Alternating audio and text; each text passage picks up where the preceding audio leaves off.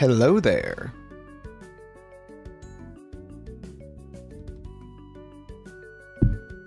How's it going, y'all?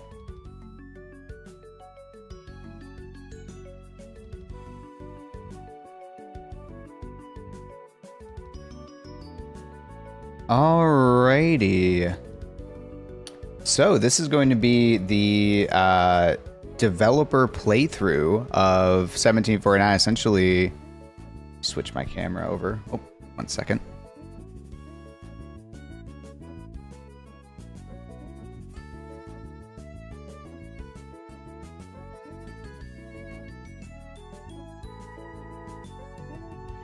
Sorry about that. This is going to be the developer playthrough of 1749. So essentially, I'm just going to give you a bunch of the behind the scenes and all that. So yeah, basically like how the mod came to be and like just various things that were like a problem during development that you don't necessarily see now because they're fixed. So a bunch of fun stuff like that, and also just sort of pointing out things that maybe you don't notice. Unless, like, things that you wouldn't notice unless they were, like, specifically pointed out to you or you, like, saw an analysis, so that might be fun, too. Hey, Fascinoma, how's it going? So, yeah. I figured this be a fun little way to sort of do this. Also gonna open up a live split too, just so we can like sort of time how long this will take. I imagine it probably won't take too long. Where did I put the splits? There it is. Do. Come on.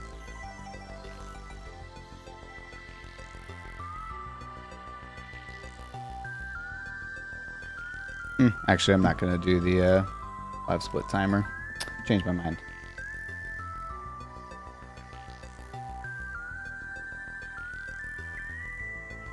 Alrighty, if you're just popping in, hello, hello, hello. And welcome from YouTube as well. I am multi-streaming. YouTube, over on YouTube, it is ad-free if you want to avoid the mandatory ads on Twitch. And I will also have the VOD of this over on my VODs channel. So, yeah. So anyway, let's just sort of jump into it. So I do have everything installed as it was. I did just push a fairly big update to 1749 as well. I am going to open up HCM as well. Just so that we have the free cam. I'm not actually going to really use cheats or anything. I just want the free cam just to show different stuff that you might miss. So, hey Dabble. Yeah, good morning. So, this is 1749. So I'm going to jump in. I'm going to do this playthrough on normal. I do plan to do a legendary playthrough at some point very soon. Hello, OmniSlash. So I do plan to do a legendary playthrough soon, just for fun. Legendary on 1749 is really stupid, but I'll have like a death counter and stuff for that, so that'll be fun. I would do it on heroic, but I want to do it on normal just to go through the tutorial section, which would be really cool. Hey, Cold Cup Gaming. So yeah. Apparently there's skulls working now. These like weren't working before, but maybe they always were. So if you all want to do like a lasso, watching Sloth play it was heinous. Yeah, I did just do an update to make certain things a little bit. So actually it was really just one section. It was Truth and Reconciliation. Some enemies were spawning too quickly. He just skipped the whole hangar anyway, but if you are playing through, there will be. Hey, Romeo. I'm glad the Restream bot is working. It's like putting the chats from YouTube over onto the Twitch side, and it's doing the vice versa with the Twitch, so you guys can kind of see what everyone's saying. Hopefully that works out a little bit better. That was kind of my big problem with like multi-streaming before, was like I couldn't, it was hard to like manage the two chats, but now like whichever one I click on, I see everything, which is so nice. So yeah. All right, without further ado, let's just jump into this. I'm going to go on normal so we get the tutorial. And also this, what I'm sort of intending with this playthrough is just to sort of like go through how the mod came to be and like a bunch of different other stuff that had to happen in order to make it work. And also some hacky tackies I had to do to make it work in MCC, because MCC has a lot of things that are hard coded. In fact, there'll be one thing in the tutorial that was completely hard coded, and you're gonna laugh at the solution that I had to do for that. Hey, crap. Yeah, this will be fun. I was looking forward to this for a while. I am going to start recording as well. Kind of wish I did that to begin with, but that's okay. Can splice things together pretty easily. So let's just jump into it. I will have this VOD up on the VOD's channel as well. So if you miss anything, no worries. The Pillar of Autumn. Sorry for the quick thaw, Master Chief. Things are a little hectic right now. The disorientation should pass quickly. Welcome back, sir. So we do have the different jumpsuit models for the crewmen. Look around the room. Another thing about every model in this version is they're all like slightly lower poly. It's a little bit interesting. This feels a little quiet to me. Actually, we'll leave it.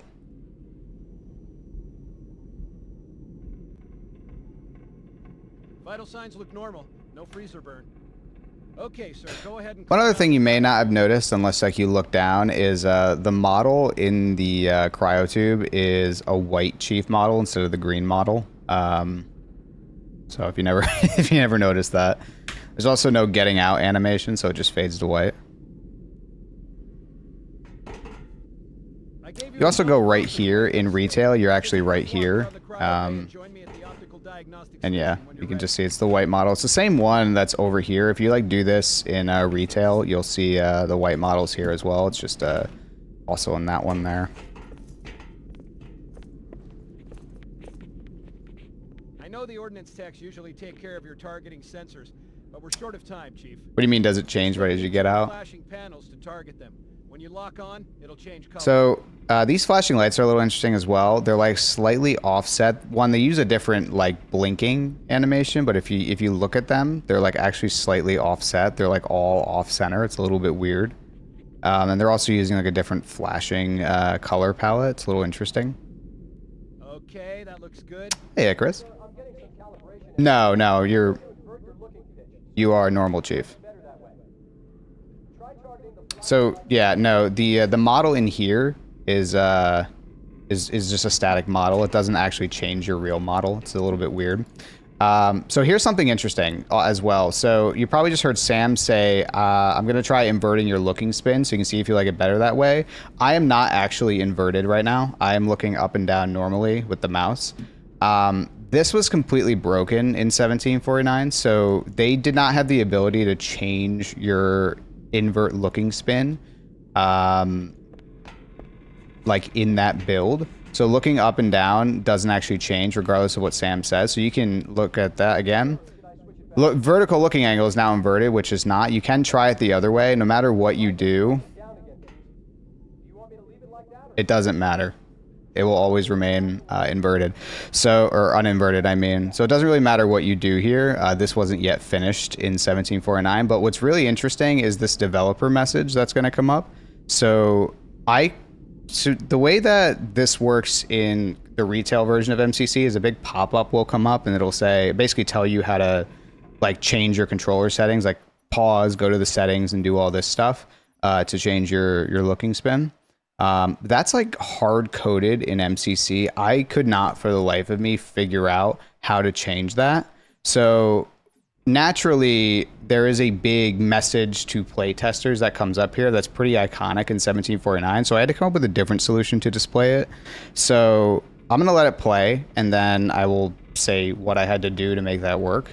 Okay, I'll leave the pitch inverted. Not inverted. Attention playtest participants. If you would like to change your controller settings, ask a playtest staff member for assistance. So, to get that to show up, do you guys know what chapter titles are? So, you know, like on Halo, when you hit the reunion tour and you get the black bars and you get the big reunion tour text at the bottom right? That's what that is. That attention playtesters is just a chapter title basically I made it really big at the center of the screen and then painted it blue text and had it pop up for a few seconds before fading. So all that is a chapter title, because I could not get like the in-game MCC help text to display the playtester message, so I had to get a little creative with that one. That's probably the most hacked solution I had to do in this entire mod, and yeah, that's what that is. Okay, bring his energy shields online, please. Is this on Ledge? No, this one's on normal. I am planning a legendary playthrough at some point, though. Alright. Okay, sir. Bring them down to test the automatic recharge. So you do get the different recharge sounds. Very weird.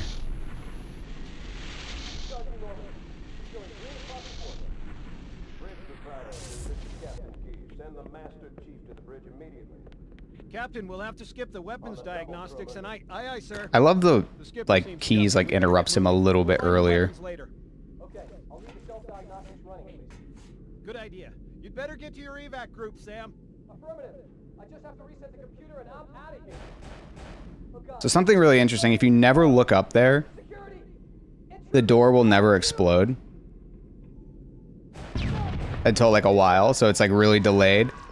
If you look up here at any time beforehand, it'll play out a lot faster. It's like based on where you're looking. So if you're looking down here, it like goes really slow like that. But if you look up here, it like explodes instantly, and you'll actually get double dialogue with Sam up there.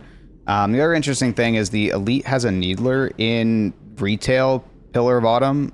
There are no needlers on the map at all. Like not even in the map file. Like they were completely gone. So it's kind of interesting that like both elites and some grunts have needlers on this level, which is a little unique. Come on, this way.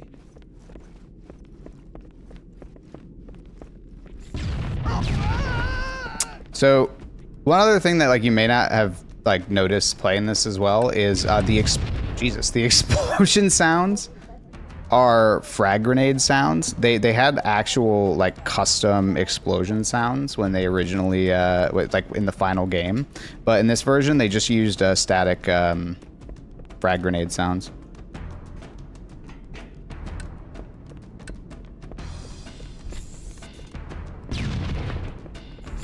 So here's the secret death sequence. This is a secret game over that's unique to this build. This bulkhead is closed by default in retail. And if you get in here before it closes, you'll see like an explosion in the distance. So that's like the secret game over. So that just like instantly reverted me back there. I think I missed the explosion you can see in there. Or I already triggered it. I think I already triggered it, yeah. So you just get completely instantly reverted. So basically the implication there is those explosions just like instantly killed you essentially. It's a little cool game over sequence. I think the reason they cut it was they just didn't have time to finish it, because that's kind of unfinished if you don't actually don't know what they're like trying to do there. I've heard that a lot, Gold Cup. I've heard a lot of people say the crewman jumpsuits look a lot better. They're a little bit low poly and low res, but like I mean they could easily just redraw this to be upper scaled. But I've heard that a lot. Like people like the this version of the crewman jumpsuits. So here's an example of the AI being a lot more aggressive. That's the best you can do. This is not how this is supposed to go. So just being close to elites causes them to enrage. So he's scripted to run down the hall into that door, and then the door closes. But because their AI is more aggressive, Want some more? he just runs in here because he just instantly enrages, which leads to this little funny sequence. Oh, I didn't realize he could actually die. So anyway, now they're frozen in time. So here's the lighting. This is basically lighting that was never finished. So like it doesn't have any baked lighting. It looks really bad in MCC. So what I wound up doing was I created a one-pass radiosity. If you don't know what radiosity is, it's basically how you do baked lighting in games. And one pass looks really bad, as you can see. But it's it was really dark when I did the one pass. So what I actually did was I took the light map from the one pass radiosity and just overexposed the hell out of it to make it look really bright. Sir, the captain needs you on the bridge ASAP. Better follow me. But it still like retains the in-game level shading, which is sort of what you're seeing. Why it's like shaded, not just fully white. Where's my team? Can't hide from me. That is Johnson's voice actor on this Marine.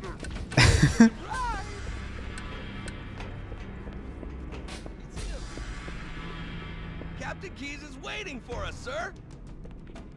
So this Marine's funny because he literally has like 3 different voice actors in that one sequence. He has, I think it's Mendoza or Vicente, and then Fitzgerald, and then also Johnson, which is kind of funny. All right, so this cutscene coming up was an absolute pain in the ass to get working. I had to really play around because the AI in this engine's a lot more, is just different.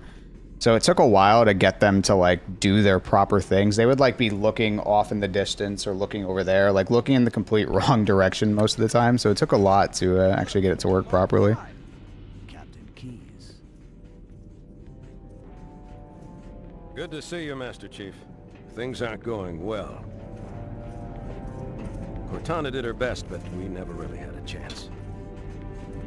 A dozen Covenant superior battleships against a single Halcyon-class cruiser.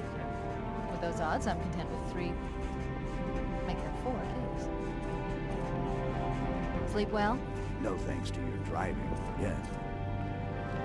So you did miss me.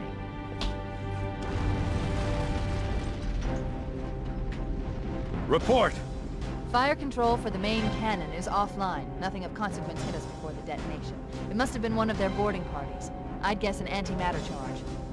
Hull breach! Hull breach on decks 11 and 12! Captain, the cannon was my last offensive option. All right, then. I'm initiating Cold Protocol Article 2. We're abandoning the Autumn. That means you too, Cortana. While you do what? Go down with the ship? In a manner of speaking. The object we found, I'm gonna try and land the Autumn on it. With all due respect, sir, this war has enough dead heroes.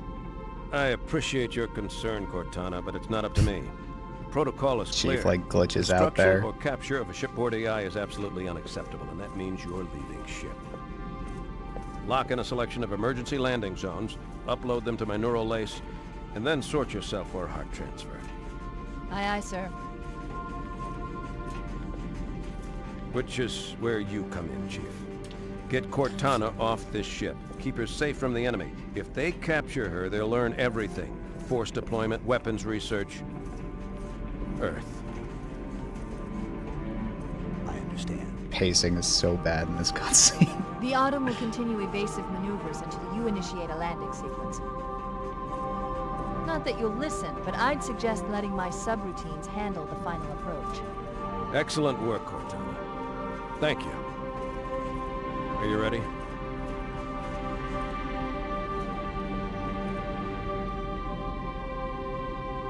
Yank me.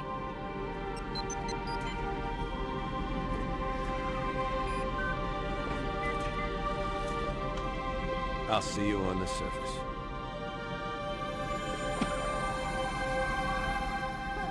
I remember more empty space.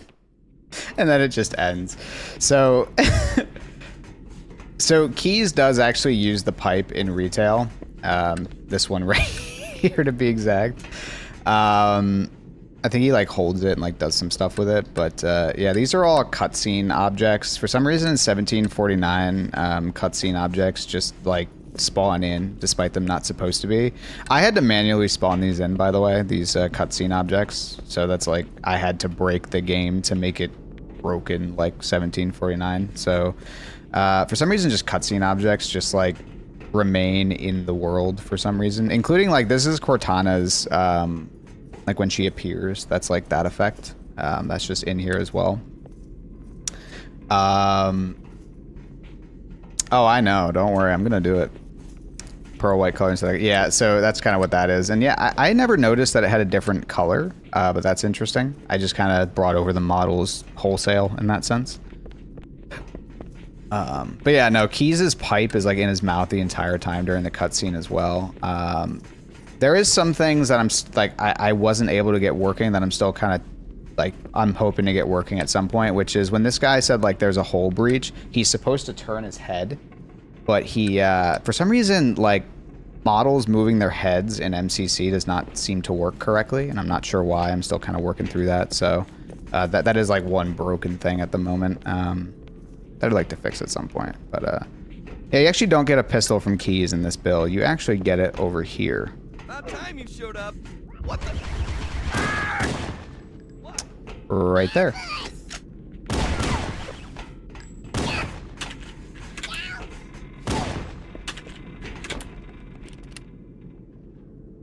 So, you can go back.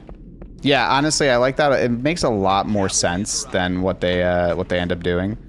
But yeah, you can kill Keys still. What's wrong with you? Nothing actually happens, except he makes this derpy little face. Whoops. There we go. Makes this derpy little face. So, you can kill him. It doesn't cause the whole funny thing to occur. There's one. Sorry. Back me up. Right shot. Hey.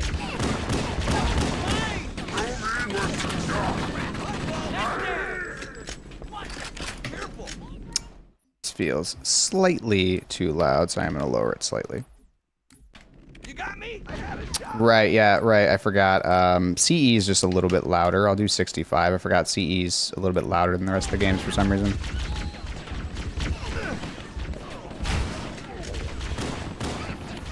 So again, they berserk when you just walk close to them.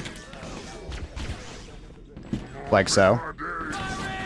Doesn't have to like have low health in order for that to happen, which is kind of funny.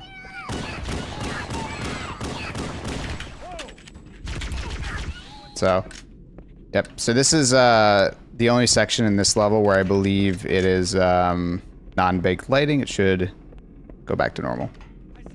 I don't know why they finished some parts but not others. Oh, this is interesting. What the hell? Did something just hit us? Move it. Back to the airlock.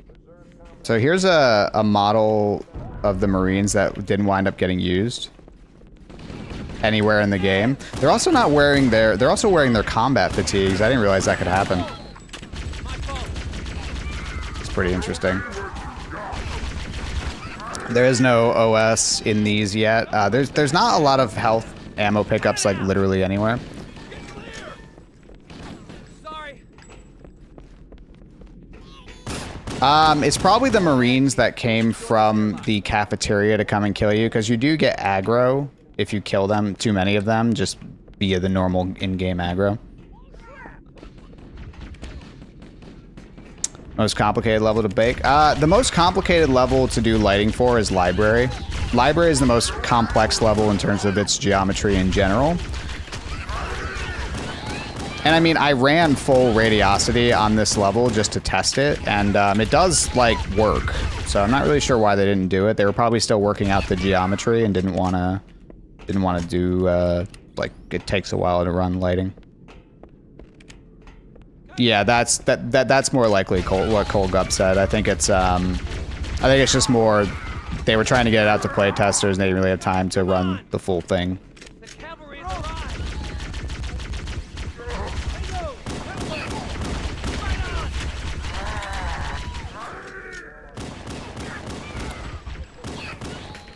So here's the there's a different shield. What's the word I'm looking for? Like an effect here. It's like kind of unique. It feels very similar. Like this kind of looks like how it, like the old Gearbox version of it, which is interesting. Where are they? Probably a graphical glitch that was being fixed. Yeah, there's like a lot of things. Like for example, this that are they were still working on things. This is like a little. I don't even know what the hell is happening here. I wonder if I could see on the other side. No, it's not really clear.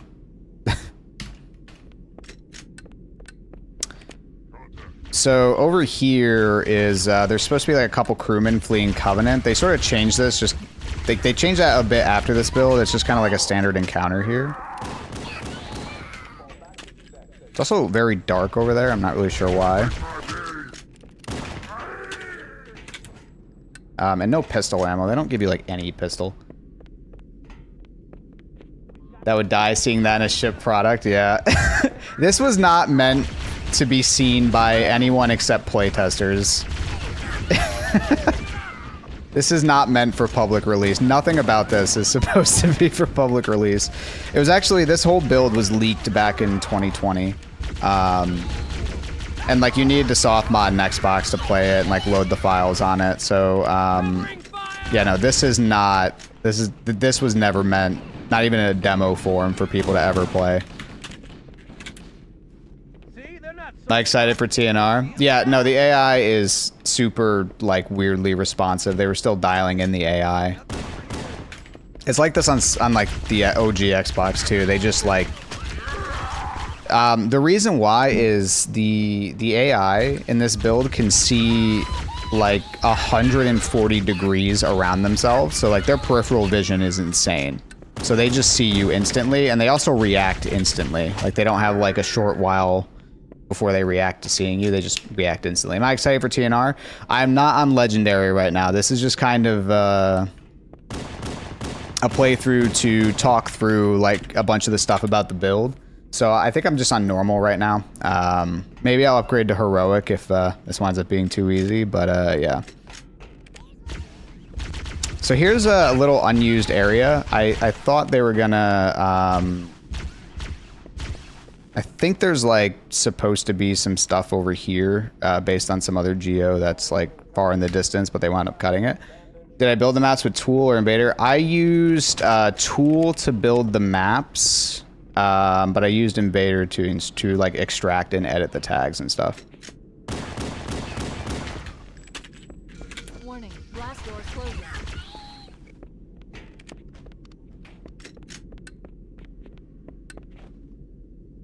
This part plays out fairly similar, except it doesn't have the... there is code to have the life pods launched, but for some reason it never plays out. I never actually looked into that. Yeah, it's not that I don't trust it, it's just that I know Tool works, and it was just easier, honestly, to just stick with what I know.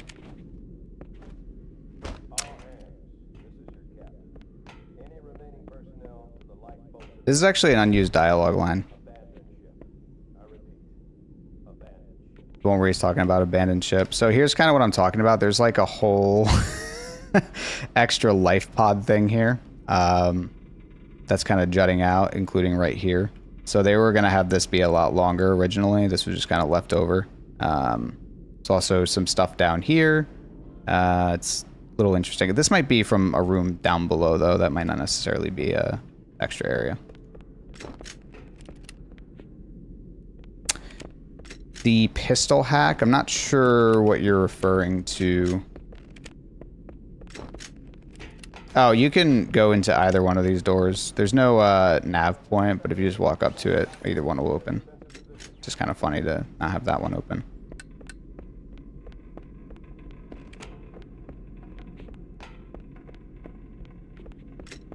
I'm detecting Covenant movement outside the access ways. Activating motion tracker. Let's find a safe exit. Port over the lighting errors from TNR and keys. I believe so, yeah. I think I know the lighting errors you're referring to. They're right on top of us. Let's find another way through. Here's another part, yeah. So the idea here is you walk up to each of them. We're too close. We need to find another route. And Cortana, like, gives you dialogue lines until eventually... Motion tracker shows all clear. Boom. This door never actually opened in the original 1749. You have to teleport over here.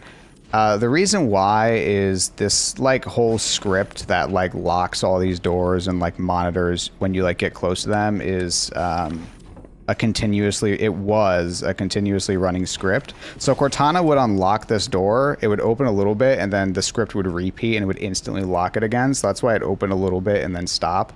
So that was a bit of a funny find. Jason Jones hacked the pistol spread. Imagine it wasn't 1749, but Tool probably is still applying it to the compiled map. Very possible. That's a good point. I did not look into that. Are you talking like the make the pistol spread a lot worse? I actually have no idea if it's in 1749 or not. That's one thing I didn't wind up looking into. Yeah, exactly. So this, I believe this area is closed in retail, but I can't remember. I think that's like a little bonus area.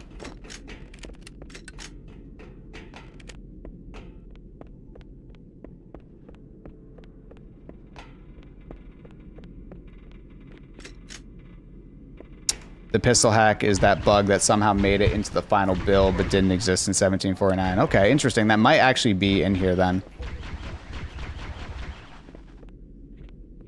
So that one of those elites does have a needler, which is, again, very unique to this build to have needlers on this map at all. That's good to know, though. If y'all send me some info on the pistol spread, I mean, I can probably figure out how to unhack it. Oh, yeah. The elites are great. So he's just going to instantly see me and react like that.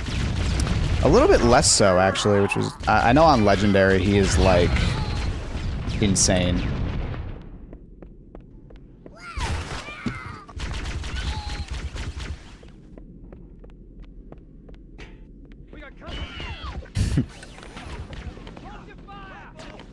So you can squeeze your way through that door, but they did intend to block you off there.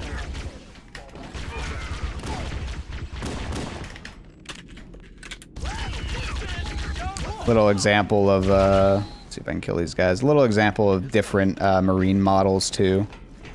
They can just spawn without like shoulder or leg guards. I think they all have leg guards at the moment. This one kind of doesn't have the front guard, but yeah. The Needler is really good in this build as well. I think a lot of people have been... Like, this is like the tool to use on Legendary because it shoots so fast and its range for magnetism, like, extends really far. Like, I could be all the way back here. I have a red reticle, so it's not the most... On Halo, I can probably show it a lot better. But it's, like, really good in this version. That door is locked. You actually have to go around. I wonder as well, probably because they'd have to, like, polish all the models. All the models, except for the Covenant, are kind of low res. So they'd have to go through and, like, make them high res, and they probably just ran out of time when they were working on that. And level just ends.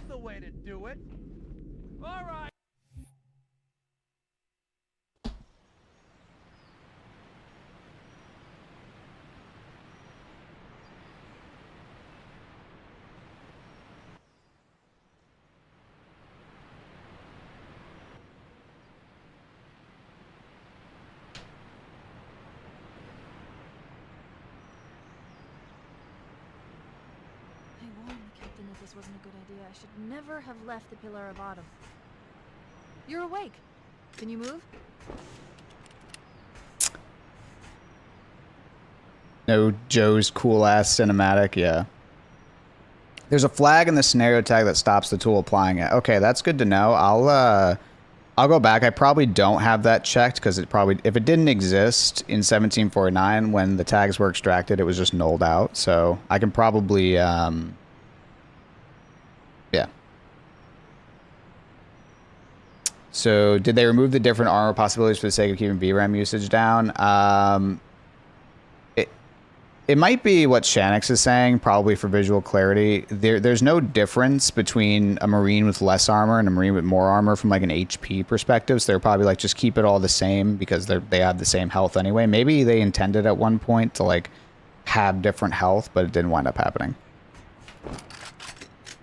Some different Cortana takes as well. I think I missed it. I'm going to restart and just play through this again just to sort of highlight that. It's not like different lines. Well, it is kind of different lines, but it's like a different, like, sort of take that Cortana says.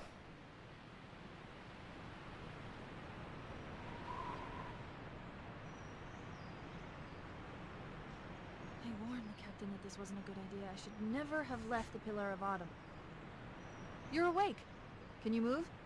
Just kind of interesting. A lot of them feel like they were like takes that like she kind of really wanted another one, and yeah, it's like a lot of different stuff there. Warning. I've detected multiple Covenant dropships on approach. I recommend moving into those hills. If we're lucky, the Covenant will believe that everyone aboard this lifeboat died. If you don't throw that grenade, that little pop-up will be there forever. The ring's ecosystem is incredibly sophisticated. So if you stick around too long, the banshees will spawn. Another thing about statics will have physics. Alert! Covenant dropship inbound. They must be looking for survivors. I recommend immediate evasion. Yeah, I don't really know why like the needler in this is actually quite good because it has a lot of ammo and it shoots like right away. So I think I got over here in time, but this this dropship, if you try to leave through the hills without facing it, will actually go forward and cut you off. So it goes from there all the way over to here. This happens regardless if he sees you or not. So, like, you have to fight these guys either way. On Legendary, there will be an Elite, too. On Legendary, this is particularly bad because you have very not good weapons to deal with these guys.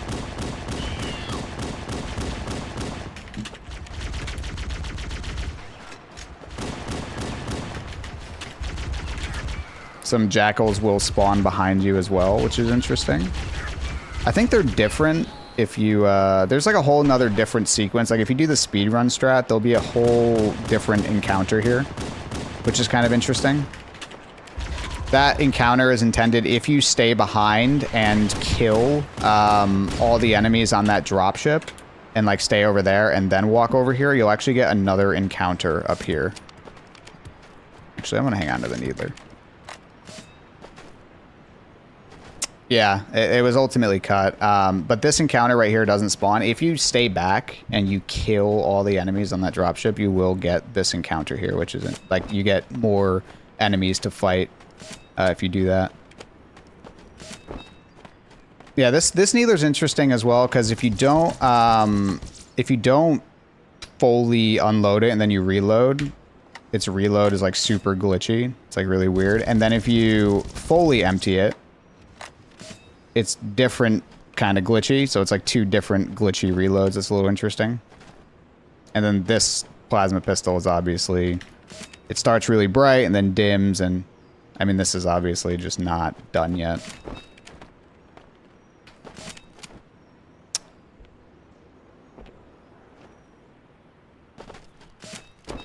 I'm reading a lifeboat beacon over the next hill. We should check to see if there are any survivors.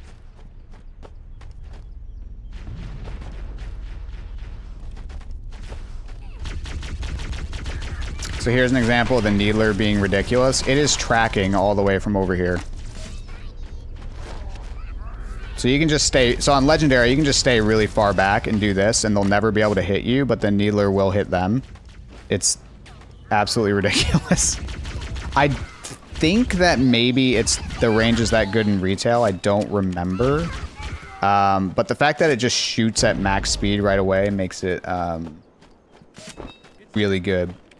And so in this section as well, getting a Johnson spawn is completely RNG. If you get a Johnson spawn, you do get the full dialogue.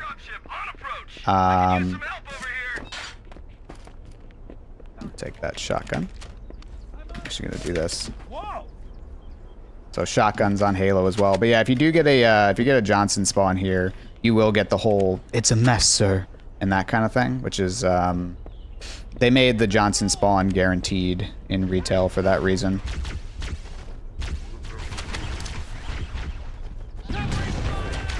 So the shotgun isn't that great in this build. On this level in particular, I mean, it's a long-range level. It doesn't make any sense. Shanix, thank you so much for the 1 month. I appreciate it.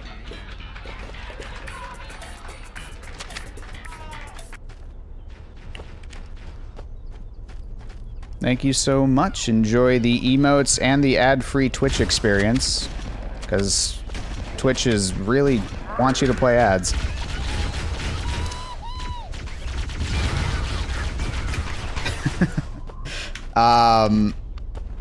Yeah, thank you so much.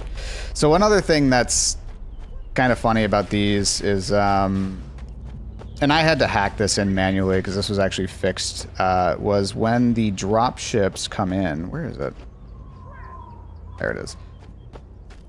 Came for the ads? Dude, if you're here for the ads, I mean, you're in the right place. Is the doors just open while it's standing here, so you can just kill them while they're right here. I've been noticing a lot of people doing this on Legendary. Because they would just kill them that way. Just watch out for that thing, because that thing shoots really fast.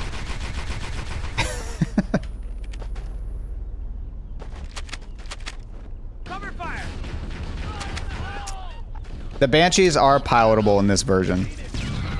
There's also no go to hell trigger, so if you fly up really high, it doesn't turn off your input or anything.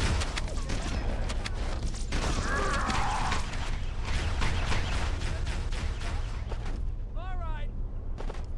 The cavalry has arrived. Oh, cover me. Let 'em do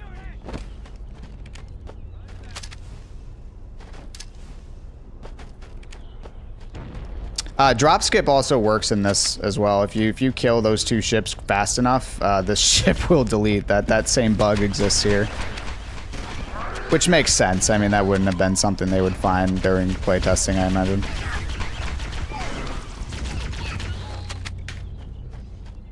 All right, I'm gonna. The shotgun's just garbage on this level, at least. Hey, Helpless. The plasma grenade is slightly different. This is not a good situation.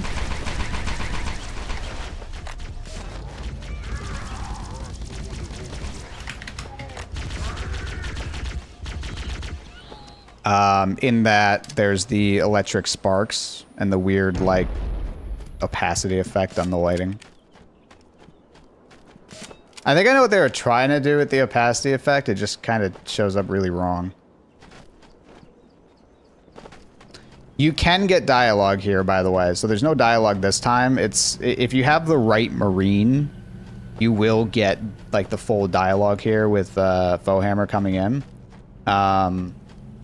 So it's kind of like 2 bits of RNG. If you get a Johnson spawn, you'll get the main dialogue. If you have the right Marine here, you'll get this whole dialogue sequence.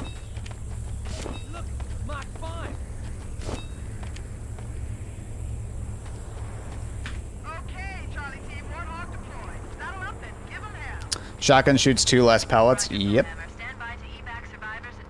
It does slightly less damage as well.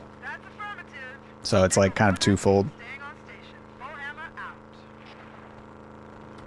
This cave is not a natural formation. Someone built it. The Warhog also does a lot of, like, for some reason it's like, it just generates a lot of sparks. It's like the way that its collision meshes just kind of intersects really weirdly. It's also a lot more slippery. Going to use your suit's transcom system to monitor their chatter.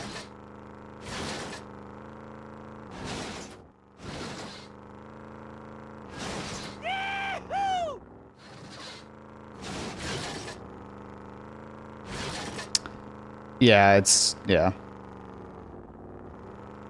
A muffled charger. Yeah. I think Garish said that, like, the Warthog sounds like an actual car, which is kind of, yeah, like it doesn't have that kind of stylistic, You do kill everyone, you do get dialogue here. I don't remember if it was in retail or not. I think it was.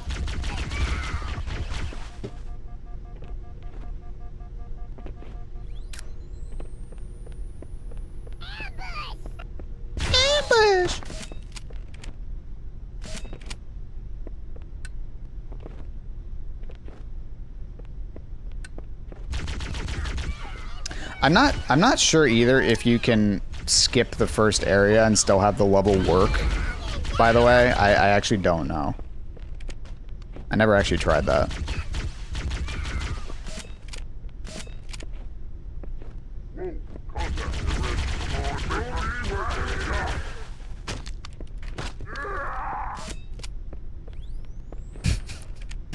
I love the different voices.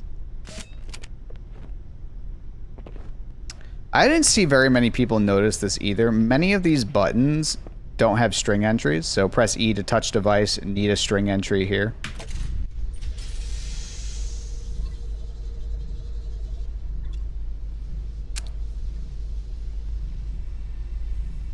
Cause an insta-kill by touching it. So, the super broken physics of the vehicles in like the 1749 and OG Xbox, that is largely fixed in this engine. So, I mean, the Banshee's still really glitchy, but stuff like your vehicles would get stuck in walls and like stop and be really weird and hard to use. That is fortunately not a thing here. That would be way... yeah. Oh, he died. Interesting. Oh, by the way, I am on the latest patch for this mod. I did fix the whole, like, final 3 areas here. That it was completely broken was essentially what was happening. Not my fault. 1749 is also extremely broken, apparently. So I did wind up fixing that. Little bonus. So the only explanation I have for why this little dead end exists is they were going to have this be a lot more maze-like, and they just sort of didn't finish it and then just blocked it off because they were like, well, we're not doing anything with it.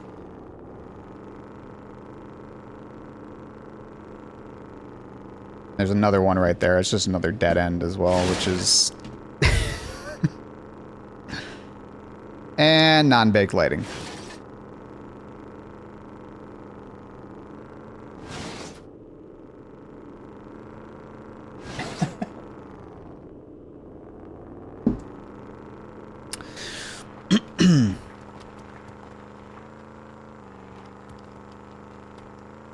There is no music in this entire build, by the way, except for like a couple areas on Pillar of Autumn. Those are like the only music you get. Lifeboat detected. No sign of survivors. These frag grenades weren't actually here in the OG 1749, but they're in the map files. For some reason, in OG 1749, objects would like fall through the map, which is why you'd have like a whole bunch of different items in weird areas. So obviously that was fixed in, you know, this engine, but that's why like so many different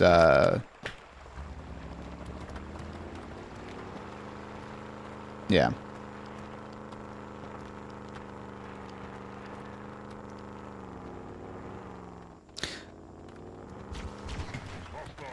Oops. So, like I said, I did just fix this, so you can go down here and kill the Marines if you want now.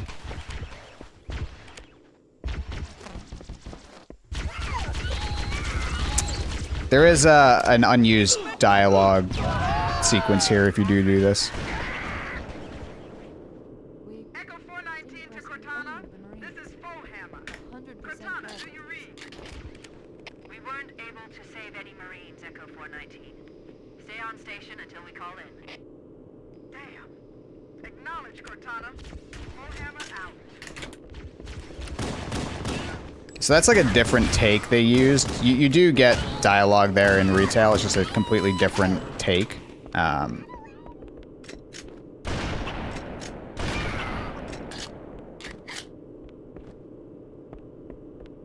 They just didn't call the function that creates the black bars. I don't know. They were still working on it, I guess. I might die here. Holy shit.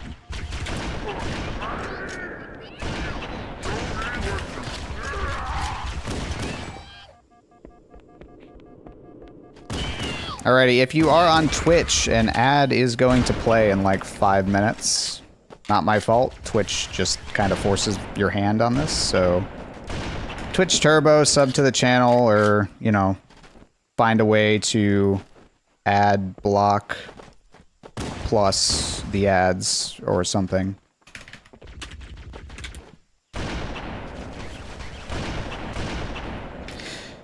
So, see if I can use a better weapon that has better projectile tracing. Somewhere around here, it like gets stuck. It's like, there it is. I think I just saw it. Yeah, right here. The collision mesh for this is like all messed up, so your projectiles don't actually like go through certain points. It's really weird.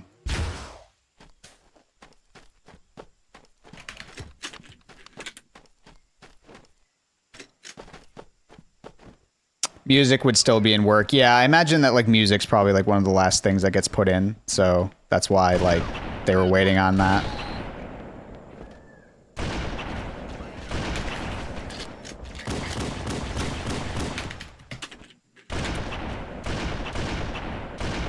This area is like marked complete. I can leave whenever I want. Oh shit. So those banshees spawned in because this area was marked complete.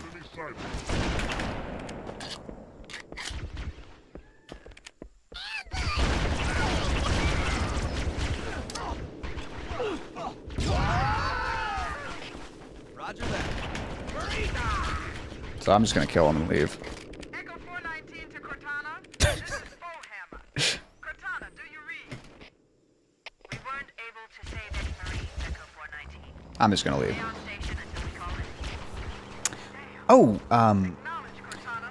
Luna, aggress me the first team first. Doesn't mean you're actually first. One other thing, I saw, nobody noticed this, by the way, which was a little surprise. Oh shit. Which was a little surprising.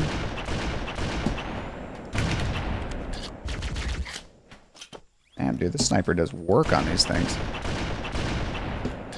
No one noticed this, but there's a different reticle for the Warthog turret.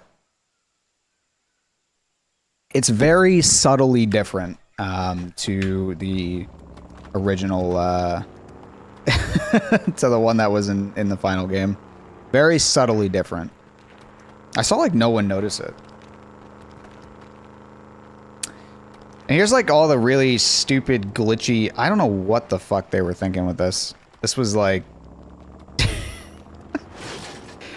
I think they were like, it's like rubble. It's really rocky. So rocky, uneven terrain is what they were like trying to do there. But I mean, it doesn't work very well. Survivors detected. So there is some unused dialogue here. You kill all these enemies. My fault.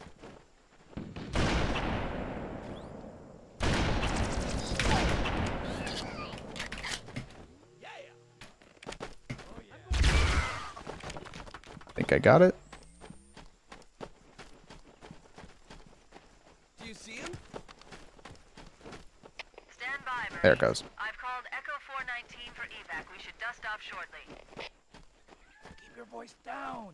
They're out there. Who's out there? I can't detect any Covenant forces in the vicinity. I don't know. They're monsters or something. Invisible monsters. So I think the invisible monsters they're referring to are stealth elites, like camo elites. No camo elites actually show up anywhere on this level, which is Sir, I've got a Covenant dropship down there. why I imagine they, I guess, cut it. I think like they were originally gonna have like the stealth elites appear a lot sooner, like in this level, so that's why that dialogue line exists, but it never wound up really happening. So one thing that like might be cool that I might do, as far as like cut content goes and that kind of stuff, is after he says that and like you have to go back out to go kill these things, it might be fun to like have a stealth elite encounter right there. Just like spawn in some stealth elites that then fight you.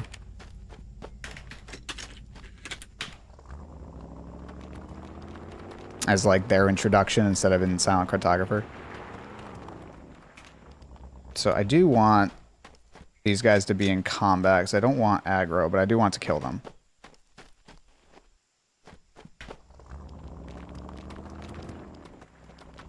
This might be a bit tricky here. Sorry about the ad break. It'll be over in 3 minutes.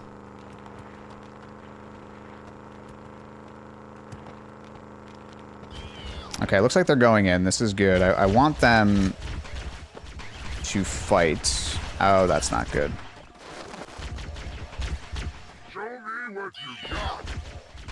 Shit, I might die.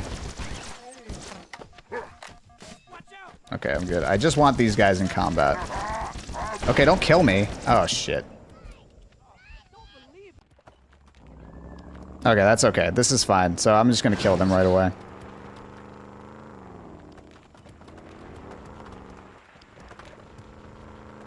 You do get a funny thing when you kill the Marines here. I don't want aggro. Because there's some more dialogue over in River that I want to play out.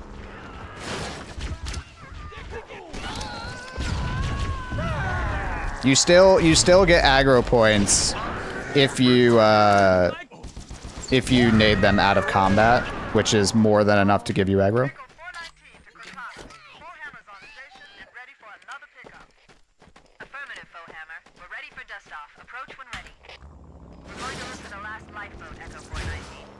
So that dialogue is like for when you complete an area normally, but we killed the Marines. For some reason, they didn't like have dialogue that played out there correctly. So it's like you finished the area normally. It's a little weird. Oh, chuck a nade towards the Covenant. I needed them to be in combat with the Marines. Let's hurry and find the final lifeboat so we can link up with the rest of the survivors. There's some Marines hiding in the hills above the structure. Then there's this guy. You're a sight for sore eyes, Chief. We're in a bad way. We've got wounded here. I'll call in a dropship to pick them up. I think I got a few of those Covenant bastards, but I'm hit. Take my sniper rifle, sir. Snap out of it! Where? You can get them to... Yep, there they go. So I think the reason they cut this same thing happens in retail too. They just couldn't get them to stop fucking T-posing, which is why I'm guessing they decided to, you know, axe that.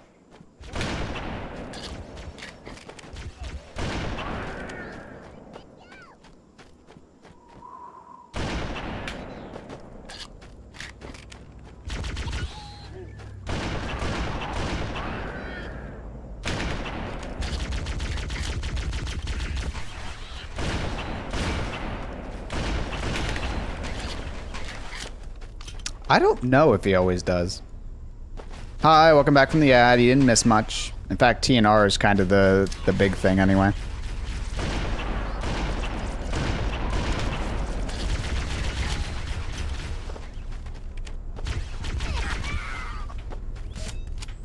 Rigging back in the Dino era. Yes, Red Centurion. That is exactly why, I believe. That's what it seems like, at least. Dandy, thank you so much for the tier 1. Appreciate it. Enjoy the emotes and the ad-free experience because Twitch sucks. And I will keep shit-talking them until they allow me to run no ads. So I did fix this area as well. Just this whole thing. Like, it will no longer fly away and have a big timeout and all that stuff. It's just, it stays here, and this happens for all 3 areas. So this part is actually fixed now. We should move out, Lieutenant. Let's get these Marines to safety, and then we'll need your help on our way. It is now fully working. It is perfect. There's nothing wrong with anything. This is just a completely normal cutscene.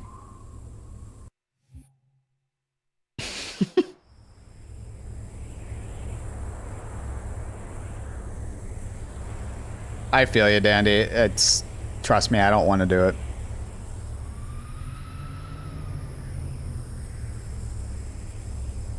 That's good to know, Red Centurion. I'll have to remember that. So, the Pelican's a little interesting as well. Kind of has like these thrusters that kind of curve like this instead of what's normal. And a whole bunch of unused dialogue. Touchdown in 10 seconds. This is going to take a while. We're in Covenant territory now. All ground troops are clear of the ramps, pilot. We'll radio for resupply when we're inside the Covenant ship. Roger that. Move into observation distance. Sergeant, let's not go in guns blazing. You and your men hang back while the Chief and I scout up ahead. Yes, ma'am. According to the topographic surveys I've obtained from the Covenant Battle Network, we should be able to access the Covenant battlecruiser, Truth and Reconciliation, on foot. Head through the series of plateaus and foot trails up ahead. Stick to the higher ground to the right. We should be able to recon the Covenant position without being spotted. Now you might be thinking it's done, but wait. Warning, I've detected Covenant stationary guns near the next pass. I recommend using your sniper rifle to take out the gunners while I call for Marine support. Cortana to Fire Team Charlie.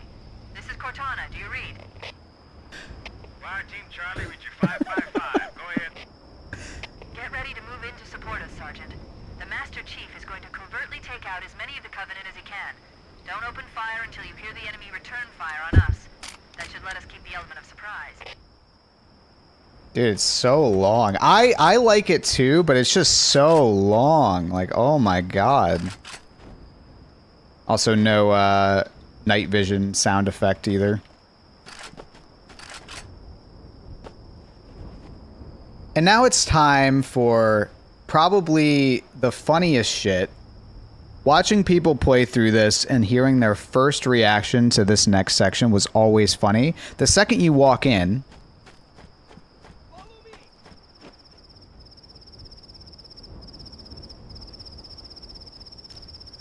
that is a cricket directly in your ear. So if you've ever wondered what it would sound like to literally have a cricket directly in your ear for about 5 minutes straight, this is the mod for you.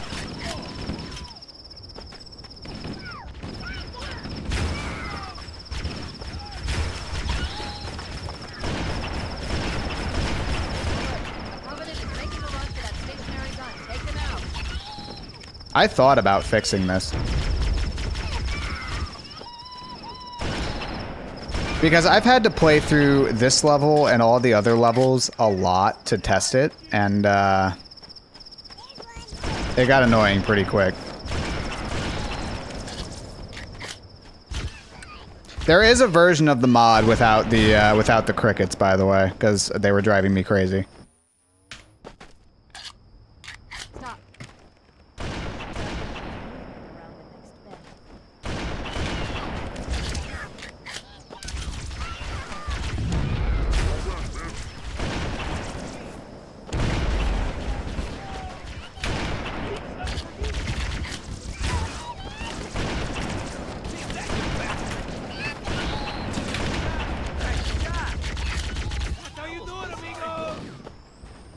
Yeah, they probably like, oh, we got a big old cricket, dude. It's like we're outside in the wilderness.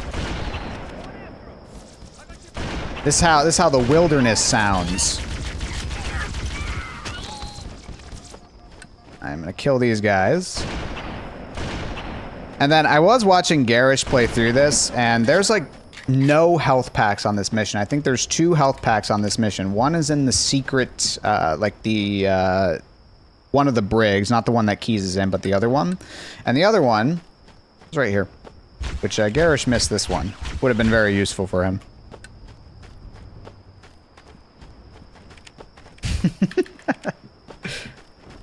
The cricket sound effect is in retail. I believe it's just turned a lot down.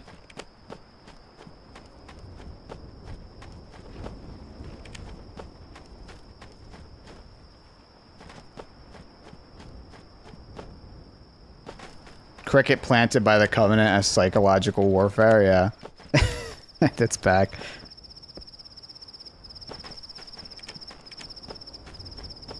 Yeah, they put like a whole ammo drop in a place where you can actually see it. Okay.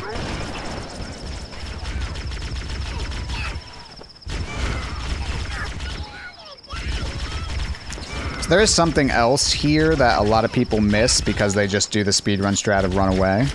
So I'm going to try to show it here. Which is natural, because most people I watch play this on Legendary, despite me consistently and constantly warning them to not do that. They just play on Legendary because, you know, they're big speedrunners, right? I'm a speedrunner. I can handle Legendary.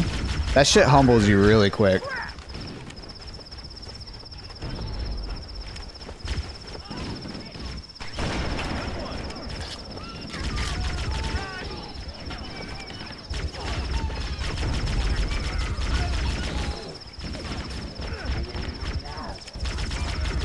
And then, like, people watching are like, this looks really brutal. And I'm just sitting there like, it's because they're playing on Legendary. It's not actually that bad if you play on a different difficulty.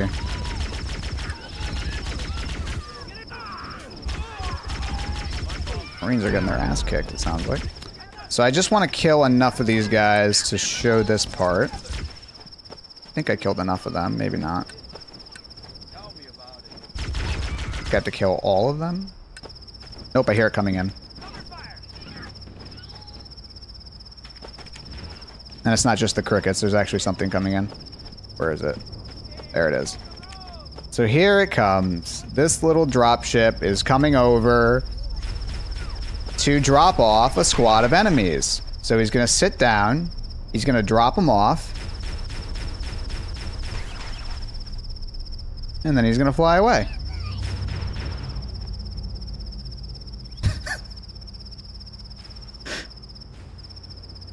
There he goes.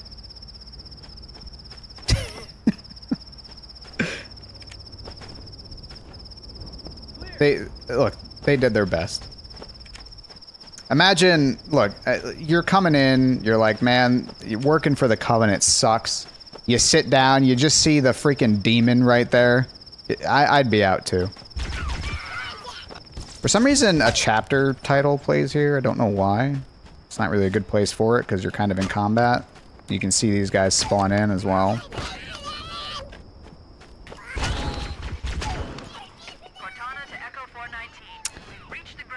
So you like always get reinforcements here as well. You always get reinforcements here and another set after the lift. I've like never had it not give me reinforcements. These guys should be spawning in now. Yep, there they are. That guy went up. I think when he goes up, he like dies to like the fall timer. Like when the elite just goes shooting back up there. I think he then starts falling and just dies to fall timer. This ship's a little interesting too, because they're gonna get out and just fall.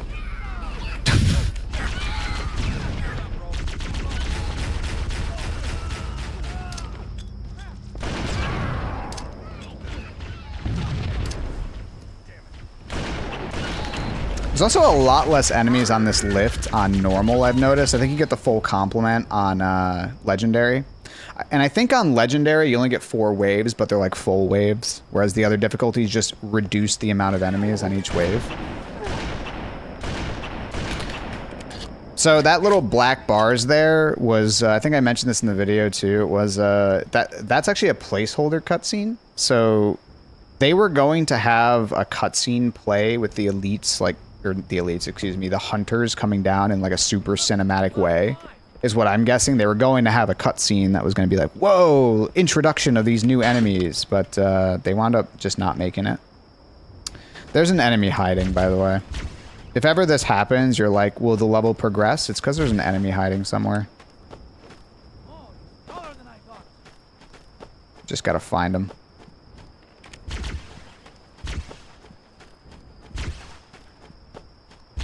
This guy's really hidden. Where is he? Let me know if y'all see him. Oh, also, the grav lift is a lot more saturated in this build, which I think some people noticed. Where is this guy? There he is. Should be it. There it goes. If that ever happens, you're not soft locked. There's just something hiding.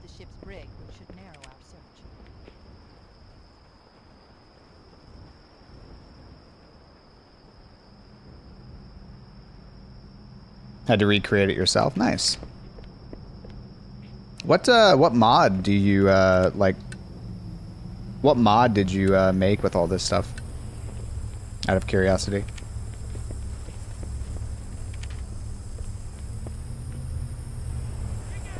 So for some reason you always get reinforcements here. A Marine didn't die, you just always get reinforcements here.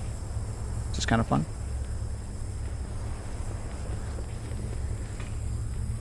Yeah, the gravity field, this whole gravlet is very different. It's a lot more saturated.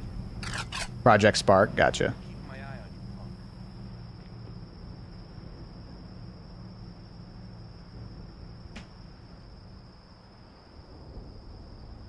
Hey, Frog.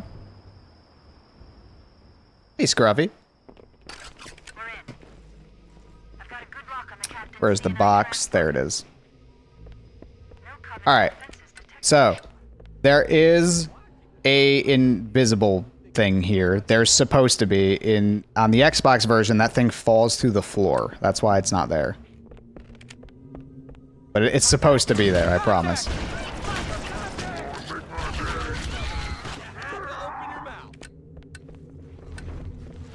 This ceiling is different too. I swear it is.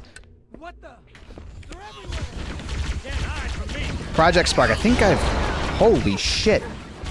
They're already here? What the fuck? They're already here? Holy shit. I was not ready for them.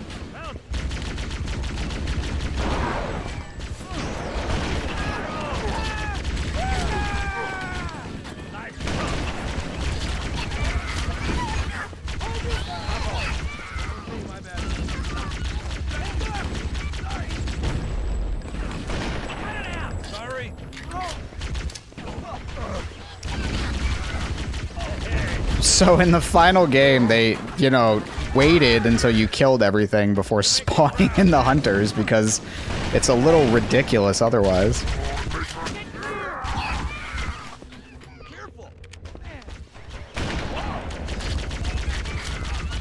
Just out of sniper ammo. I think we're good.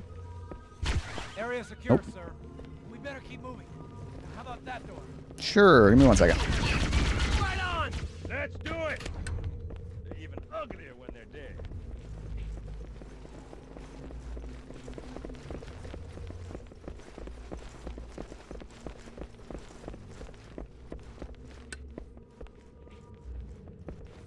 We could use the side passages to find a way around. Love the work you did on this. Glad 749 is available. Yeah, I'm super happy with that. I'm happy that I was able to get like most of the things working in MCC. When I like first started this, I was like, there's no way that like so much more stuff was working than I was expecting it to, like was able to get working, I should say. The vehicle physics were, I don't think I mentioned this ever, but like the vehicle physics in particular needed like a lot more tweaking than you'd think.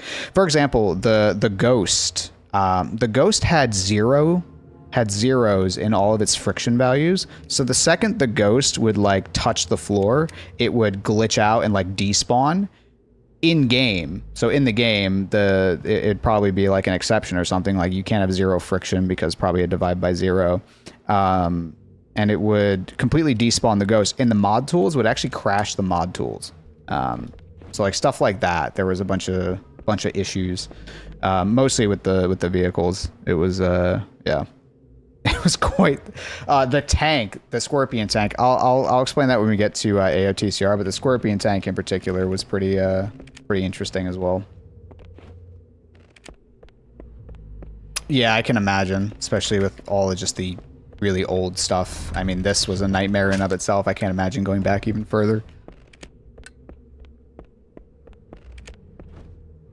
After finding keys, yeah. So yeah, I've been working on a cut content mod of my own. Is Project Spark kind of the same thing? Kind of like a similar thing that you're doing? Kind of like a bunch of cut content with maybe a bunch of other stuff? I think I've seen it on the workshop before. I just never had a chance to really check it out. Gotta go? Okay. I'll catch you later. Thank you for stopping by. As I said, the VOD is going to be up on my VOD channel, so it's not, you're not going to miss anything. Just go here in the timestamp.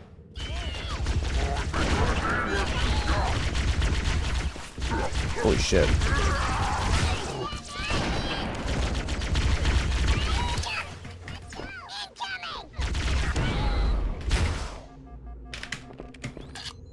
Alright. Somehow got out of that without losing health. Whoa! Where is he? Oh, there he is.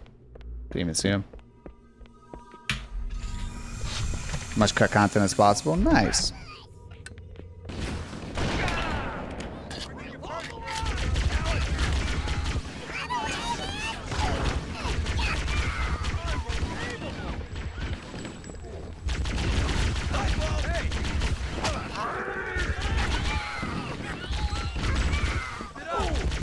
Uh-oh.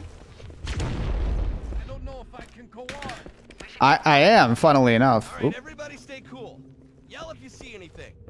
I am, funnily enough, Red Centurion, doing the exact same thing as well, so we should probably link up. Be good to have more people to, like, look at things so you don't miss stuff. It's really hard to not miss stuff sometimes.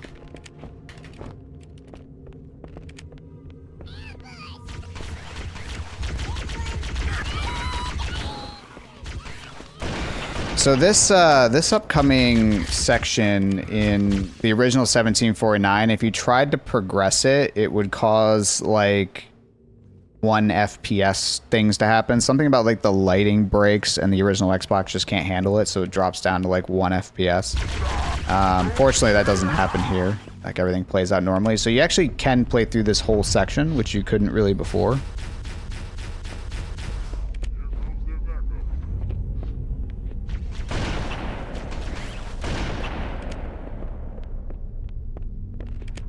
So I don't think I'm going to get the reinforcements.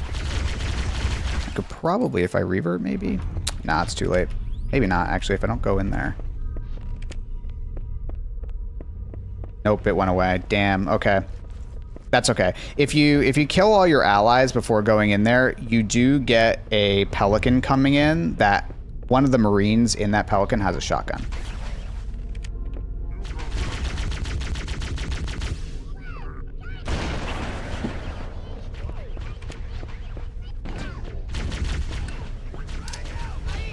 Yeah, I think the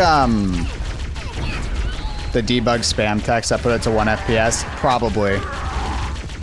It like really spams a bunch of debug text actually on the screen. So that's probably what was doing it. It kind of sucks. I want a shotgun, but that's okay.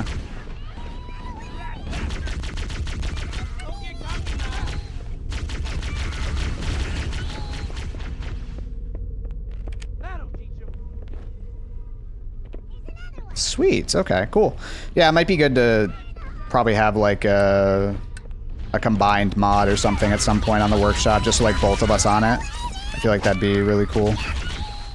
Plus, again, it's like I combed through like Silent Cartographer for like probably a while. Oh, they're all dead, and still managed to miss like 1 or 2 encounters that were cut. So like it's always good to have more people looking at stuff. Tons of unused dialogue. Nice. Yeah, I have to go back and I'm going back through like 343 at some point to 343 and SC to like add a couple things from this. Like kind of working on that at the moment. So there we go. So once you get that dialogue, I think, so I just fixed an issue with this where to get around the fact that the trigger volume for this door was like right here, you had to stand right here to like progress the mission. I added a timeout, but that timeout caused enemies to spawn way too quickly on Legendary, which well, on every difficulty, but on Legendary was a particular problem. So to fix that, I removed that timeout and just made this trigger like extend really far out like it does in retail. So people who are like staying back and trying to play it safe on Legendary, you can do that now. That was definitely not the solution to do after watching people play through, but you know.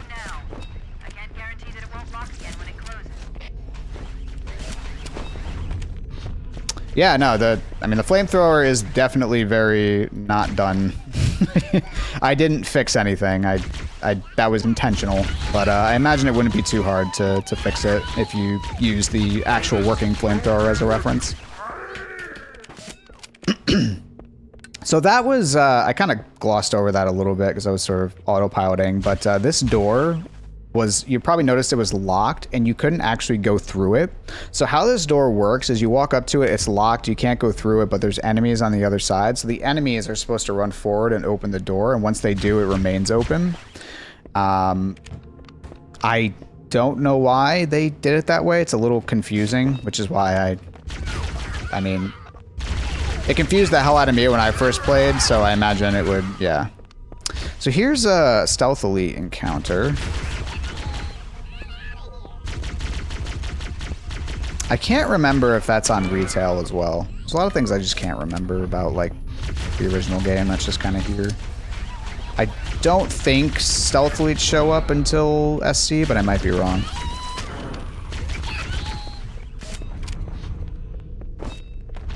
They do? Okay, good to know.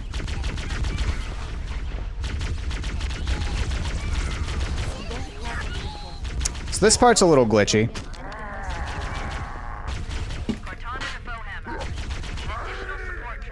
The door's already open, so she's just coming in. Doesn't really matter if you hit this button or not. It just makes the nav marker go away.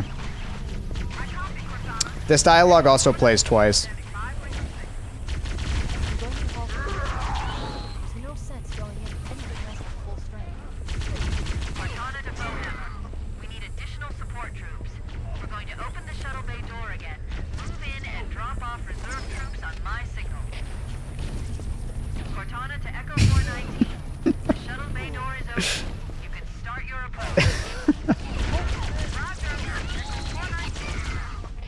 It plays like 3 times.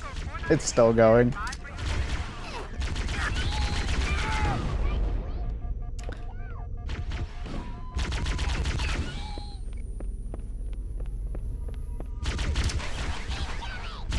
I should be okay. There'll be a health pack soon. We'll be fine.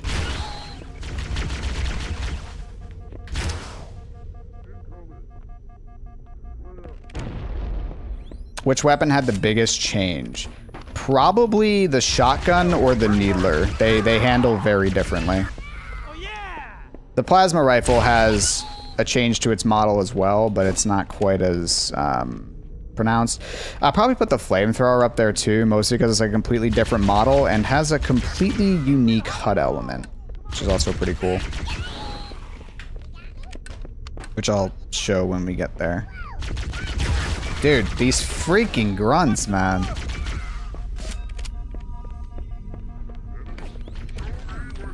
I'll let them deal with that.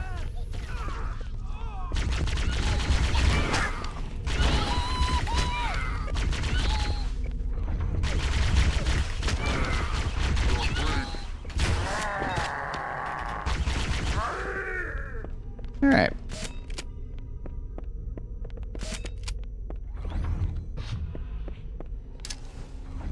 Can stick that guy if you're stealthy enough.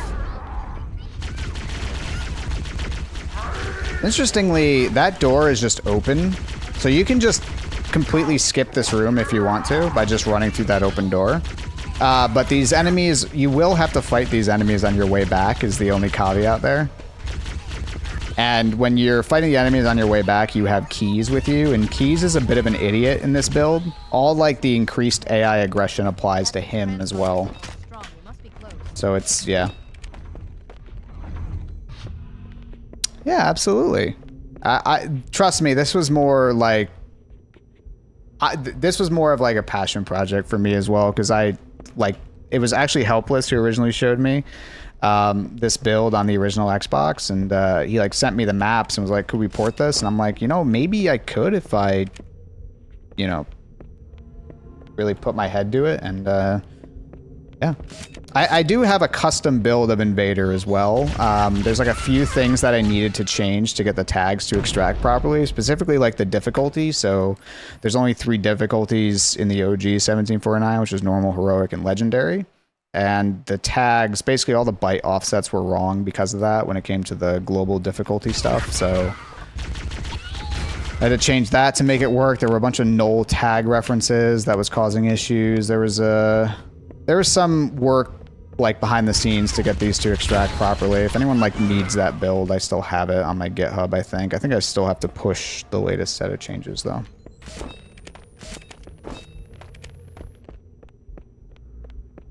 Unused mechanical. I did notice that, yeah. I think the only 2 levels I've done so far are SC and 343, so...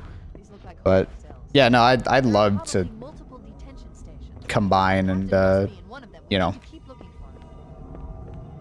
like, cause I'm doing like a video series on it, like showing all the cut content. It's been really fun to do, so...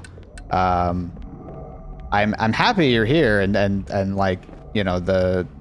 learning about Project Spark, because I would absolutely love to... More people is good, because there's a lot of stuff, and it's, you know, sometimes hard to manage it all. So, if you're interested. I'm still going to do it regardless, but always good to have people to help. So, this was a bug in 1749 that I had to fix. Garish actually ran into this, where if you stealth kill all of these enemies, the cutscene would never play out. So the way that 1749 works is that it waits until you're in combat before progressing the scripts. But if you kill all the enemies while stealthed, you never enter combat. Good work, Chief. That was kind of the bug that was causing the problem. If you're playing the latest patch, this is fixed now. You can stealth kill these guys. As you can see, everything just progressed. These are all cutscene objects. For some reason, just cutscene objects just are here. I think there's an AR in there too, yeah. Keys does this. I don't know why he does this. He does this sometimes, not always. He just walks into the thing. He's a little stupid, as Candid pointed out there. Shock horror. So, I'm gonna see if I can position Chief probably right here.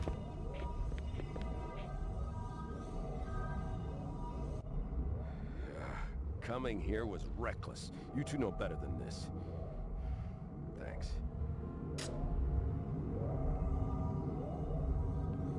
Marines, lock and load your weapons. Let's be ready to move. There I am.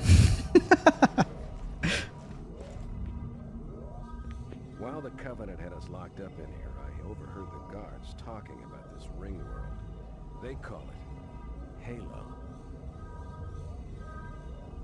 One moment, sir. Accessing the Covenant BattleNet. According to the data in their networks, the ring has some kind of deep religious significance. If I'm analyzing this correctly, they believe that Halo is some kind of weapon, one with vast... So what's happening there is there's 2 chiefs in each cutscene. There's a cutscene chief, and then the player chief. They usually teleport the player chief somewhere out of the way, and then spawn in the cutscene chiefs. What you're seeing here is cutscene chief, but for this cutscene, they didn't yet teleport the player chief away, so he's just there. Hey Max, hey Blue. Enjoying videos? Oh, awesome. I'm so glad. Okay. If Halo is a weapon, and the Covenant gain control of it, they'll use it against us and wipe out the entire universe. Yeah, I'll tag up with you, Red Centurion, if you're interested. I'll tag up with you sometime, probably either this weekend or next weekend, if your DMs are open. Marines, let's move. Chief. They just stand there. Dono wall. Let's get moving, Marines. Chief, I want you on point. We should head back to the shuttle bay and call for evac. That is an unused dialogue line right there. I think they cut it because it's, oh shit, because it's kind of redundant. Like, Marines, let's move. Chief, you have the point. Okay, let's go. Chief, you have the point. Like he says it twice. So yeah, in original 1749, they never spawned in Keys's. So the model that you see in the jail cell is like a jail chief, a jail Keys, and this is like the actual Captain Keys. They forgot to spawn in this model, and when it checked if he was alive, naturally, because he never spawned in, the game thought he was dead, so just infinitely game over. Yeah. Oh, I know about that, Centurion. Yeah, I'll be showing that. Another funny thing about Keys is you probably would like notice that when in the original like retail game, he never talks. When he's like in this form, when he's following you around, he never talks no matter what. The reason he never talks, Well, you money? I don't think they ever recorded voice lines for Keys like in game like this. So another interesting thing about Keys is the game over cutscene plays out for a lot longer. It actually gets cut off in retail, but here it plays the full thing. What's wrong with you? No! Without the captain, the Covenant have already won. So that would actually get way cut off in retail, and I kind of like that it actually plays out here, like the full thing. It doesn't like get cut off. I never liked that it got cut off, so it's kind of nice to like see that play out in its full glory. There was another fix that I have here as well that many of you will be very happy about. I'll explain it in a second. There's the Red Elite, by the way. I don't know if I pointed this out. The Red Elite is actually the like the same model as the Sword Elite. It's just a different color palette. In retail, it uses the same model as this one right here. These blue ones, they just colored it red.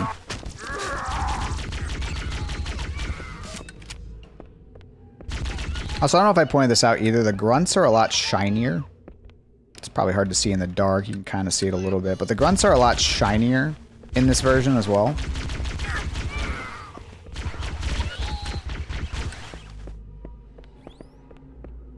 You can kind of see it here. They're just like very shiny. I don't really know why. Just like their specular effects are like super pronounced. Hey, Blue.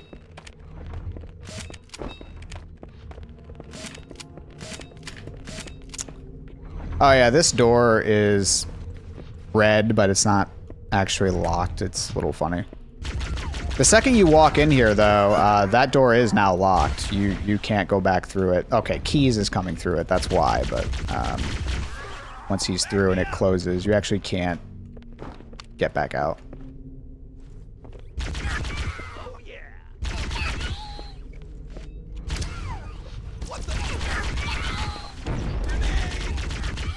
Oh God, Keys, no. No! Without the captain, the Covenant have already won. No matter what, some things just never change. No matter what version you're on, Keys will just somehow manage to do that. So in the retail version of the game, Keys can't throw grenades on every difficulty except legendary. Keys, just stop.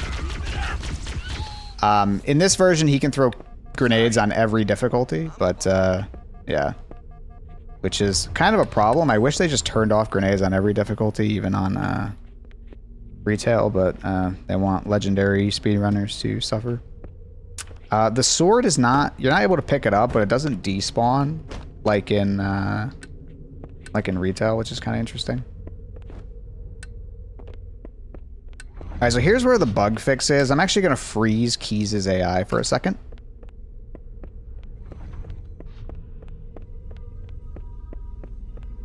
I'm gonna hit this load zone, and then I'm going to unfreeze him. Like so. So he's now stuck back there. So this is a fix that I did. I noticed that like Keys wouldn't always follow you out here.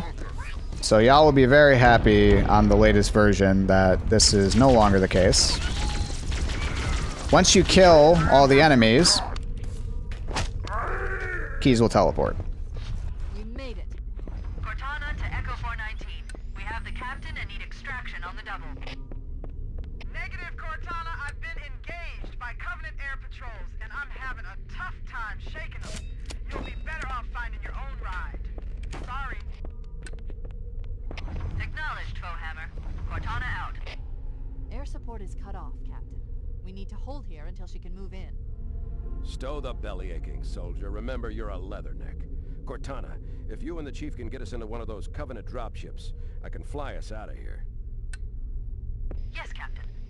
There's a Covenant dropship still docked, and the docking clamp controls are on the second floor. We need to get down there and deactivate them. So, yeah, they were probably originally going to have it down there next to the actual spirit dropship, but then probably realized that's kind of stupid. Let's just put it right here.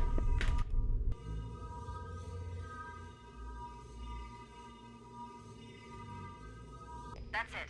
The dropship is loose. Everybody, mount up. Let's get on board. Captain, you haven't flown a small craft since the Academy.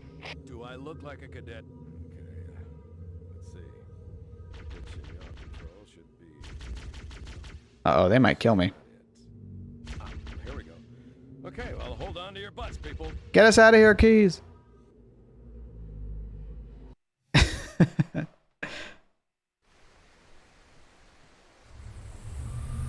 So, yeah, in 1749, Keys apparently doesn't know how to fly a spirit dropship, so he just crashes it into the wall. They reused that driving into the wall animation for the much more badass version of that cutscene where he kills some hunters with the spirit, but originally that was going to be used to, like, he didn't really know how to fly it and just smashed it into a wall. We're approaching the LZ. It's gonna be hot. Get set to cut out swingers. Touchdown. Hit it, Marines. Yeah, true. In this version, it makes a little bit more sense, though, because the Covenant do speak English.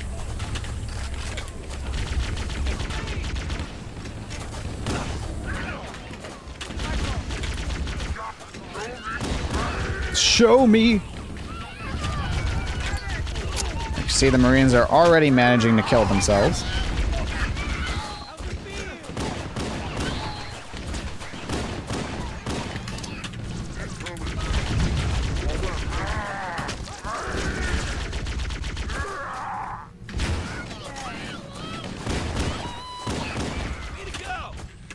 Area secure.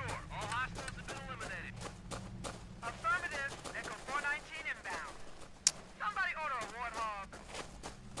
Hey, I didn't know you made house calls for So this dialogue line coming up is bugged in retail. So this dialogue line where Foehammer drop, like right after Foehammer drops off the Warthog with the Marines, you two could use a hand, is just broken in retail. You two, we could use a hand. Dibs on shotgun. So that's actually just working now in this version, which is kind of funny that something in this version is working better than in retail. There's another dialogue line that plays, "They're already inside." That is also broken in retail. Alright, lads, I'm going to use the restroom real quick and refill my coffee. I will be right back. Muted myself prematurely there. Give me like 1 second. I'll play a little bit of music while I'm gone. I'm just going to, like I said, refill coffee and use the restroom super quick. So thank y'all for watching. Just give me 1 second. Be right back.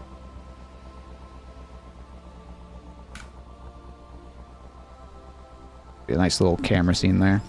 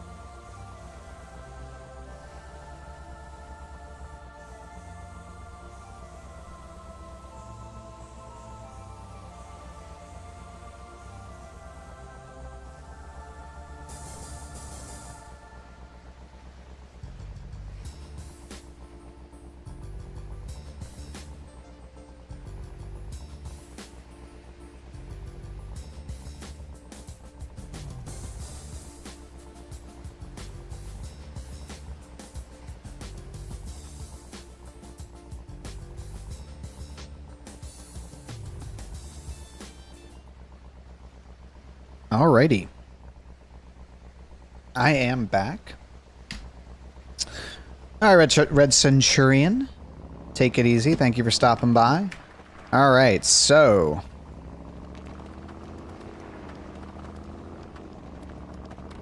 Morning, comrade. So, let's continue on. So, here's the ghost encounter that I think I mentioned in cut content as well. What's interesting about 1749 is one of these ghosts have dead AI. Not this one, obviously, so I'll go ahead and take him out. That one right over there. Just completely dead AI. Not sure why. Never really looked into it, but that's just how it is. There's also another ghost here, and what's interesting about the ghosts in this version is the ghosts are not destructible. So they are completely indestructible, and it's basically like the multi-ghost. I think you take slightly less damage in this ghost compared to the multi-ghost, but that's essentially what this is. Here's a working dialogue line. They're already inside. We have to get in there and stop them before they learn the location of the control center. So I also found those dialogue lines when I was working on the cut content stuff, but it was broken in retail. 1749 is actually working correctly, which is kind of interesting that it kind of worked out that way. So I am going to grab that for a specific reason.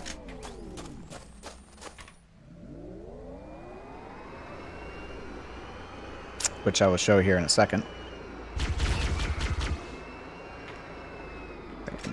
Leave that there for now. I want to take as little damage here as I can. Probably should have waited on getting the OS, but that's okay. I think that should be enough. The Cartographer must be here. My analysis indicates that the map room should be at the bottom floor of this facility. Let's keep going inside. Yes, crap. He was smiling when he walked around in retail on TNR. Captain Keys was. That is a retail thing as well.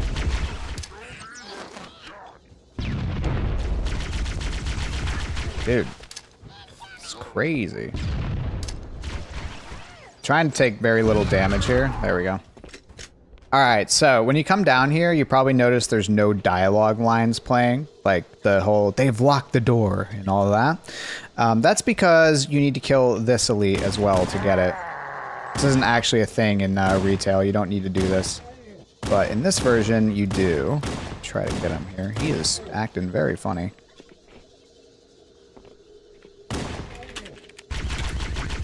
You can only kill him with projectile weapons.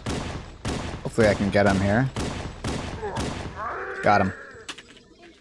Now it plays out. I underestimated the Covenant's understanding of Halo subsystems. They've locked the doors, and we don't have enough firepower to get through them. Cortana to Keys. So, this door is fully... This door locks really quickly in this version, so you can't do the Warthog Flame to get through it. You actually... If you want to skip it, you can still skip this. How you want to do it, though, and I'm going to make a core save here. Make sure that worked. It did. Good. This window in 1749 does not block your exit anymore. You can fully walk through it. So if you have OS, can actually survive the fall as well. Like that. So that's how you skip that door if you wanted to. The only problem is if you come down here early and you hit the button down there, it actually, the door remains locked in this version, so you then have to do a nade jump from there again through the window. As Sloth kind of found, or do like a hog stack, because there is an OS down there. So you can do stick stack if you really wanted to. Just a little something a little interesting there. I am going to play through the level correctly, though. But you can't do like the fling in the normal way because the door just closes too fast. But with some OS, it's not. You can still survive the fall. Echo 419 to ground teams. I'll stay on station and keep an eye out for Covenant bogeys. No, it's here. Second squad, ready to roll. I think at least. LZ looks secure, sir. Nothing. Yeah, it's here. Good luck. It's just a little different. need to find the security override to get this door open. Find the door security override. Yeah, there's some. But on older engine builds, you can clip through even with the door shut. Not in this version, it just closes super fast.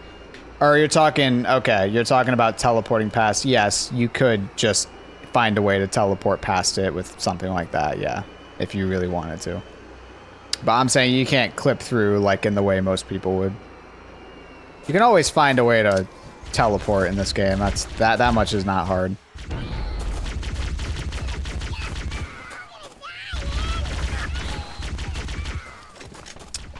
So, I think Vadam mentioned this as well. The main reason why they don't have ghosts on Gearbox, you can fling through the door even when it's already shut. Interesting. Okay.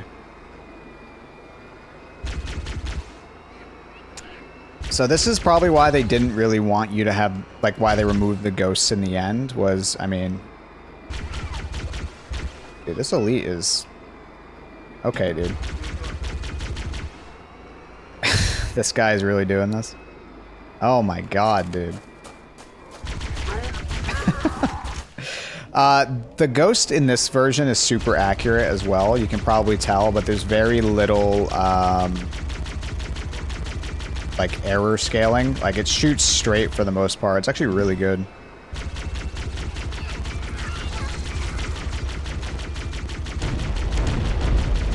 And you can like really demolish people with it.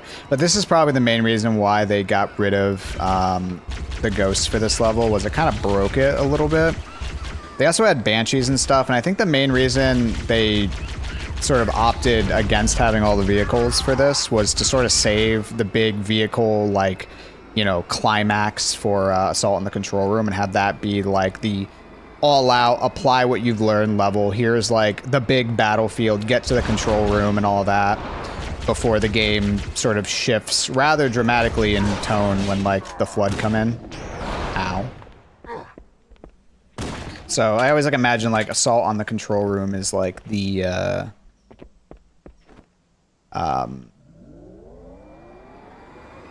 what am I trying to say?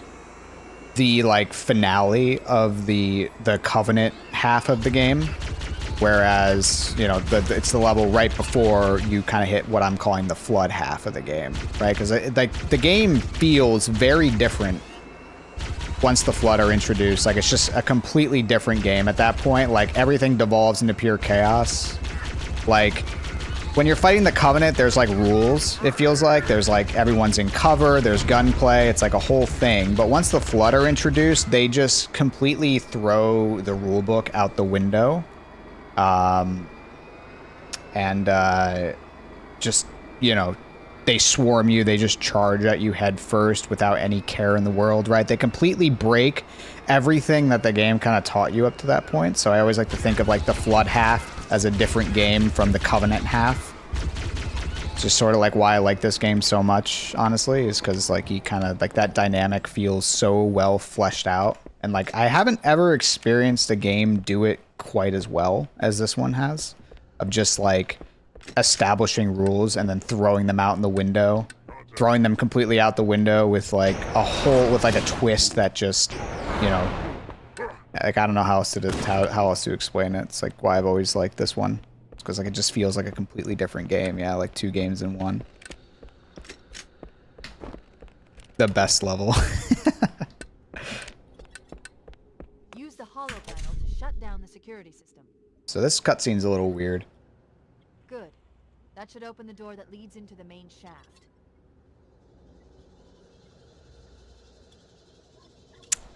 That's it. They didn't quite finish it. Oh, Jesus.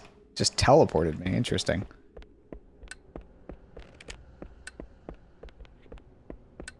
So, there's no Mayday, Mayday. That's actually going to happen a little bit later. Specifically up here. I don't know why it plays out here.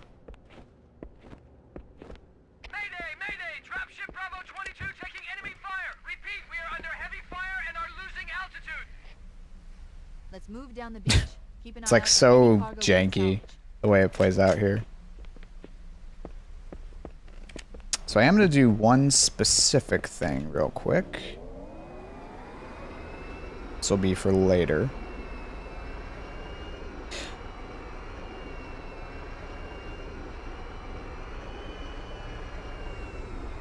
I am going to spawn in these guys like that, and I'm not going to kill them. I'm going to leave them there for later. Lead to a little funny thing with the cutscene. And we're just going to make our way down.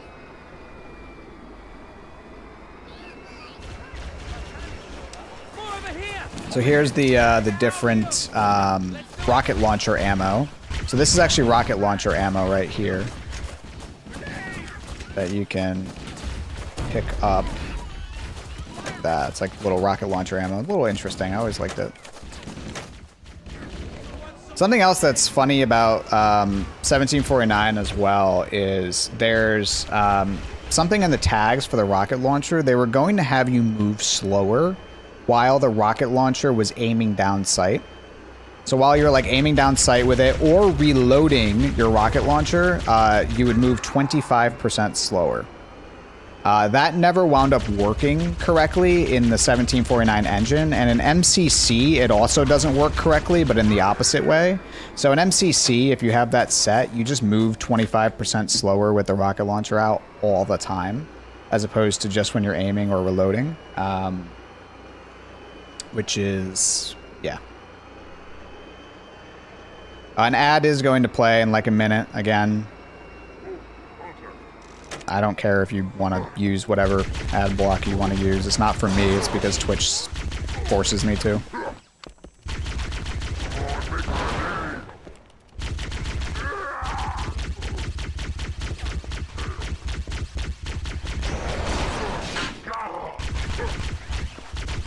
It should be the same color as this one. It's not really any difference in that.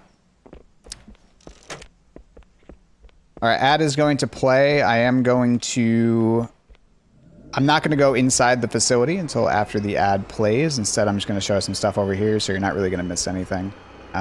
Which is... I believe there's no underwater sound effect, if I recall correctly, if you go inside the water. Might be wrong, though. Let's see.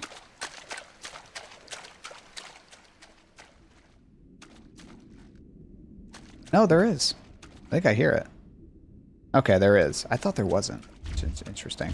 Yeah, you kind of get the underwater effects. But these rocks are a little funny when you look at them underwater, because like their textures kind of stretch out. It looks a little weird.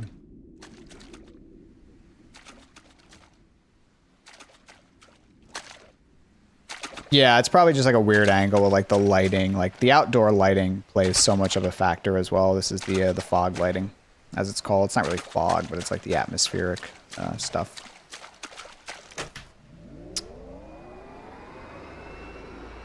Yeah, so I don't think this level, so TNR SC are pretty much fairly well put together. Like these levels are pretty much finished in this build. It's mostly the later levels that were super unfinished, and I mean like super unfinished. But like these earlier levels were actually pretty close to being done, which makes sense. If you don't know about the history of Halo CE, the like development was pretty rushed towards the end.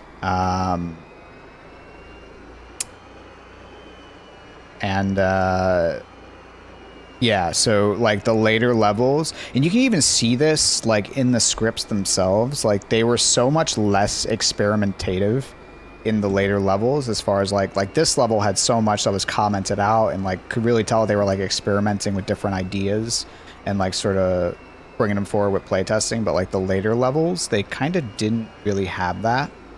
They were much more straightforward, and like they're just trying to get the game done at that point. Whereas these earlier, like, first half levels are much more, like, they had a lot more experiment, like, they experimented a lot, which is, it's, like, you can see that in the scripts, and really the level itself as well. TB being the most notorious example with the, with like the daisy chain triggers and all that that make the speed run what it is and that kind of stuff. Cool and all that. So yeah. Yeah, I'm sorry about the ads. I don't want to play them, trust me. If you want to watch over on YouTube, YouTube is fully ad-free, and I intend to keep it that way for probably a very long time. So, yeah.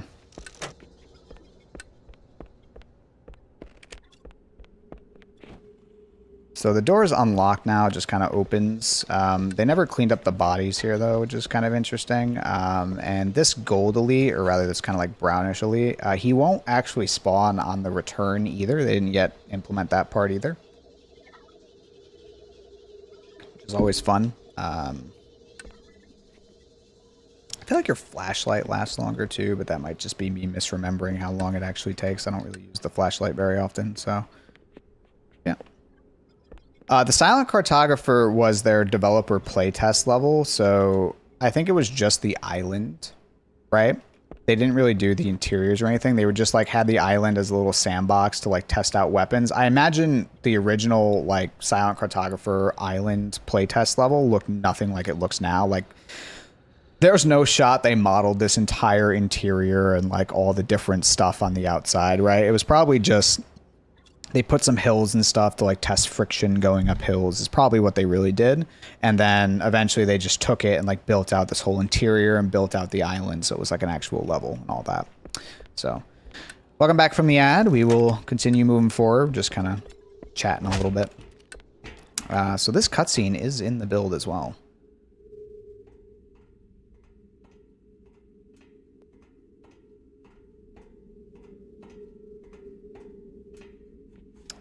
What's interesting, though, is that it comes at it from this angle instead of the other angle, which I find interesting because this angle doesn't really show you the scale, right? Like it's, it was facing this way, which doesn't really show you the scale unless you look this way, right? When you look this way, you can see how deep this facility goes that you can't really see over here because you're like staring at a wall. So I did note it, like they moved it over here in the final version, so that again, to sort of properly give you that sense of scale.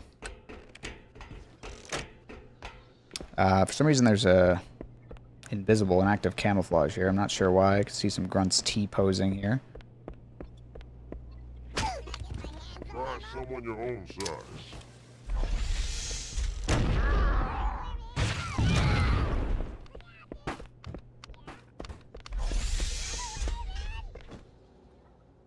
So here's a glitch that's very useful, especially on Legendary. If you reload and drop the weapon and let it reload on the ground, you do keep the ammo, or at least you're supposed to. I did not there, probably because I did it wrong.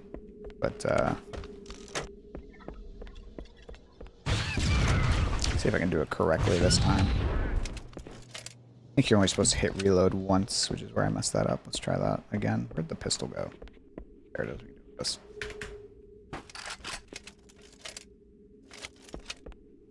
Huh. I do not remember how to do that glitch, apparently. But you can, like, do a glitch there to, like, conserve rocket ammo. I just forgot how to do it, apparently. Which I definitely need to refresh on how to do it. RRE. Okay. Definitely need to refresh how to do that for Legendary, or that'll kind of be a problem. So let me try that one more time. So just press R twice and then E. Empty it again. Hopefully this works.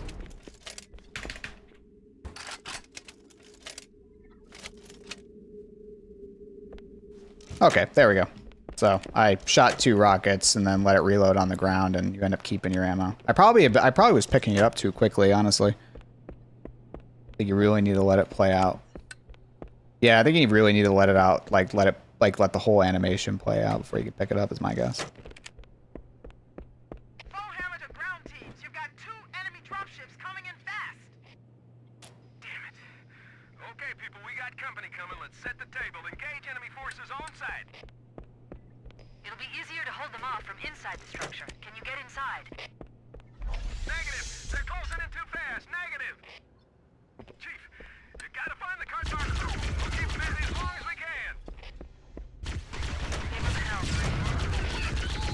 a tight spot if we don't get out of here before additional reinforcements. Let's find that map. So let's do that again. I think you have to really just let it reload here. Yeah, just like that.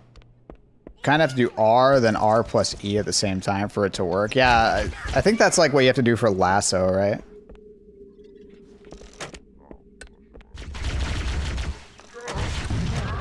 That hollow panel should activate the map. Do this again. Such a fun glitch to do. Just like infinite ammo rocket. I think I did it wrong there. I think I picked it up too quick again. Analyzing. Halo's control center is located there. That structure appears to be some sort of temple or shrine, if I've interpreted this correctly. So, yeah, there's no cutscene that plays here. And as you can see, this is like just a little ring that they put here as like a placeholder. And like no cutscene plays out. But hitting that button does progress everything. You don't, there's just no cutscene. The captain has dropped out of contact, Cortana. His ship may be out of range or having equipment problems. Keep trying. Let me know when you've re-established contact, and then tell him that the Master Chief and I have determined the location of the control center. We'll be heading there as soon as we're topside. Keyboard and mouse. Affirmative. Bullhammer out. So, yeah, I always love that little, I mean, it's not 1749 specific, but I always love that little dialogue thing there because it kind of like subtly hints, like the reason that Captain dropped out of contact is because he's currently getting eaten by Flood right now. At least that's sort of the, or at the very least inside the containment facility. I always kind of like that little bit of foreshadowing. Like you'd never know until like you play it a second time. I love like little things where it's like if you play it a second time, you'll notice things. My favorite is Knights of the Old Republic. If you beat Star Wars Knights of the Old Republic, like you need to do a second playthrough because then you'll notice all the ways the game was telling you the big twist without telling you. It's always like really fun.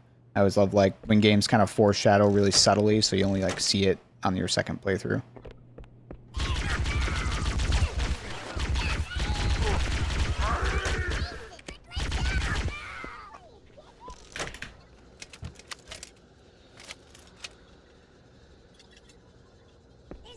Yeah, I just have to wait a really long time, which makes sense. I think it's like canceling the animation in a way, and like at that point it's already in my inventory. Definitely gonna note that for Legendary, because on Legendary, this build is stupid. So there is no, I guess, gold elite here. That door is also locked if you do the window glitch that I showed you, so keep that in mind. You have to do like a little nade jump boost thing. Kind of neat that the devs like put that there though. Like that they decided, oh, people figured out how to skip this door early. Let's just open up the door. Yeah, this just disappears. I don't know if you saw that, but like this dropship was here and it just disappears.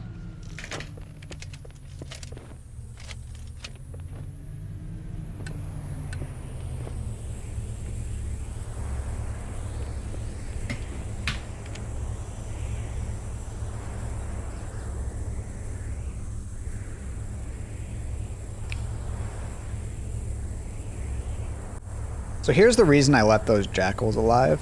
And this is the true for most cutscenes. They didn't clean up any enemies before starting a cutscene, so you'd get stuff like this.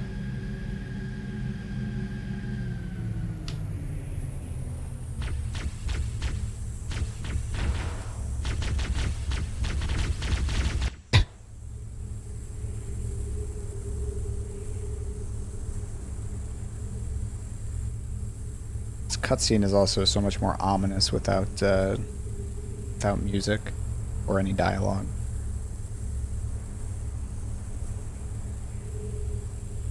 This game's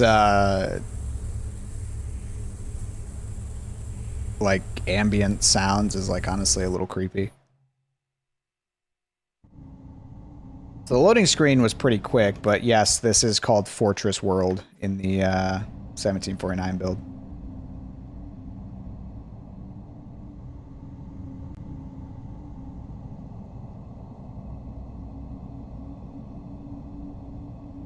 This cutscene is kind of different as well. Kind of, very different. So much more janky. Just like zooms in.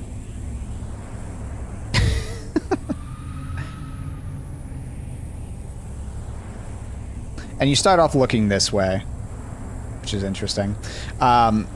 To make you start off looking that way, by the way, whatever they fixed in retail is also here as well. So you're not supposed to start off looking that way. I actually had to add a flag and like force the player to be looking at it to sort of mimic 1749. So like that's an example of me intentionally breaking the game to make that work. So these little floating lights, so the reason that these floating lights happen, this is an MCC bug. This isn't actually 1749. This is specific to MCC. I could not figure out how to fix these floating lights. They're pissing me off a little bit, honestly. The reason these floating lights happen is because those fleeing grunts, when they flee far enough, they are teleported and then killed. They're actually teleported. So like they flee, they teleport, and then they're killed. They are actually teleported right here.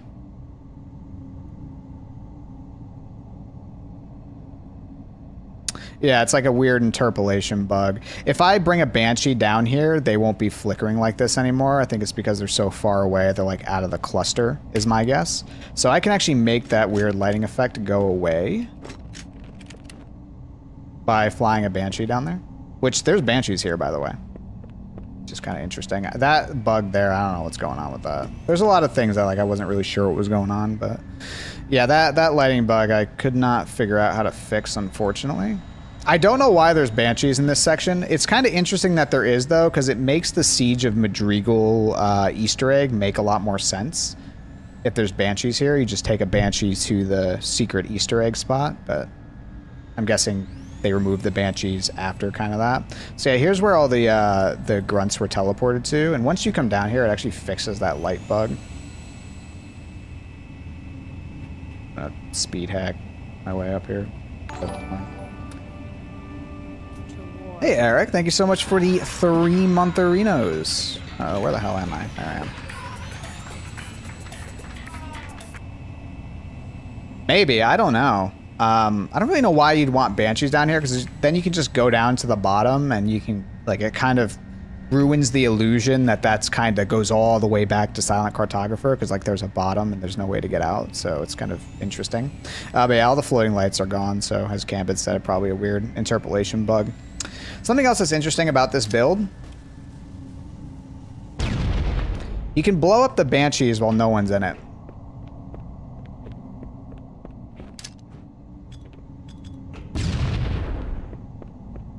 In retail, you can't do that. Someone has to be inside the Banshees for them to blow up. Also, these things, I forgot to show these on TNR, but they have a little light protruding out from underneath them, which is kind of useful because, like especially on TNR, because it highlights these big turrets. And these turrets are a lot scarier in this version because they shoot like a freaking chain gun. Like, so fast that, like, effects start bugging out, especially on the original Xbox. There's also, if you look at the top left, an overheat gauge. That overheat gauge is not used, but, you know, kind of different takes that they were going to do with this, this turret.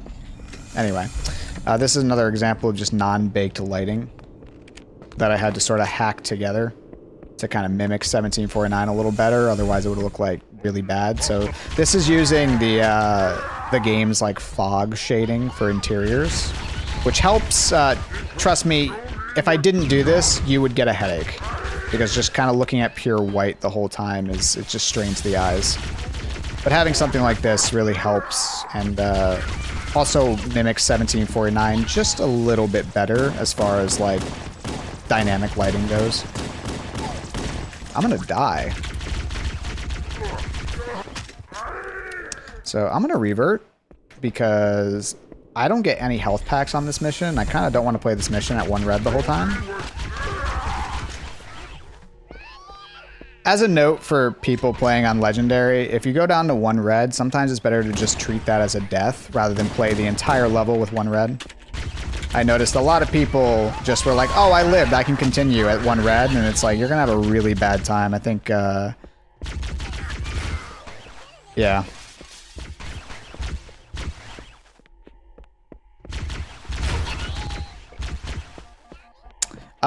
Well, the ludicrous fire rate for Jackals is actually in retail, by the way. Like, they do shoot that fast. What you're really referring to is their super responsive AI. So they react super quick in this build, which is really what you're seeing.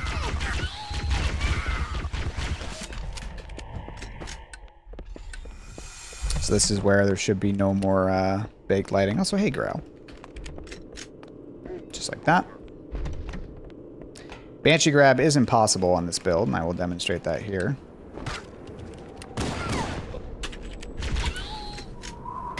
The Banshee just sort of does weird things. Because it doesn't lock on you right away. It doesn't have the magically see player script in it, which is why it doesn't work correctly. I could make it work correctly, but, you know, that's not really what this build was. Oh, it just blew up. Interesting.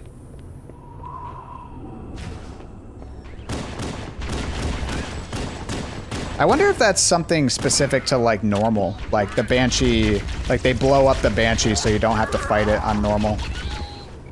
Which is kind of a weird solution. So the... Like, oh, let's just not spawn it in probably makes a lot more sense than I'm just gonna blow it up in midair. But I'd have to look. Maybe that was just something weird that happened. I'd be curious if the Banshee scripted a blow up there.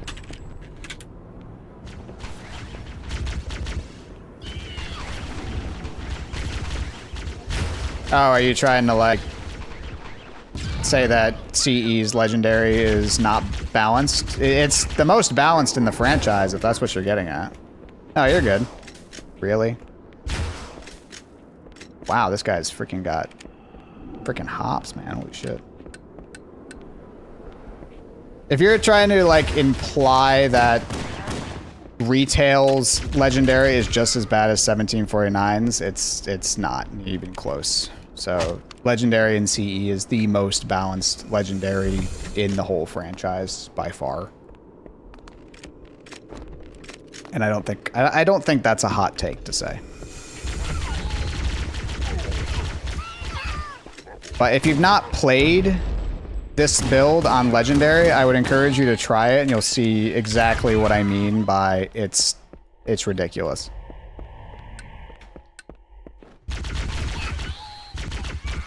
So I'm a speedrunner of this game, so I've held multiple world records, and I can tell you with pretty damn good authority that this build on Legendary is not human consumable. It's really stupid. Like, and it's not even comparable to Retail in its sheer stupidity of difficulty.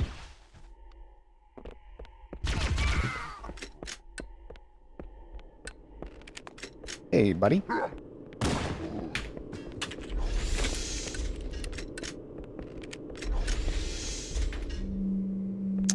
Search string here. That just makes... I assume you're assuming to the Banshees blowing up when no one's in it is a really big problem on 2 Betrayals where you need the Banshee to progress, which is... I think 2 Betrayals is the reason they changed it to be indestructible when no one's in it. Because it was, like, you would quite literally... It'd be impossible.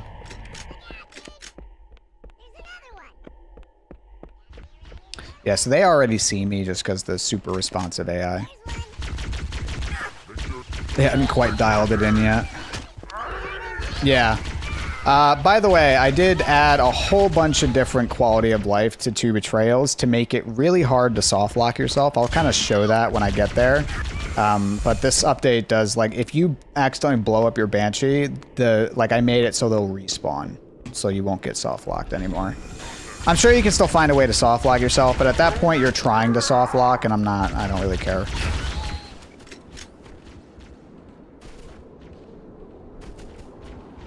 I have noticed that there's a lot more snow in this build. At least it feels like it. There's just a lot more snow particles. I don't know if that's just like I'm misremembering, but it's always felt that way to me. There's no Wraith here either.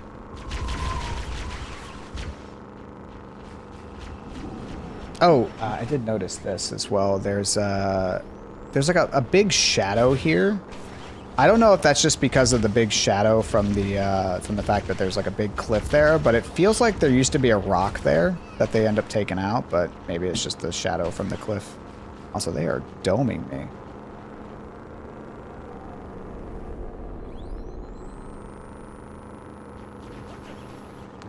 So here's a rare health and ammo drop, and by ammo I mean assault rifles.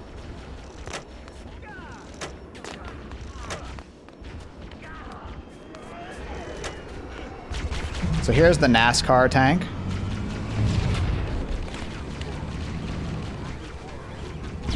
As I will refer to it. Not Mr. Man, I was mentioned seeing more snow particles as well. Good. Because there's definitely a lot more snow, it feels like. Alright. Oh, shit! So, fun fact, this tank can blow up. It just has a lot of HP. Yeah, exactly. Yeah, exactly can, but it feels like they changed some direction somewhere. So I'll explain something about this tank really quick. When I originally ported this tank over, its physics were completely broken in that this tree, you could actually just drive right through it.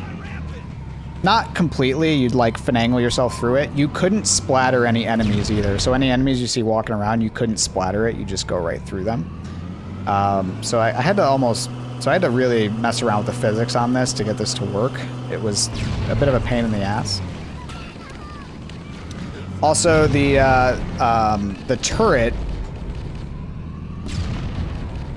is an assault rifle sound. You can probably hear it. And then, of course, when it's ready to fire, it literally just tells you it's ready to fire. It just has a big, fat, ready icon, which is kind of funny.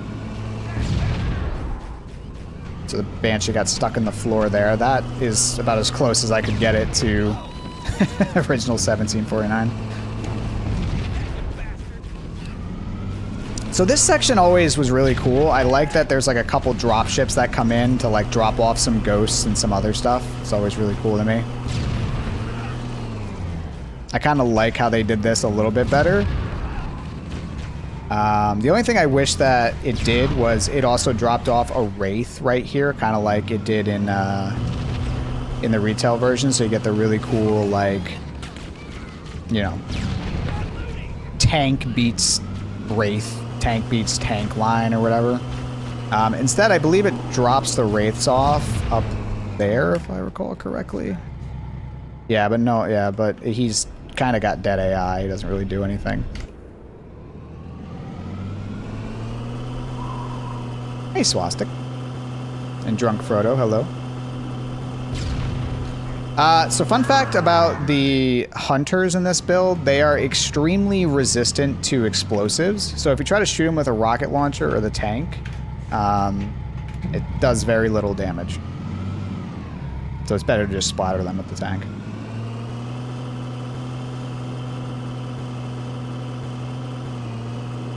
Yeah, this tank freaking goes. It's like 28% faster or something.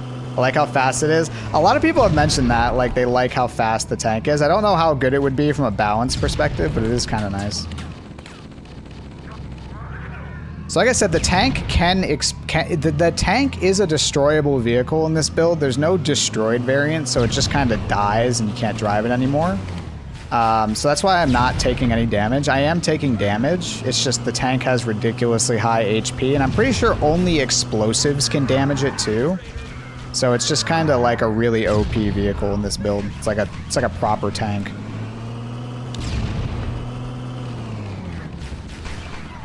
But you can blow it up, which I will demonstrate here in a second. Let me get to a good spot, probably over here.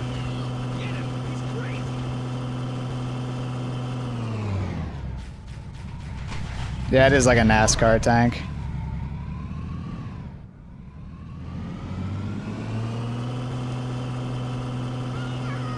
Don't be doing that.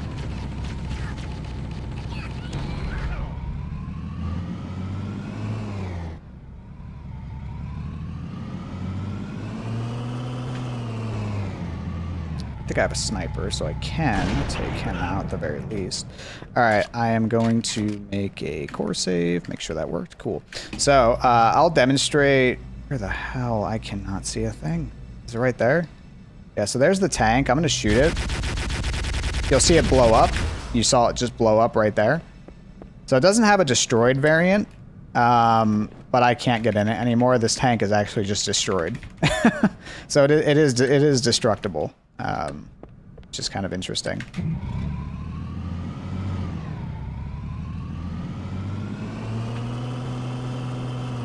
Yeah, this tank freaking zooms.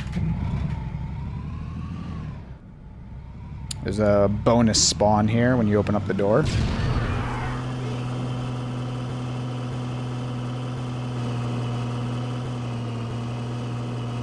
So here's something I added. So this pop-up that's going to come up is something I added because I noticed some people got confused.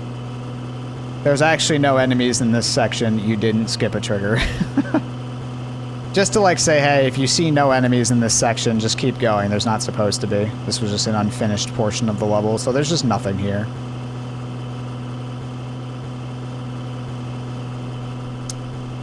No enemies in sight. These areas in here are like fully rendered out though. Like these areas that you see in retail. Fully rendered out. There's no invis over here, I believe, though. So this is just a part I presume they just didn't finish yet. It's also very dark. What I have noticed about the lighting in this build is that it's a lot darker and a lot more vibrant. There's just a lot of different things about it.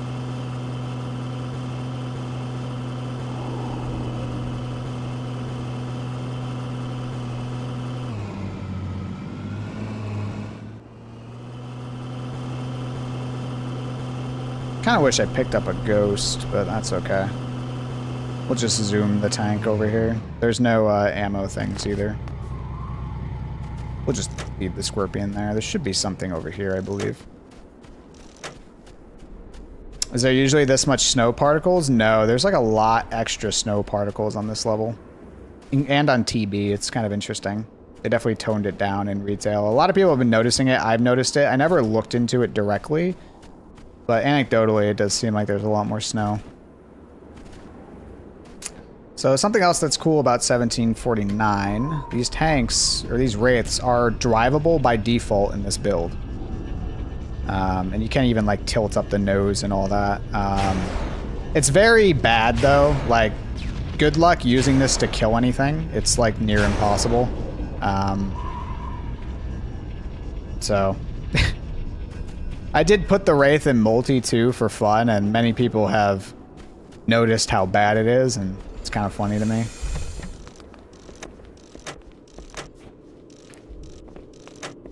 I think I got asked to fix it, and I don't think I'm gonna fix it in this version of the mod at least. I might make like a Redux version at some point, or whatever I wind up calling it, where I do fix a lot of things. But for this mod, I kind of want to keep it as close to OG 1749 as is reasonable.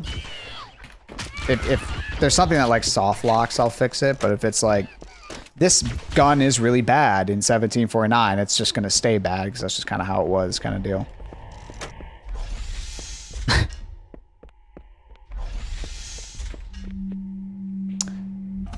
Yeah, some people have made comments like it almost implying that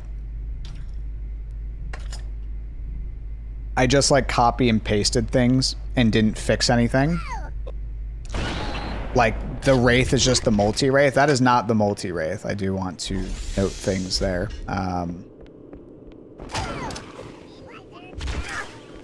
So I like intentionally broke a lot of things just so that it would better mimic 1749. So I've been finding that a little interesting. It's not that I don't have the ability to fix it. It's just that I didn't. It was a choice.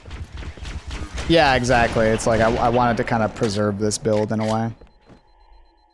So the jank is staying, but I might make like a Redux version that sort of keeps the spirit of 1749, but is kind of more finished, like as a version of like, here's what this build would be like if they sort of stuck with the original concepts for most of this stuff.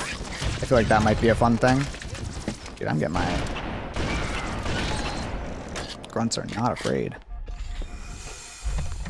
So like maybe I'll make a version where like the flamethrower is fixed, the wraith is fixed, and you have the 40% more health and shields on legendary, just as like a... Here's what would happen if they like kept more from 1749 when they were like, you know, doing stuff.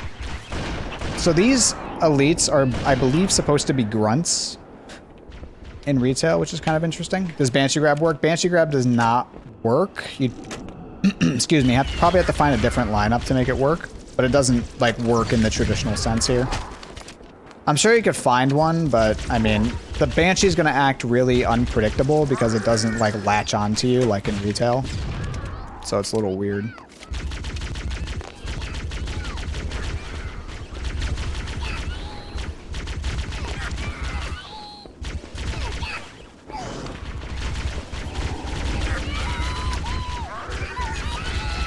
Yeah, agreed. I really like this this build from like a historical preservation perspective. Yeah. Probably Grail. I imagine yes. Need some more water.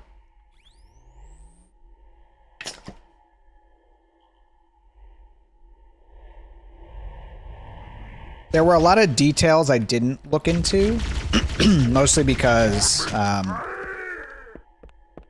like, realistically, I couldn't check every single detail. That would be impossible. That would just be way too long. It's like an entire game at that point. So I was mostly focused on stuff that didn't work, and all the, like, reactions to different damage values seemed to work, so... Like, the only reason I know about the hunters with the explosives is because I specifically noticed they were taking, like, no damage from explosives, and I looked more into it and went, oh, okay, that's how it's supposed to be. So that's kind of, most of the stuff that I know is, like, stuff that I noticed was specifically wrong.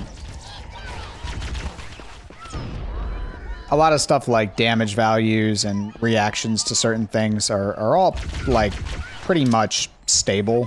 Like, you're able to extract it all fairly stable, so I didn't really need to look into it all that deeply.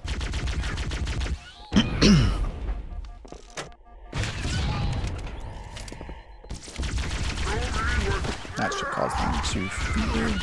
I took a little bit of health damage there. I don't know if I like that, but I should be fine.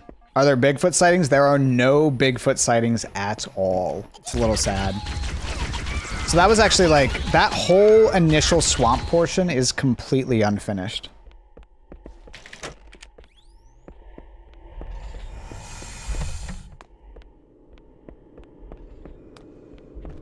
Were the Forerunners humans originally? I think it's that humans are direct descendants from Forerunners.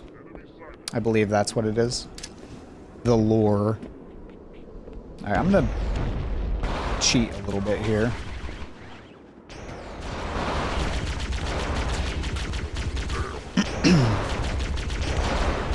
Please die. Like, actually, please die. Dude, he's still... Oh my god. Dude, they're crazy. Alright, I'm just gonna rush through. Screw him.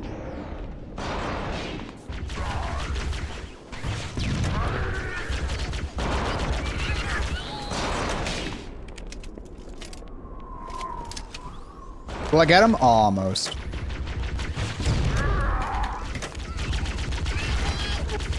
Shit!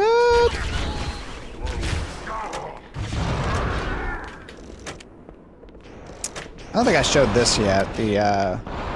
But I think everyone probably saw it at this point. The 5 dots that act as the ammo counter on the plasma rifle. More unbaked lighting.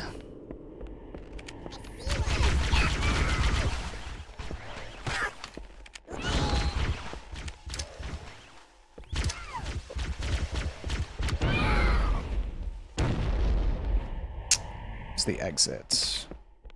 Probably up here. There it is. How incomplete are the flood levels? The flood levels are the most incomplete, not because it's, you know, for any other reason than it's the second half of the game. So the first half of this build is a lot more finished than the second half. Which probably makes sense, right?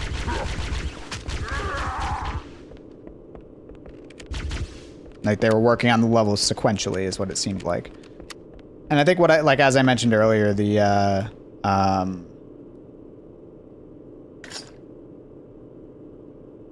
earlier levels were a lot more experimentative that you can like see from the scripts and tags, whereas the later levels were much more, we need to get this fucking thing done, our deadline's in 2 months.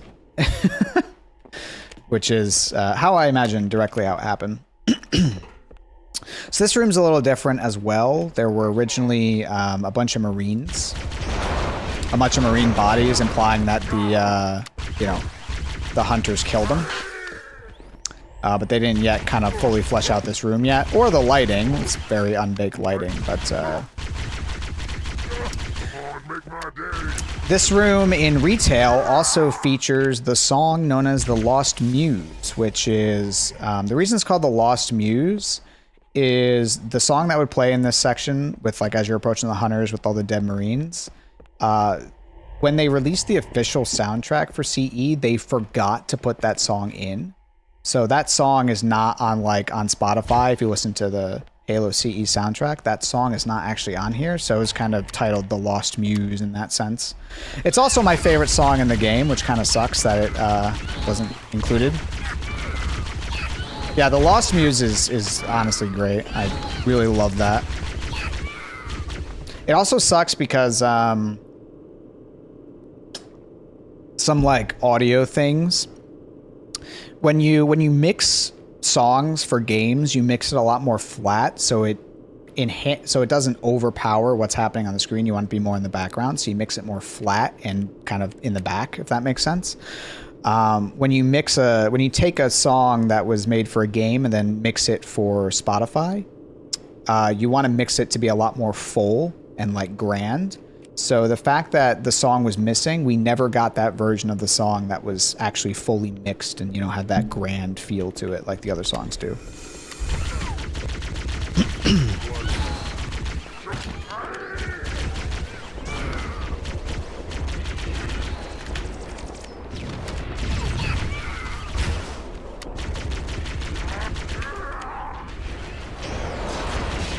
So for some reason, these elites seemingly never get in the Banshees. I imagine this was another unfinished part.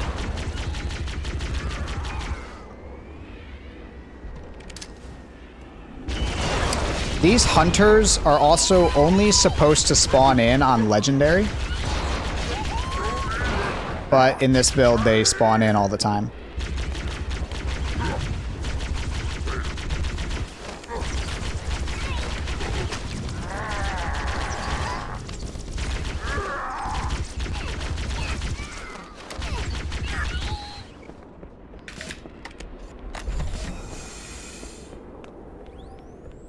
Yeah, that track is only used in one place, and it's a damn shame because it's such a good track. And then it was like never used again. It was never remixed for like future titles. It's like literally, that's it.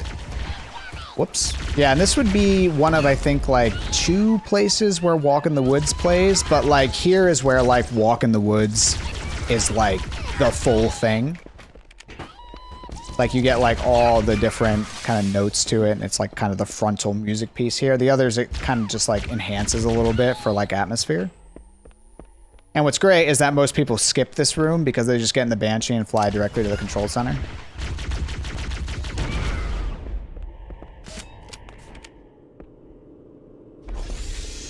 So you don't really wind up hearing it here.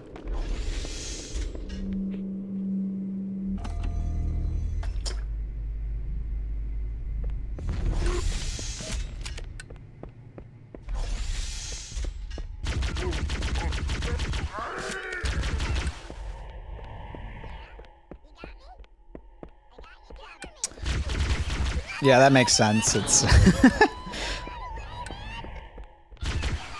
I never want, like, whenever I do a casual playthrough, I also never want to skip this room specifically because of that song. If the song didn't play, I probably wouldn't. I probably would always skip this room, but I always like to go through it just for the song. And this is it for the baked lighting. It's now going to go back to flat.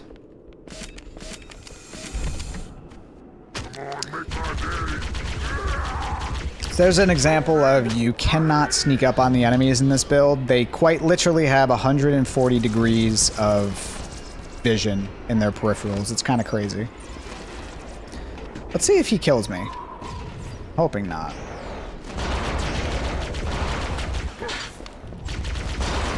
I'm gonna die. I gotta run. He's enraging. Oh god. Okay, we're good.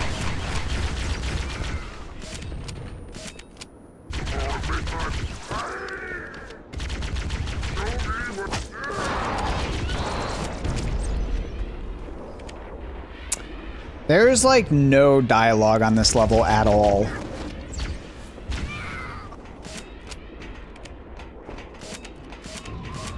Which is like, as we get later more and more into this, the levels are going to have like no cutscenes, no dialogue, no anything.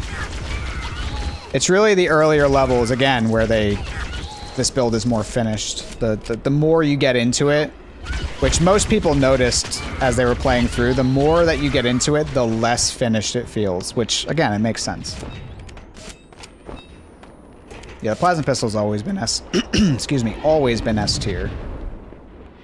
Been talking so much, my voice is starting to get out a little bit.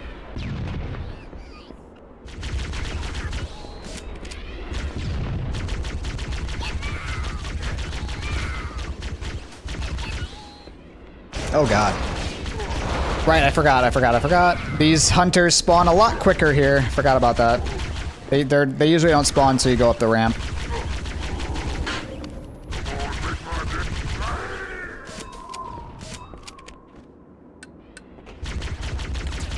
So happy you found this stream. I'm also happy you found this stream. Oh shit. I forgot all these little things because I haven't played through this section in a while. Something else that's interesting. Oops. The couple guys up here. Is you can just see through the window. I don't know why they put windows on these doors. I feel like most of the reason is that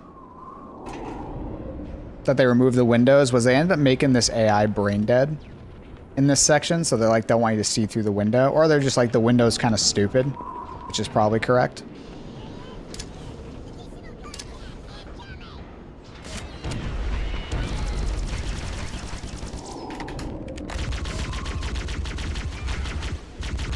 So here's going to be a good example of why the Needler is so good in this build. You can just stay back and just shoot, and it'll still track.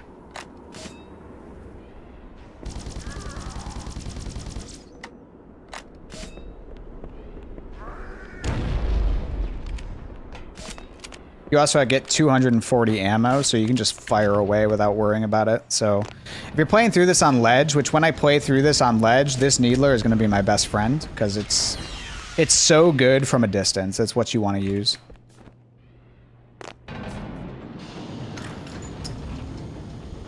Which I didn't really say anything about the Needler until I watched Sloth play. I didn't, like, everyone's kind of discovered organically how good the Needler is, and that's kind of fun to me. I like that.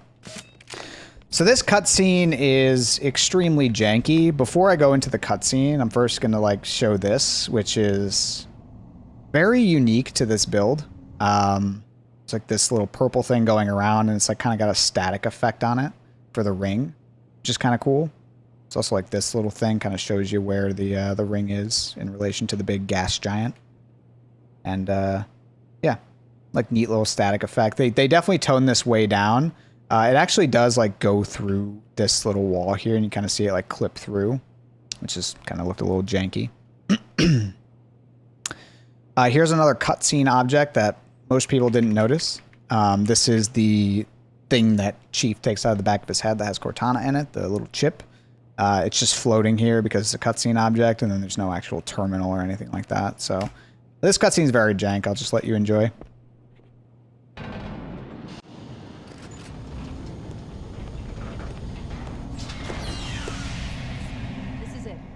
control center.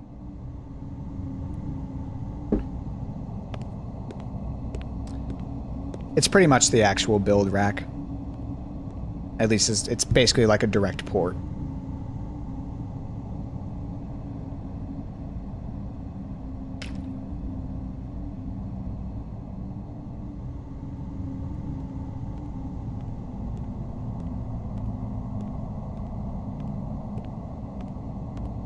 You can see it clipping through right there. That terminal, try there.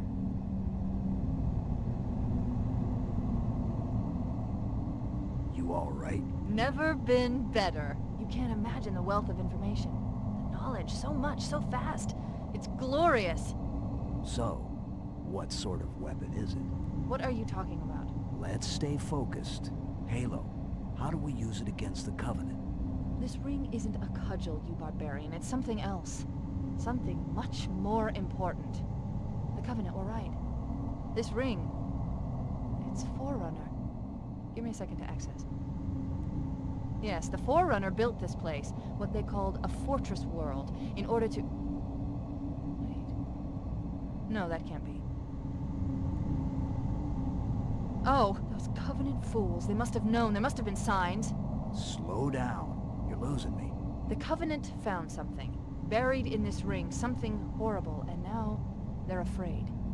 Something buried? The captain. Where? We've got to stop the captain. Keys? What the are we... weapons cache he's looking for. It's not really... We can't let him get inside. I don't There's no understand. time. Get out of here. Find keys. Stop him. Before it's too late.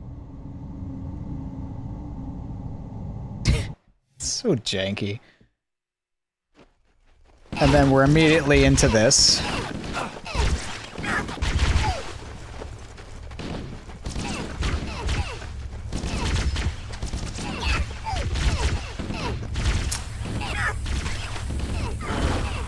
Remember how creepy that was when you first played through the game? Yeah.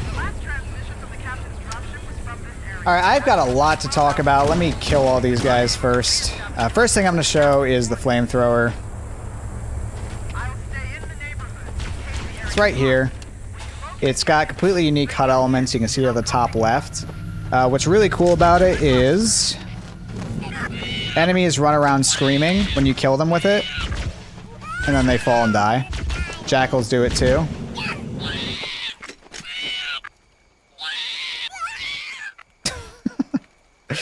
So, yeah. What's also unique about this is it's definitely very janky. Hang on, let me do this.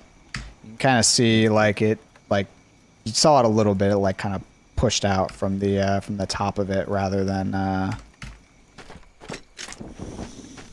like where it's supposed to come out. Yes, Jackals and Grunts have the same voice line.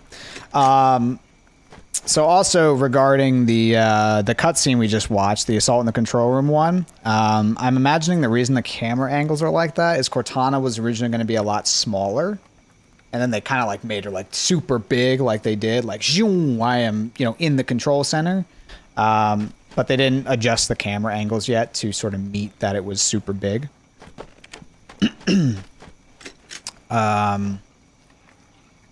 So yeah.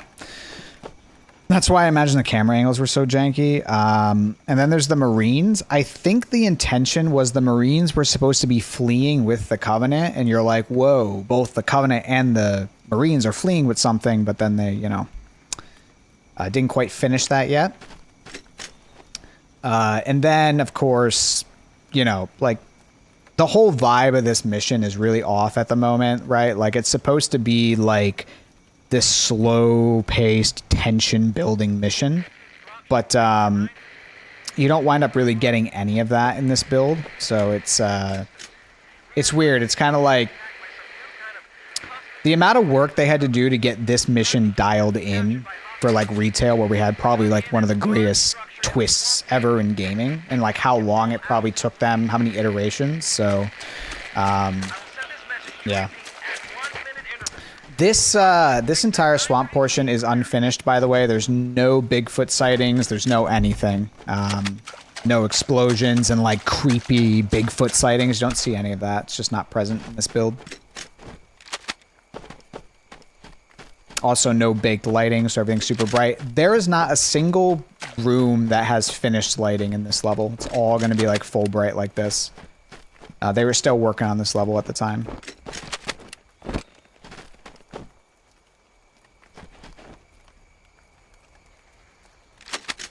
This is cinema.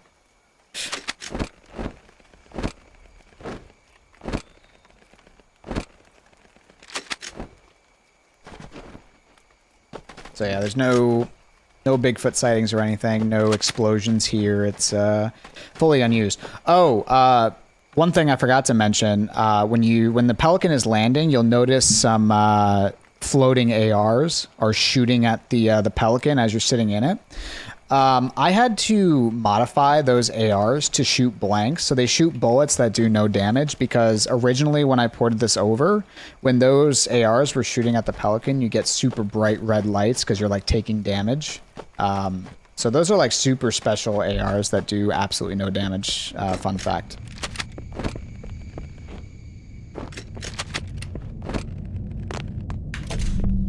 Here's another thing I had to specifically put in. There's a script that's currently running that waits until this loading done happens. Boom. And then it spawns in the ARs, because these ARs would not spawn in organically. It was really weird.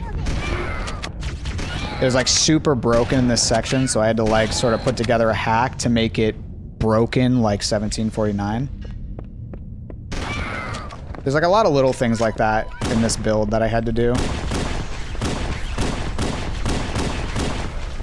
Oops, this is a little loud. Sorry about that.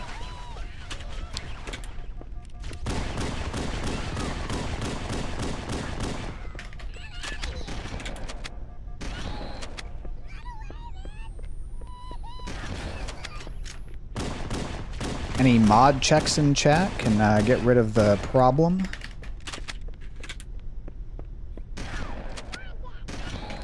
Yes, reveal skip does work. I'll do it myself. Fucking bots are a damn menace. Also, hi Woozy. I don't think I said hi yet.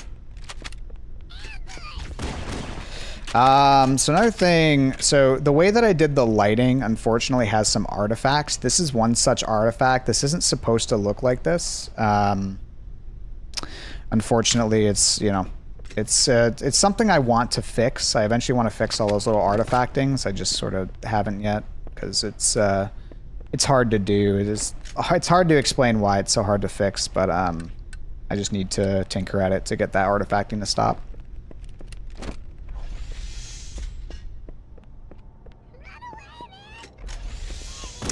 So this also has none of Jamie's, you know, like the dead jackal with all the blood and the drippings from the flood forms and all that, so. This room is also interesting from a balancing perspective. There's just a bunch of enemies running around, fleeing. The problem with this is it kind of leads to a really bad combat encounter as a result. And if you're wondering about the crazy suicidal Marine, here he is. He's scripted to say something, but because he's mad at you, he doesn't say anything. It's, they didn't quite finish this yet, so I don't know what he's doing here, but, yeah, there he is.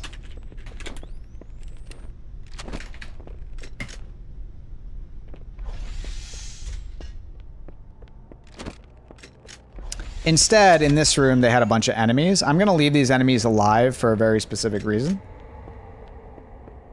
I recommend you try this when you play through the mod, by the way. Just leave these enemies alive. You'll remember how I said that cutscenes don't clean up rooms before they play out, so that'll lead to something funny right there.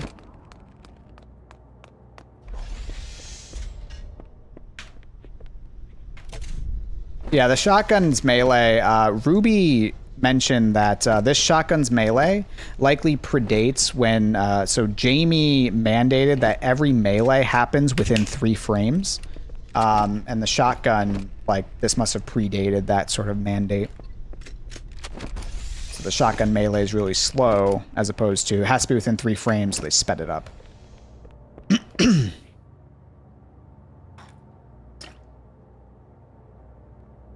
As another note, as part of the update I pushed out yesterday, this whole level is a lot more stable.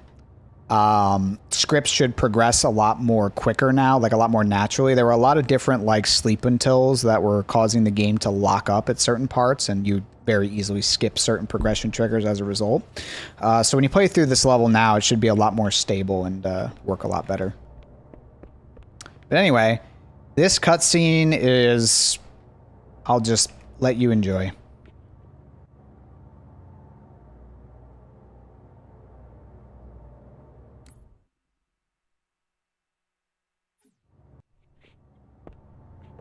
Actually, hang on. Snooze that. There we go. Okay, now I'm going to let it play. Sorry, an ad almost played. I had to make that not happen. Enjoy the cutscene.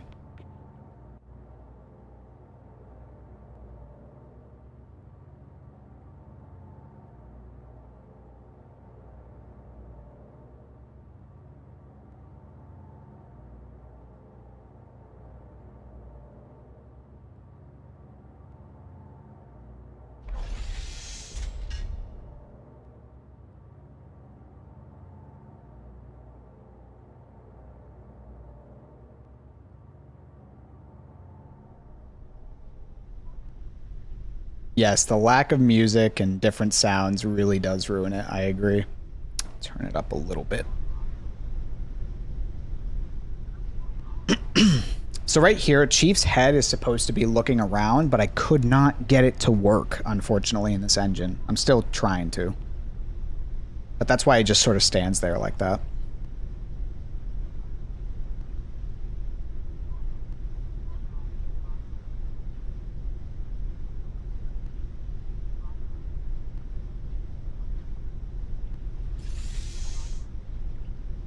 Just like retail crap. So this is a little, the text overlaying. Why do we always have to listen to this old stuff, Sarge? Watch your mouth, son. This stuff is your history. That's not Johnson, by the way. We're fighting to protect. Hey, if the Covenant want to wipe out this particular part of my history, that's fine by me. You can also hear it if you listen closely. You can hear the ARs firing at the moment. LZ looks clear. I'm bringing us down. You can hear him shooting at the thing. But what's really funny is they're here as well. Stay close, Jenkins. So some behind the scenes, I had to spawn these ARs in manually. Mendoza, move it up. In Wait here for the captain and his squad. in 1749, these spawn in when they're not supposed to. They're like glitchy. Hey, let's move. In MCC, that was fixed, so I had to spawn those ARs in manually. Funnily enough, another example of me breaking the build to make it more like 1749. Here's why I left those guys alive, by the way. They don't clean up enemies in cutscene rooms in this build, so...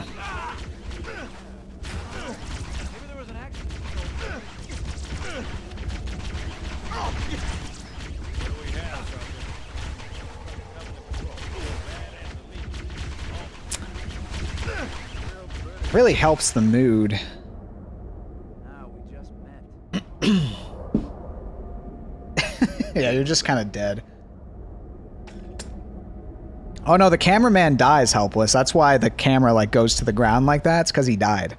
Right, well, let's get this door open. I'll try, sir. But it looks like these Covenant worked pretty hard to lock it down. Just do it, son. He's gonna disappear.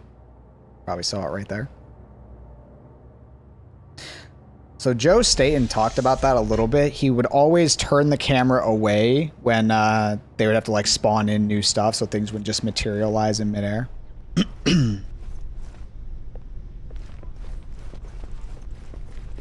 Yeah, they did teleport player chief away for this one, yeah.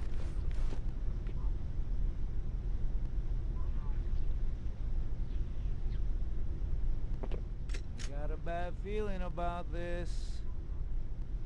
boy, you always got a bad feeling about something. Cameraman technically dies twice, yeah. So that's supposed to be Johnson's model. He's being commanded to do certain animations here, but it wasn't finished, which is why he's T-posing. Mendoza, get your ass back up to second squat's position and find out what the hell is going on. But I don't have time for your lip, soldier. I gave you an order. Sarge, listen. That wouldn't be too hard to do, actually, Crep, I don't think. What is that? Where's that coming from, Mendoza? Everywhere. I don't... There! Mira! Another T-pose. So, a popcorn's going to spawn here, I think. Yep, there it is. That's the only popcorn that spawns in this room. They're going to be shooting at literally nothing.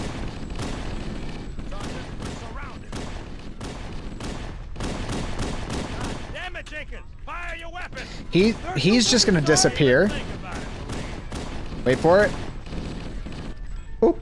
Get back here, Marine. That's He disappeared, and Keys wasn't happy because it's like he ran away. And there goes Jenkins.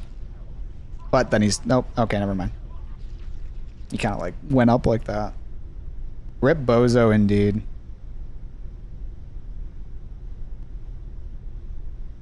An ad is about to play. I apologize, Twitch folks. If you're on YouTube, it is ad-free. Turn it down a little bit. Yeah, so the whole halt incapacitation thing, this just stays on your screen for a while.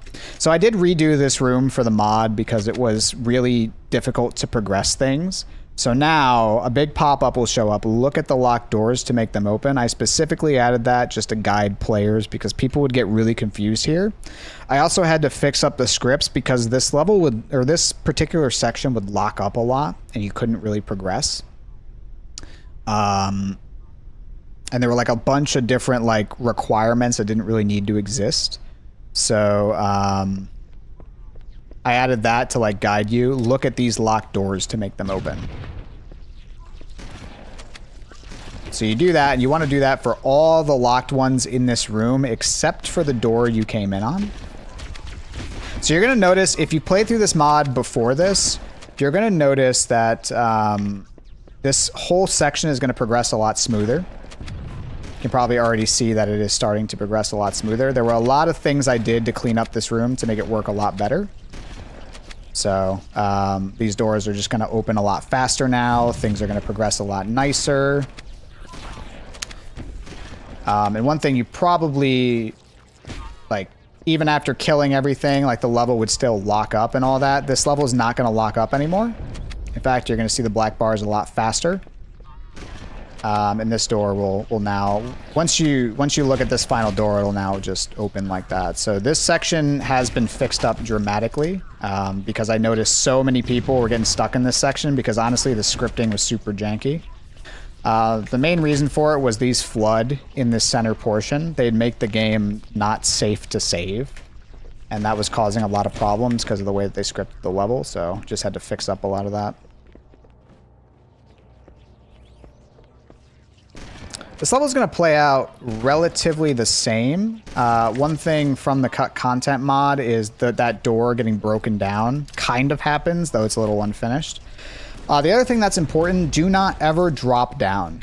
Stay on this second floor. You probably realize this if you played through this. Stay on this second floor the whole time. Once you drop down, it gets... like, you can't get back up unless you run all the way back through the... Suicidal Marine room. By the way, the ARs are here. They spawn back in. So you'll notice there's no boxes over here that you could jump on. So if you come back to this room from the first floor, there's actually no way to get back up without running all the way back through the Suicidal Marine room. It's kind of funny. So just a note for you. The broken lift is in this build as well. Oh yeah, these guys are here too.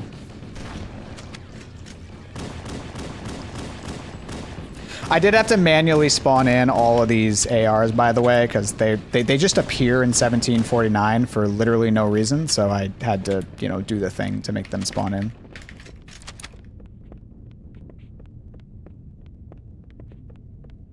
So, this is here. it's the whole lift.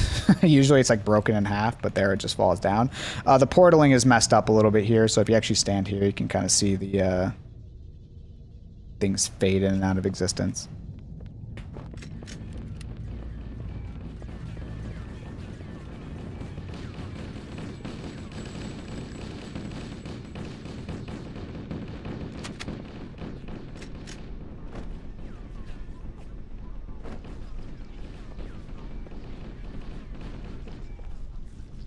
Hey Grail, I saw that. You don't need to keep posting that. I saw it. I just don't know a lot about Attack on Titan, which is why I didn't comment on it. So there's no shotguns and stuff in this room yet. There's a lot of the flavor that they did just isn't here at the moment. This was before Jamie did his famous pass through to add a bunch of stuff. So yeah. One thing that is interesting, though, these doors are broken down. Which kind of implies that the flood, like, rushed through here in some way. As they were breaking containment and all that. I'm almost out of shotgun ammo.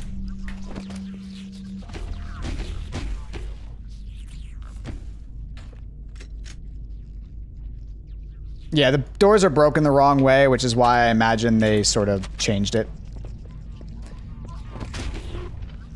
So one thing, I'm actually going to pause the game here. So you might remember this section right here from my cut content mod. This thing plays out here with like the door being broken down. It's very glitchy and doesn't work correctly, but if you are fast enough, you can get over to see it. You can see the Marines rush through, except the Marines are the one who broke down the door, if you saw that. These Marines just fucking smashed the door, which is kind of funny.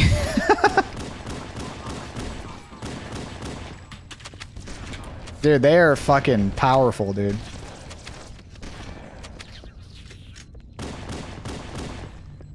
Let me get a checkpoint here. So I'm going to try to. Okay, maybe not. They still die in like one shot though, which is, you know. Now, I saw so many things, right? So I wanted to tell this to Sloth, but I decided not to, just to let him experience, you know, the build without too many spoilers. But if Sloth is watching, this door was unlocked the entire time. You didn't need to run through there to get up here. Also, flamethrower flood. It kind of defeats the entire purpose for this room over here to kind of go back up, but this door was open the entire time. Yeah, the shotgun's got giga ammo.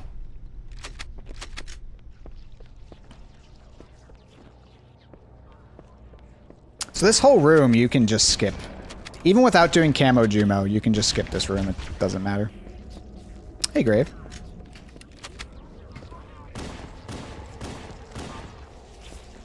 Oh, Preed from Titan? I don't know.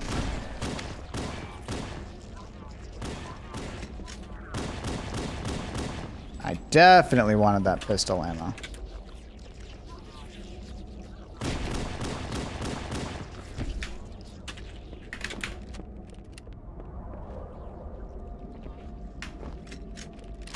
Yeah, the pistol I think has up to 180 rounds as well. You can just carry so much more ammo with these weapons in this build. I think this still works. It's definitely a little offset, but I think you can activate it and it does work. Playthrough's going well. Dead Marine. That door is unlocked as well. So you don't actually need to take like the speedrun route to get through here. You can if you want. There is an unused lift up there. There's not really anything special about it. Beyond there's no fire. I'll probably show it real quick. Let me just kill things to get a checkpoint.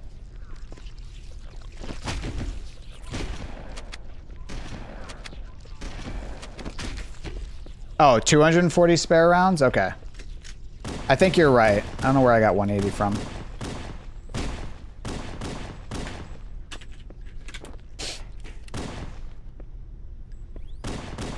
It's either 180 or 240. I honestly just can't remember. Checkpoint? There we go.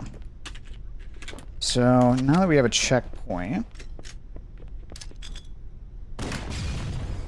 get up here.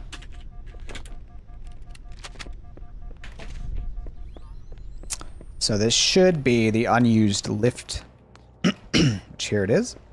So there are a bunch of enemy spawns here in retail as well. This area is just blocked off unless you do that that glitch right there to get up here. In 1749, you can get up here organically. I think they blocked off a lot of these different areas because it's really easy to get lost.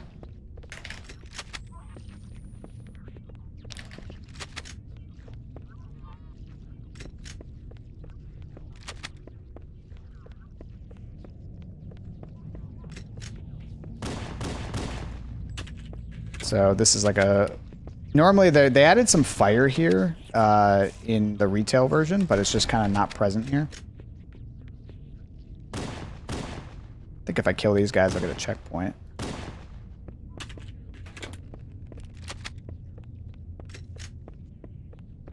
Maybe not. No, it's probably because of this guy.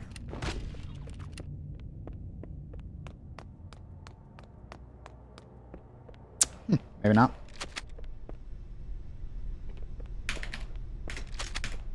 You can get in it, you just need to do that little glitch to get through the floor like I did. In this build, you can just kind of climb up. So this room confused a lot of people. I will explain it.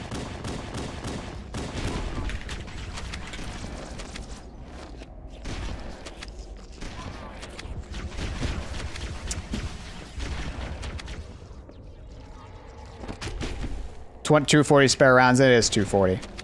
I just couldn't remember if it was 240 or 180.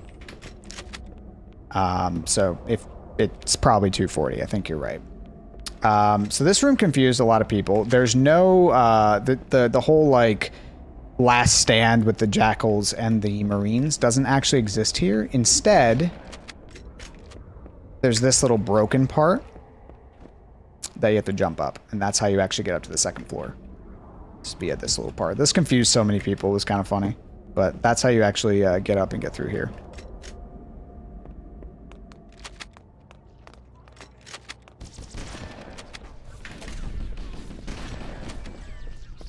This is approaching the exit. This script is a little broken in that many of these flood don't actually rush forward. So we'll just go ahead and get out of here. So this this dialogue is not unused. It's interesting because Fohammer seems to respond to Master Chief. Like Master Chief seems to say something. This is Echo 419. Chief, is that you? I lost your signal. You disappeared inside the structure. What's going on down there? I'm tracking movement all over the place. Negative, Master Chief. I have no visual on you, and the swamp's canopy's too thick. I can't see any way through. Wait one... Okay, Chief. There's a large tower a few hundred meters from your current position. Find a way above the fog and foliage canopy, and I can move in and pick you up. It like seems that like Chief is responding to Fohammer. So like there was like an original direction. So if you actually look at like the Macworld demo, Master Chief does talk. Like he's very vocal and talks a lot. Whereas in this, you know, in the final version of CE and really future, pretty much everything before H4, right? Like Chief was very silent, like a very silent protagonist type. So that dialogue seems to like go back to that original design of Chief where he talked a lot more.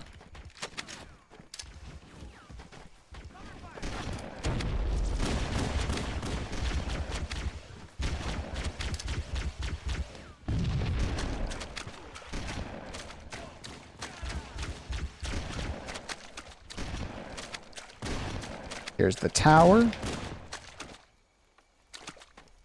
You get here, you got the chapter title, New Friends. I think you can just hide here and the cutscene will just play out after a timer, if I recall. I might be wrong. I think you just have to kill some flood, maybe. There it goes.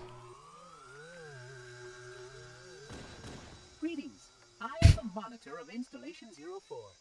I am 342 Guilty Spark. 342. Unfortunate. Someone has released the flood. It will be necessary for us to activate the installation's containment, but it is the nature of the flood to spread. My function is to prevent it from leaving this installation, but I require your assistance. Come, this way. Chief, I've lost your signal.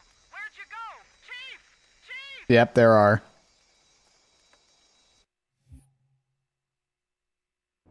So here's something interesting. You need help. There's a couple interesting things about that cutscene, which is Chief is facing the wrong way. That whole swamp section doesn't work correctly on 1749. There's some like memory overflow issue that happens.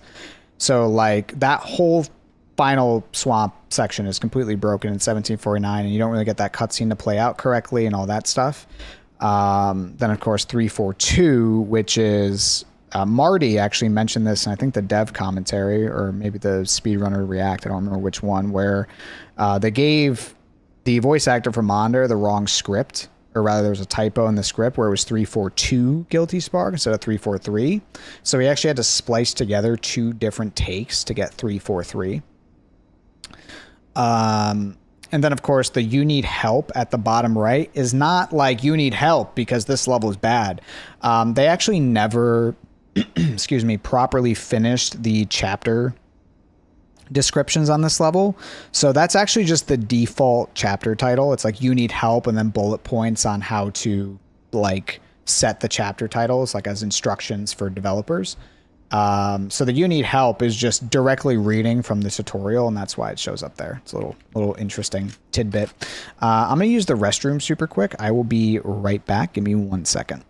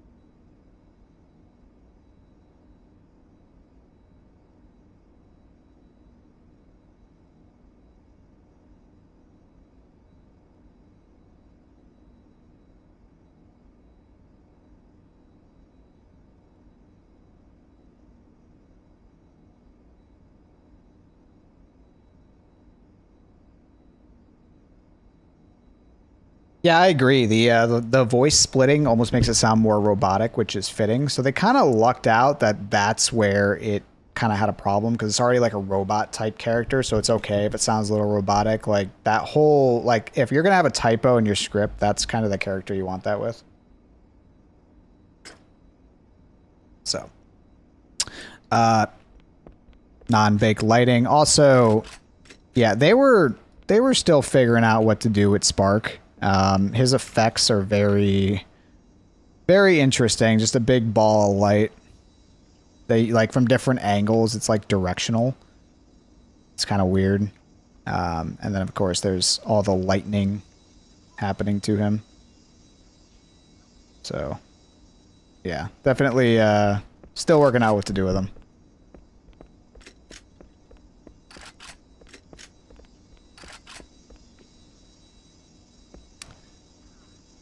It's a bit of a fun fact, and this is present in retail as well. If you go and hit that trigger, then you do a nade jump.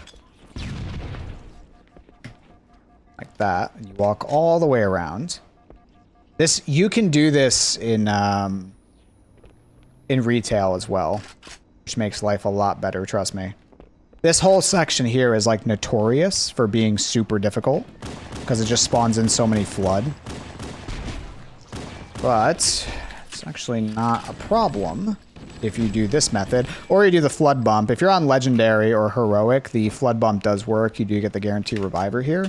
On any other difficulty, or on versions like if you're doing the randomizer where you're not guaranteed that, can hit that trigger over there and this one right here, and it will progress monitor, and will do so without spawning enemies. So this entire area is going to be completely enemy free. Which I always do this because, I'll be honest with you, I despise this entire section. It's actually just bullshit. So I always like to do this. Makes this a lot more chill. There's just not going to be any enemies. Just in this specific section. The whole rest of the level has enemies. I've always hated the design of this section with just too many flood rushing at you. It's just never really was a fan of it. So you can do this and just skip all the enemies, which is kind of nice. Just wait here for a second. It'll open.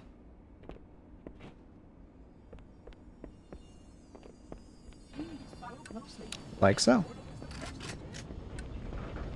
A little nifty trick if you ever want to skip all the crap over there, which will be very useful on legendary, especially if you don't know the flood bumps. So I do want that shotgun. So something else that's kind of interesting is you don't get a shotgun starting on like normal or easy. So you do have to get one. In retail, you do just start with one. Yeah, pretty much, yeah. This level is designed so that you're supposed to just keep moving, like you're running from the flood. The flood are attacking, you gotta run from them, right? The problem is, everything up to this point, like I said, like this is where the game takes a dramatic shift and it's like a different sort of vibe to it. Everything that the game taught you up until this point was to like kill all the enemies, use all the stuff at your disposal, right, to kill enemies. This is like the game just shifting to, okay, now you have to flee an onslaught of flood. So this whole level is like designed around you fleeing from the flood and just keep moving, keep moving. But the game never has anything to like teach you that. Like it never teaches you that, so most people just stand around and try to kill all the flood. But the level wasn't really designed to do that. So, that's why this level is like such a problem casually, is because the game never like tells you that, oh yeah, this elevator doesn't stay at the bottom by default. I got a checkpoint, so I'll show this. In this build as well, the edges are very glitchy. It's very easy to sort of like fall through it. I'm trying to show it off here. It's a little tricky sometimes. I think it's like here. You can like fall in, yeah, like this. And like you're inside the elevator, and you can kind of like almost fall through if you're not careful, like that. And die. Or at least almost die. Uh-oh. Oh god, how am I gonna get out of this one? That's not good. Hang on. Shit. Hang on, maybe I can fix this. Just gotta clip upwards somehow.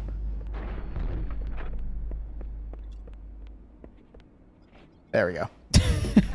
We're good, we're good.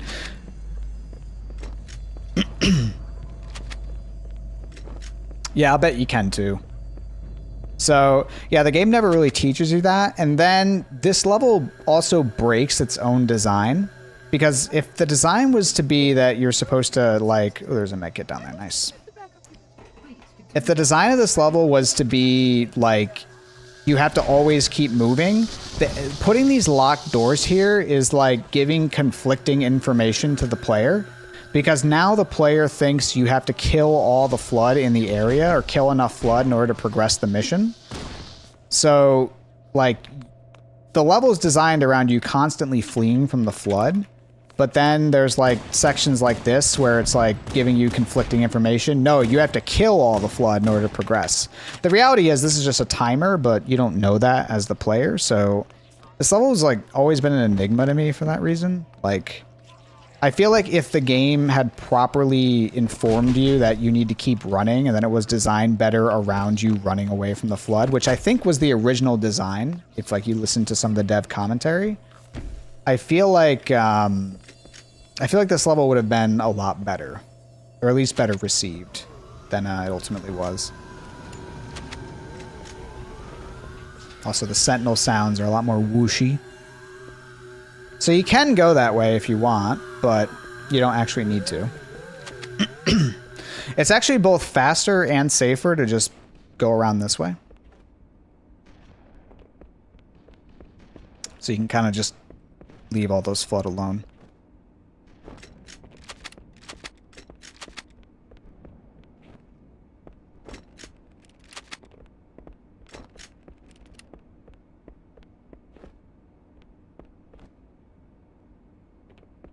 As a another thing, you can do a nade jump and skip this waiting period. I won't do it, but at least for this playthrough, but you can just do a nade jump and skip all this stuff if you want to.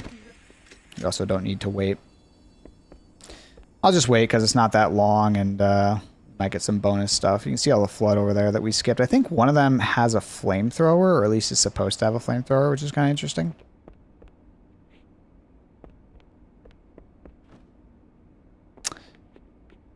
What difficulty is this? This is on normal, yeah.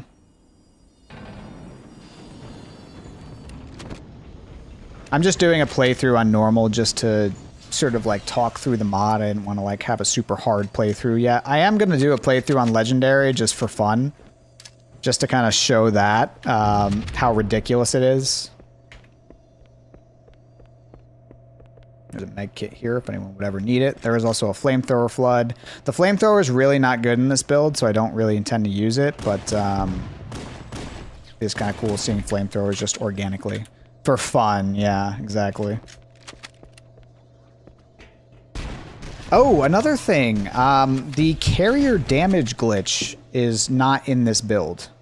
Or rather, not in this mod, I should say. So the carrier damage glitch is an MCC bug with metals, where if you kill a carrier, if you're specifically the one to initiate a carrier dying and exploding, it takes on your damage scaling. So on legendary, it does less damage. On easy, it does more damage. I did patch that for this mod, so carriers do the correct amount of damage no matter what.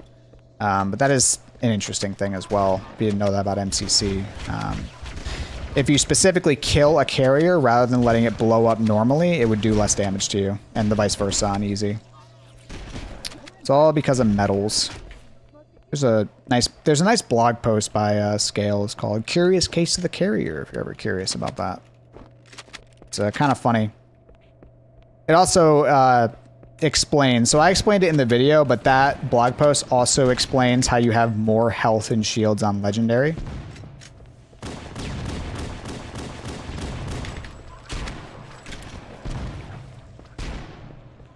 Which is, again, an interesting tidbit. If you're not a speedrunner, you don't really know these things. That's not really something you'd notice as a casual, unless like you kind of looked for it, or like it kind of happened and you like knew the game down to that level of detail.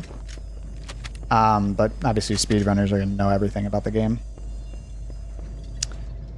So yeah, the elevators were not always down by default, which makes all the enemy spawns over here make a lot more sense.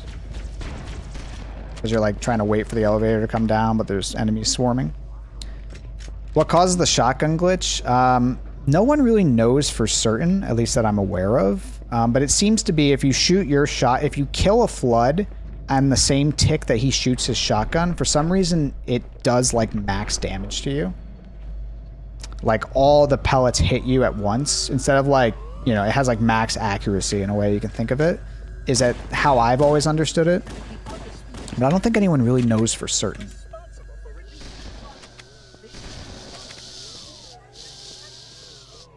I think it happens with the AR too, yeah. Something interesting about this is specifically on the 3rd and 4th floor of library. These are destructible. Specifically only on the 3rd and 4th floor. The 1st and 2nd, these are not destructible. So, kind of weird.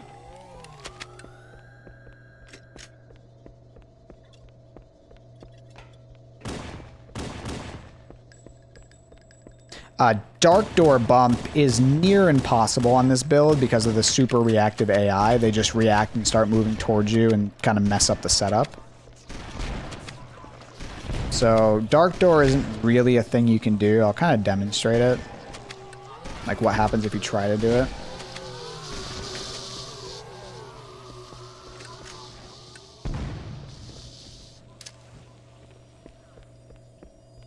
Also, some unfinished geo right there.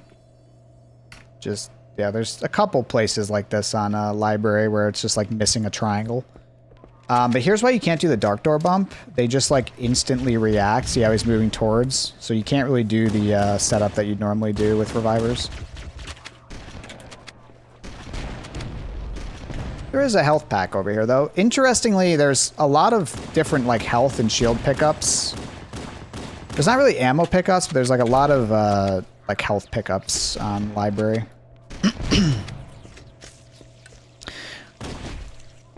Which, funnily enough, despite this level needing to have like a full redesign, because the original design of library that was like a big spiral staircase wasn't really it just wasn't feasible to do on a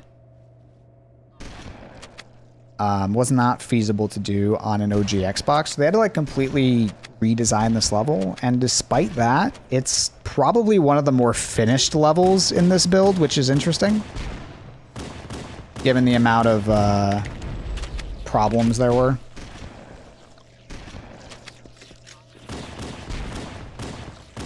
Crap. I think if you leave all these popcorn alive, you don't get extra spawns, because these count towards like the quota to spawn in more enemies. The door is also open, but that's beside the point. I'm gonna try to kill these guys for a checkpoint. Oh no, that script is still running. I gotta go.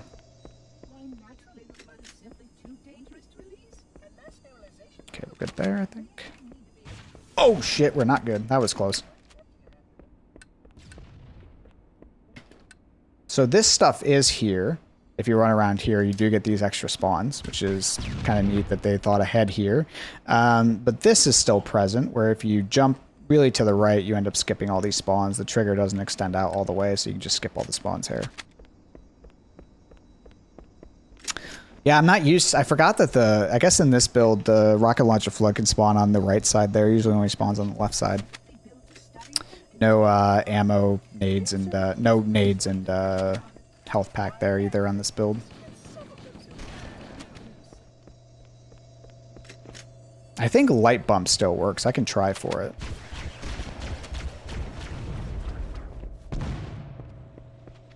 No, not I think. I've done light bump. Yeah, light bump works. So I'll give it a try here. Nice little flamethrower. So I'll go for it here. Just gonna throw a plasma. Throw another one.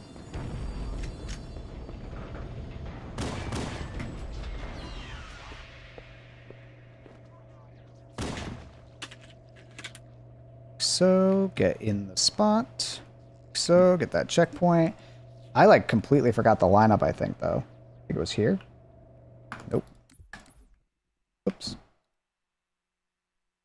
Maybe it was like here. I completely forgot the lineup in old graphics. Oh, that was kind of a bump, so that might be the spot.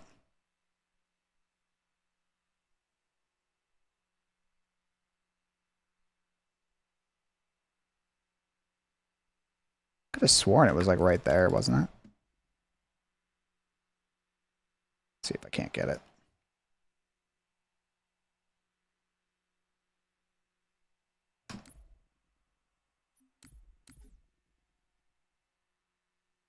I think I remember like you could use that up there too. Oh yeah, that's a bump right there. So maybe that's the spot, kind of like up here. Just sort of play around with it until I get it. Oop, that's kind of doing something. I don't think this is the right spot at all, by the way. It's right there. I completely forgot the lineup for this. Like, I know it in new graphics, I just don't really do old graphics light bump a lot, so it's like kind of throwing me for a loop here. Could have sworn it was like right here.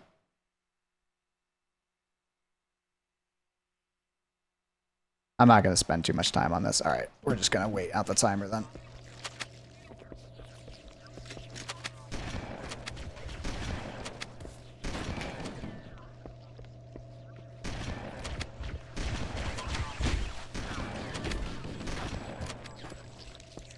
If you do kind of back up here and just wait, it's a little bit harder with this super responsive AI, but you can just hide back here as they don't see you. Which looks like they haven't, so you can just hide and wait out the timer.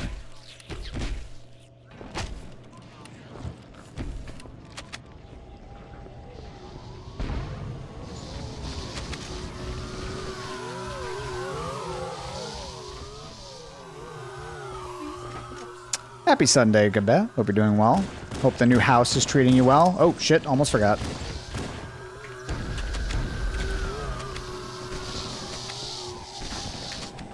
Get extra DLC spawns there if you don't do a light bump. But yeah, you're just delaying a checkpoint with those plasma throws.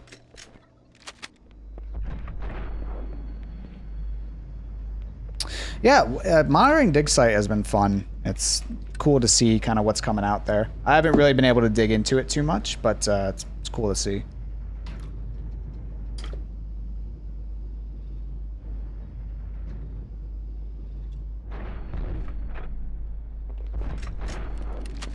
Yeah, the Halo 4 stuff's going to be cool.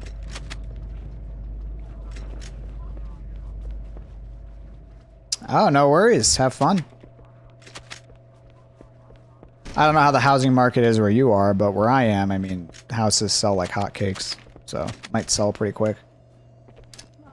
You don't need to go through the tunnel. You can just do a nade jump through here, which is a lot nicer. I can try for a flood bump. I did get a checkpoint, so why not? I'll give it a try. So I did get a human flood. We'll see if he is a reviver.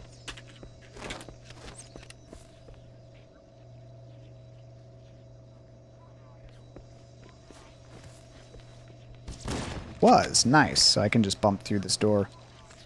So these still work in this build, which is pretty cool.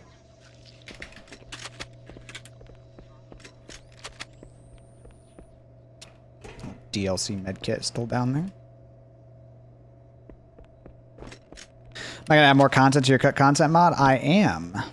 In fact, one of the reasons I wanted to port this was to get stuff from here to put in that. So, yes, fully am planning to.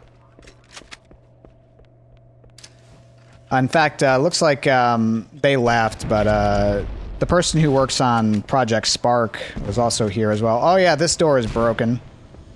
I think that originally they were going to have some kind of like weird thing happen here with some final sequence. So this is kind of like an in-between period when that door was not broken, but they wanted it to like be like it was. It's like the in-between period when they kind of brought in the other stuff. So, well, we're just going to end here. So yeah, the person from Project Spark was in here, Red Centurion, so I think they're going to help me a bit with it too, or at least that seemed like the plan, but we'll see. I'm not obviously going to pressure or anything, so looks like there might even be more stuff, or I guess more people to look at different stuff, which will be cool. So yes, absolutely, I'm planning to. So this is TB. There's no intro cutscene. This is where a lot of the game just sort of stops having cutscenes. So I don't think there's a single cutscene past this point. It just, like, that's it. I think after 343, I think the reveal, or the final thing on reveal cutscene was the last thing. Yeah, I'm hoping so too. It's been really fun to dig into it. It's kind of my first foray into games modding, so a lot of this stuff was sort of like, especially this mod was like kind of new, if that makes sense. new to the mod tools type deal. So it's a really good way to learn them, honestly. So I'm excited to go back to the cut content stuff because I feel like I have so much more knowledge and experience and can actually script a lot of the things that I couldn't before, which will be really cool. So anyway, what's fun about this level, you start with an AR and a shotgun, yet they have you fight sentinels here still. And these weapons are not very well suited for sentinels, obviously. So it's a little funny. On Legendary, there are 8 sentinels. On Heroic, there's 6. And they still only give you an assault rifle and a shotgun. So there is a trick you can do on Legendary to skip these spawns temporarily. You do need to get these spawns to progress the mission. But you can skip the trigger, go run forward, get the Banshee, and then sort of just rush through this whole section, kind of skipping it all. That's probably the only way you're going to do this section on Legendary without cheating, is skipping that trigger, because otherwise it's just impossible. But you don't even have plasma grenades. You have no plasma weapons to deal with those sentinels. It honestly blew my mind when I first saw it. I'm like, what were they thinking?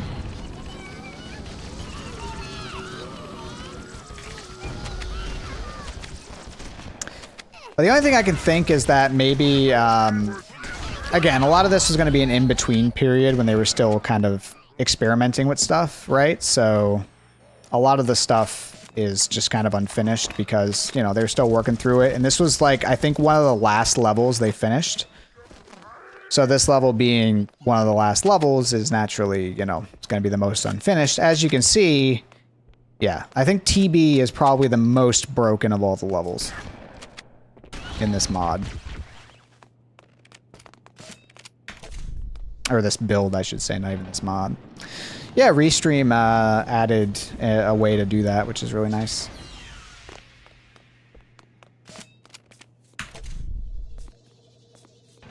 So yeah, these are all offset, which is pretty funny. There's going to be no dialogue on this mission either. Again, this mission, I think, as far as development goes, this was the last mission they finished in Halo CE, so that's just, in this build, it's naturally going to be the most unfinished.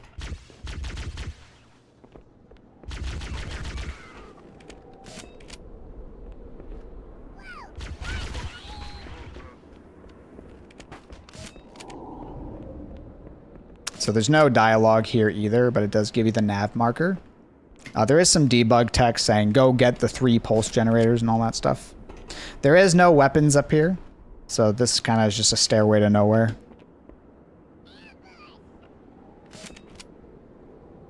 Ambush!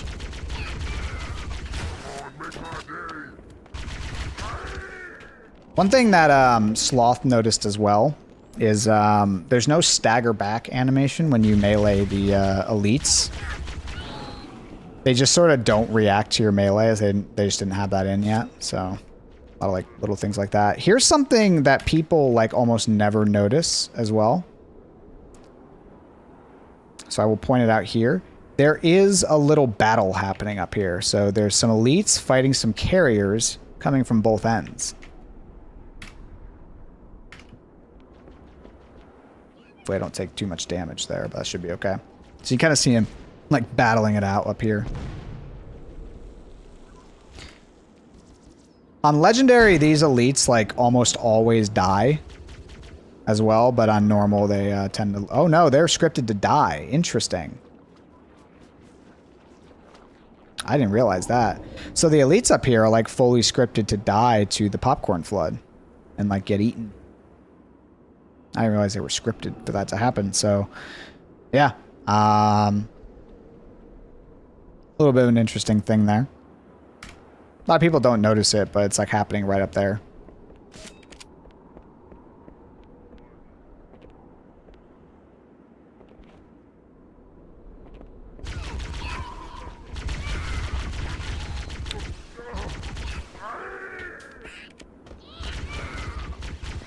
No, it is not in retail. In retail, Flood do not show up anywhere in TB until until you get a little bit further in the mission. I believe, like, lore-wise, they were going for the Covenant were sitting here trying to defend the control room from the Flood.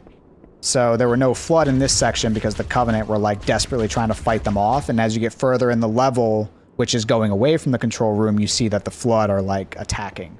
So it's supposed to be like an all-out war where the Covenant are trying to prevent the Flood from getting to the control room.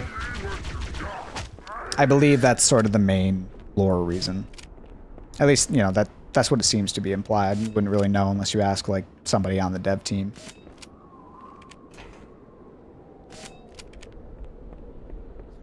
Oh, thank you for stopping by. Like I said, the VOD will be up on YouTube sometime this week. I'm just going to take this and throw it up over on YouTube, so, yeah.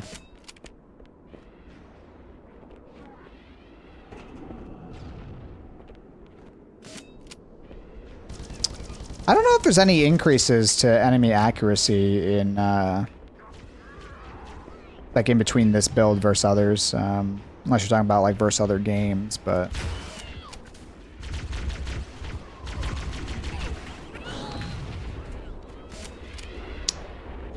Alright, so this one's gonna be interesting.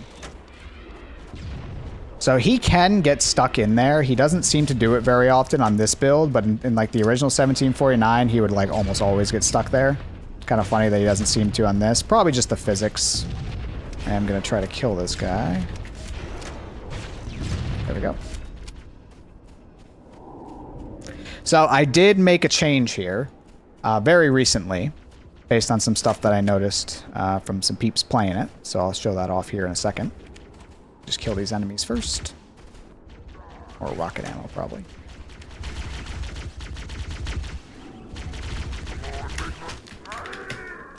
So,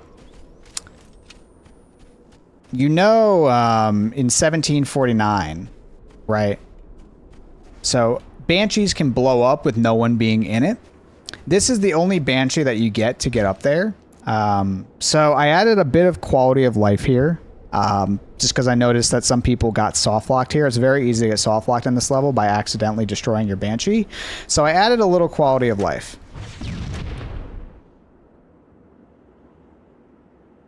You're welcome.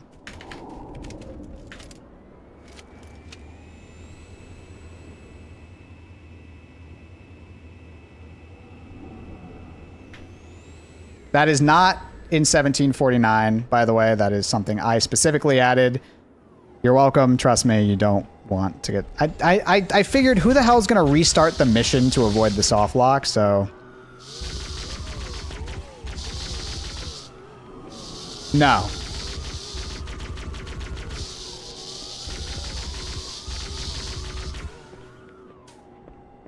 So yeah, this will just respawn.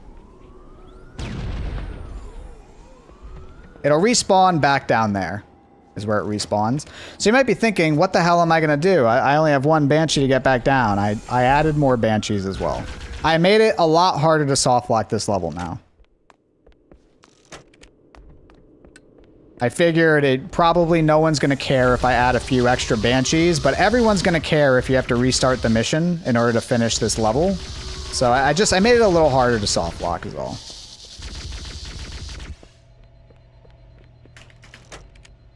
Yeah, that's a Gold Hawk, yeah. That's good.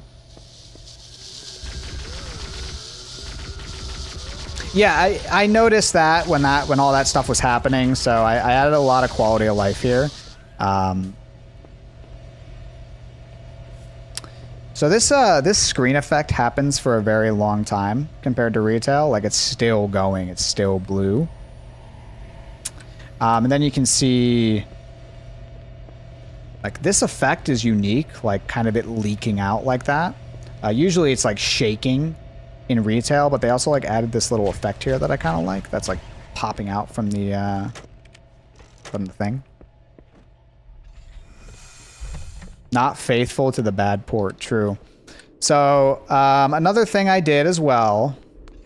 I added a Banshee here, so you don't get soft locked. This is mine. I added this here, and yes, if you accidentally blow it up, it will respawn. There it is. You're welcome.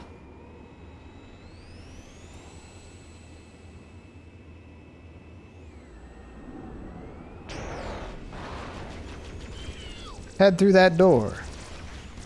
Get the hell out of Dodge here.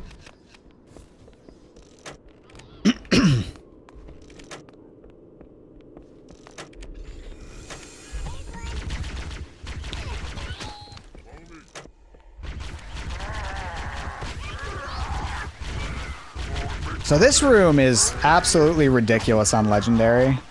Just because of the reduced health, you can't, like, get out as easily. You can, like, jump up here and then jump right here to, like, kind of get around everything, but it's a lot harder on Ledge. On Ledge, you, like, need to conserve your rockets as much as you can. You basically need to use that infinite rocket glitch that I showed way back. Otherwise, you're not completing this mission. Like, you're just not.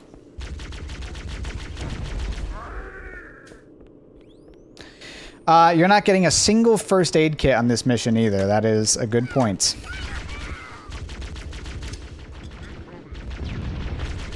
You also don't get any other rockets either. There's like just so much. Oh yeah, that's just empty. Great.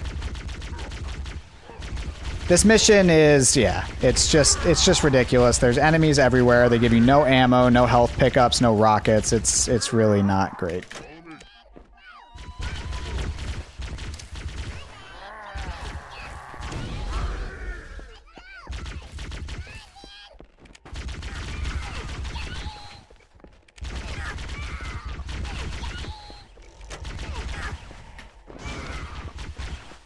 So here's where the lighting is going to be fixed, finally. One rocket and a dream. Zoom. There it is.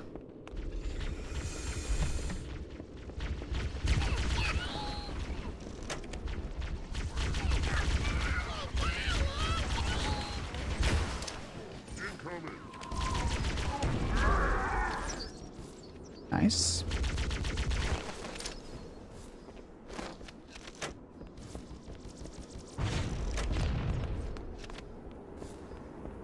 Probably be better that way. Having no rockets is going to kind of suck. Well, there will be a rocket launcher up here at least, which will be good.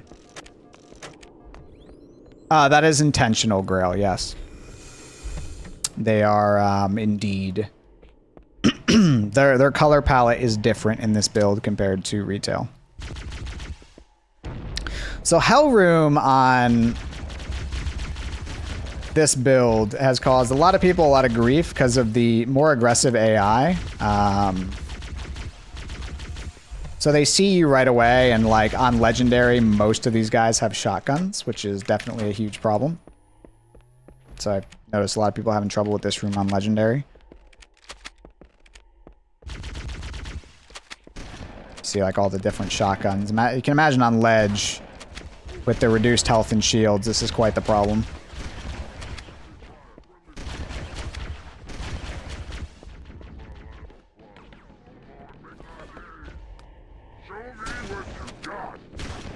I am a little bit worried because up there is going to be a rocket flood.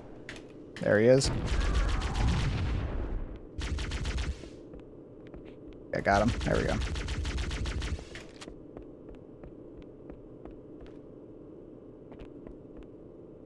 Yeah, this mission will take you a little bit longer than an hour, unfortunately.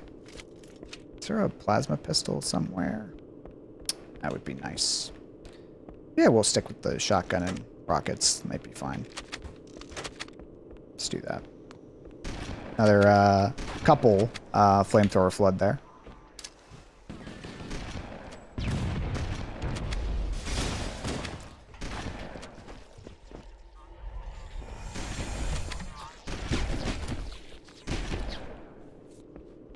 Far enough, should get a checkpoint here. Nice. The infamous second bridge. I'm just gonna run and hope I don't die.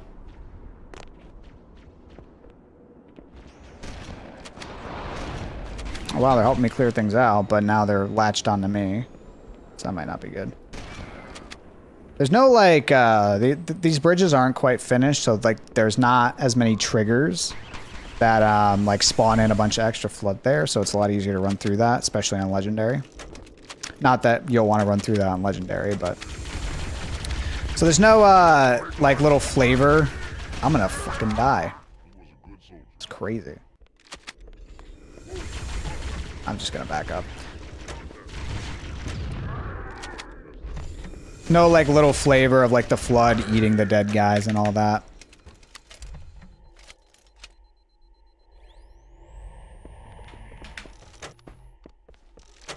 Little infinite ammo glitch there.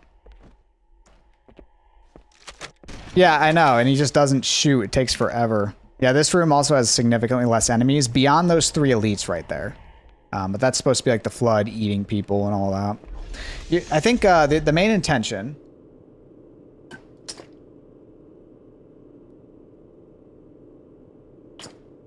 I think like the main intention as they like work through this level was as you progress through the level... Oh yeah, this. You have to activate this in order to... Yeah. I believe the main intention was as you progress further in the level, it becomes more flood. Like more flood-like. Like as like everything's descending into chaos. Because like you moved from where the Covenant were entrenched through where they're not as entrenched, excuse me. Which is a unique level design. I really like it.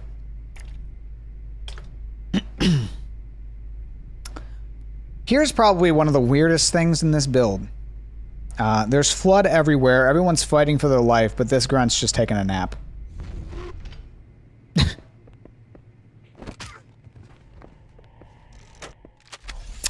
It's not easier. Not on ledge, at least. Yeah, an EP grunt. I know what you're getting at, but that specific room has so many shotgun flood that like having them all just like instantly latching on you is not easier at all. It's a huge problem. Because you have 40% less health and shields in this build on legendary, so like every shotgun shot you take just deletes you. It's like actually ridiculous. So yeah. So this room as well is supposed to just only have flood human forms in it. I think the intention was this is where we left Fireteam Zulu after assault on the control room. Like this is where we left them in that big area. If you like play through it casually in the normal retail. And I believe those human flood are like supposed to represent this is Fireteam Zulu. At least that's my running theory. But in this build, it's just all Covenant.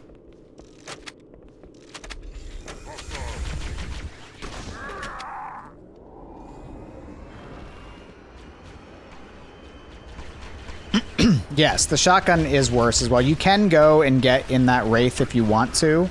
It's kind of ass, so you'll likely die if you want to do that, but go for it. Did I accidentally skip a trigger? Hope not. I think I did. I did. Interesting. Was it back here?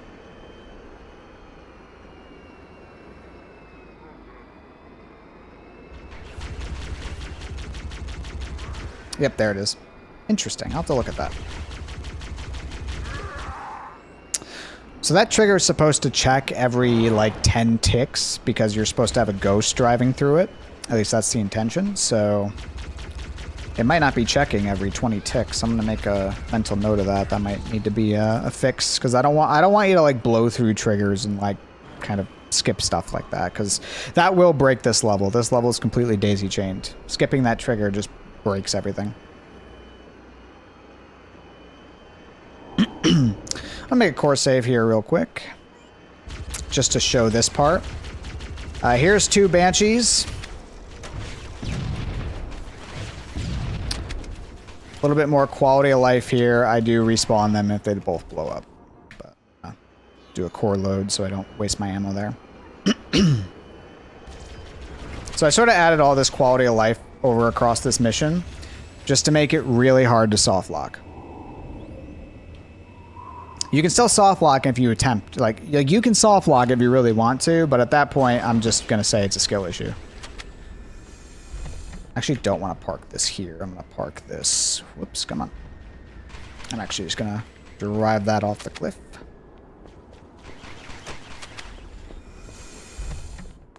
So I believe this is the unused generator room. So I did add something else here. I did add another pop-up. This generator room is unused in 1749. Go to the one on the other side of the canyon. So this whole area is just an unused generator room. You can go in it, you can explore, but it's completely unused. So I added that little that little pop-up to let you know that.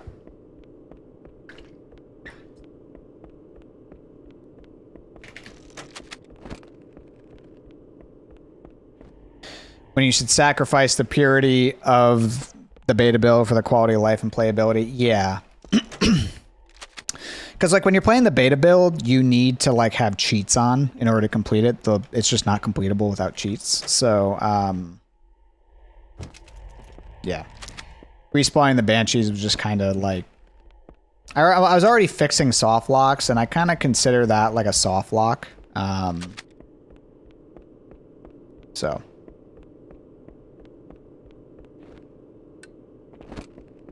So I did like add extra Banshees and add a little monitor script. So it essentially just continuously checks if the Banshee's dead. It just waits until the Banshee's dead. And when it's dead, it goes, okay, does the HUD flash up and respawns it.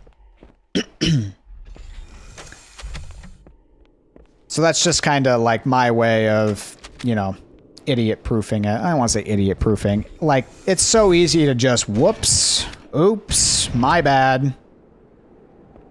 And then you get a checkpoint, and then you're soft locked. So I figured, you know, it really doesn't cost anything. I don't think it sacrifices the purity of the build either to add a couple extra Banshees and stuff like that. Raw seg proofing it, yeah. So another thing that is kind of interesting, these like little cones of light are unique to this build as well, like these ones. I believe they're very different. They're more circular in retail. So these are kind of 1749 unique. Holy shit.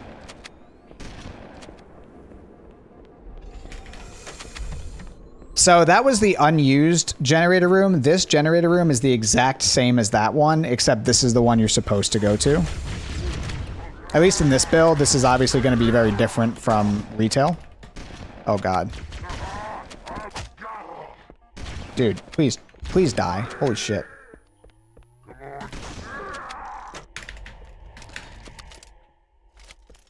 So, this reactor room is the one that's actually used. You know that because there's enemies that spawn here, but I figured unless you read the mod description, which what I have learned from this experience is absolutely no one reads the mod description at all. There were so many people that just went in without reading the mod description. So I was like, okay, I'm going to add some pop-up text that says, this is not the way, go the other way. And I feel like that'll work a lot better than like, yeah.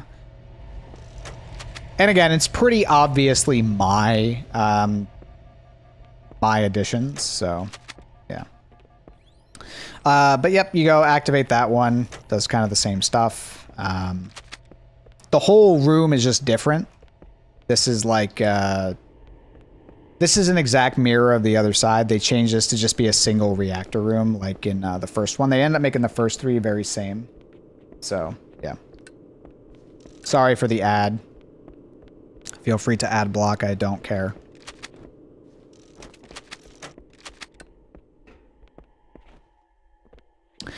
But I do always like, I like this one. Yeah, I think everyone likes the, like the dark area. I feel like this would be a really good spot for like a flood ambush or something. So, the 4th gen, the, you know, secret 4th gen in retail, you can actually get in, not this one, but the one on the other side if you like teleport using a Banshee or just, you know, teleport using HCM.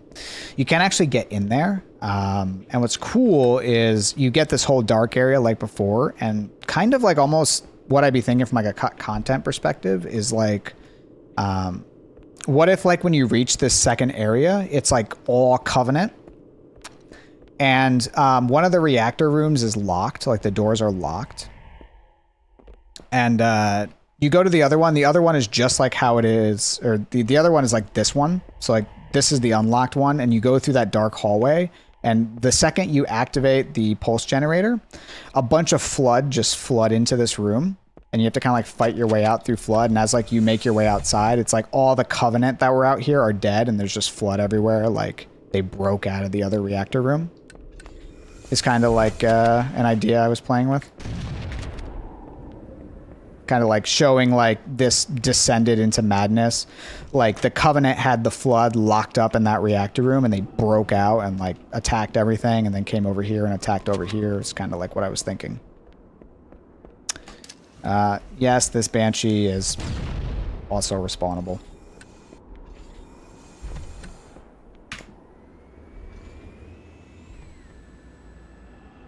So, just a bunch of like cool stuff like that.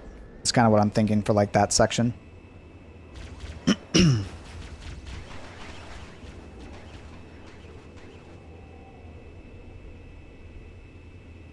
So this entire last like third of the mission is completely unfinished. Like not even close to being done. To the point where there's no button here, there's no door. They just like put some lights here that are just floating in midair. That you can see back there. Try not to blow up. One other thing that a lot of people noticed about the Banshee, there's no health bar. Those just weren't invented yet. So you actually have no idea. The only way that you know how weakened your Banshee is by like it starts smoking and on fire, which is kind of funny. But I got out. Yeah, there's no button or door or anything. This entire last third of the mission is just completely unfinished.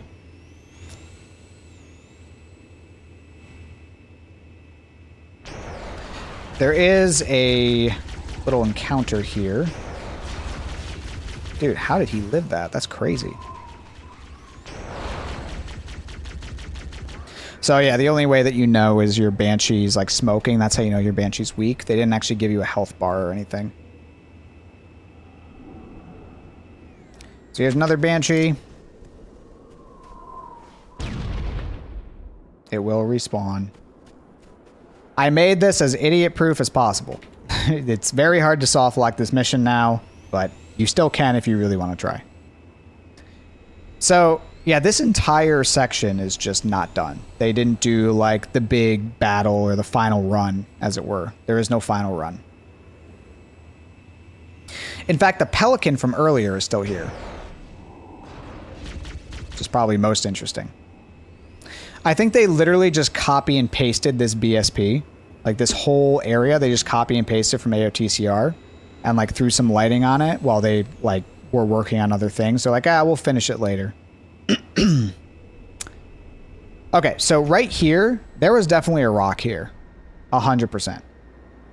And same with over there. There was definitely a big old rock there that they removed at some point. That's why you have a big shadow.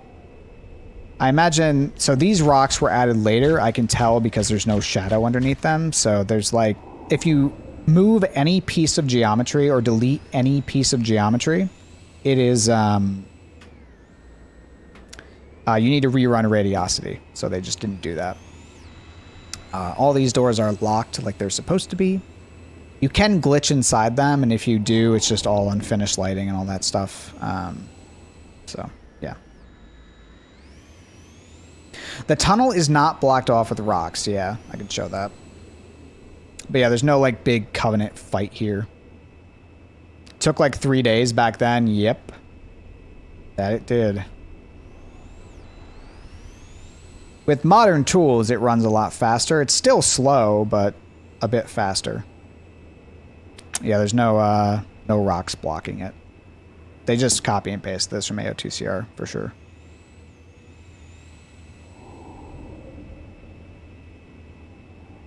Hey, Honkbird. I'm glad. Sorry if my voice is starting to give out a little bit. I'm trying to hold it together.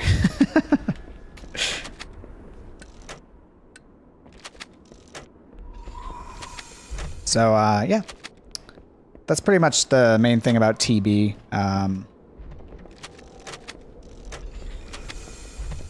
So this whole... I love this generator room. I agree, Helpless. This generator room is so cool. It's like so much more unique. I think when Sloth was doing his first playthrough, he was like, I'm done. I'm finally done with the mission. Oh my god, he opens the door to just 2 special elites, spec ops elites, I should say, that just dome him. And all I hear him say is, "Oh, what the fuck is this?" It's a whole bonus room.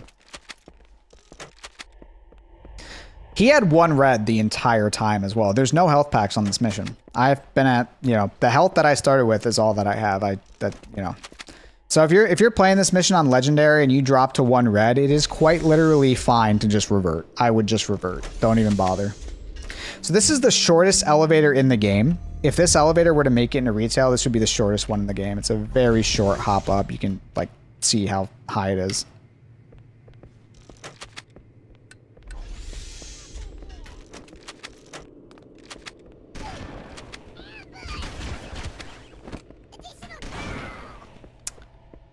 And that should do her.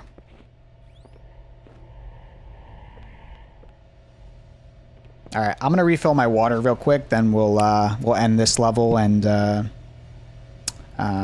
move on to keys. So give me 1 second. It's not leaking yet. Gotta blow it up first.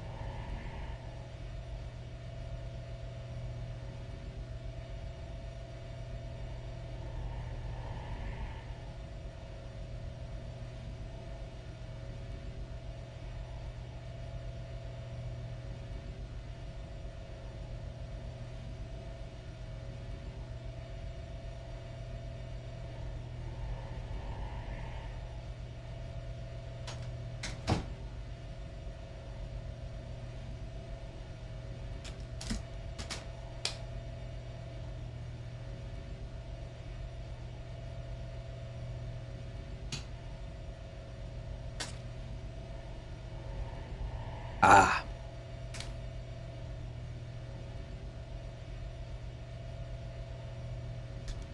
Figured a little bit of food wouldn't hurt either.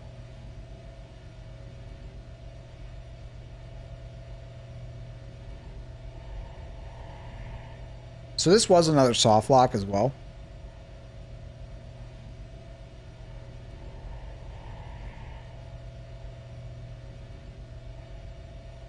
Which will make you laugh.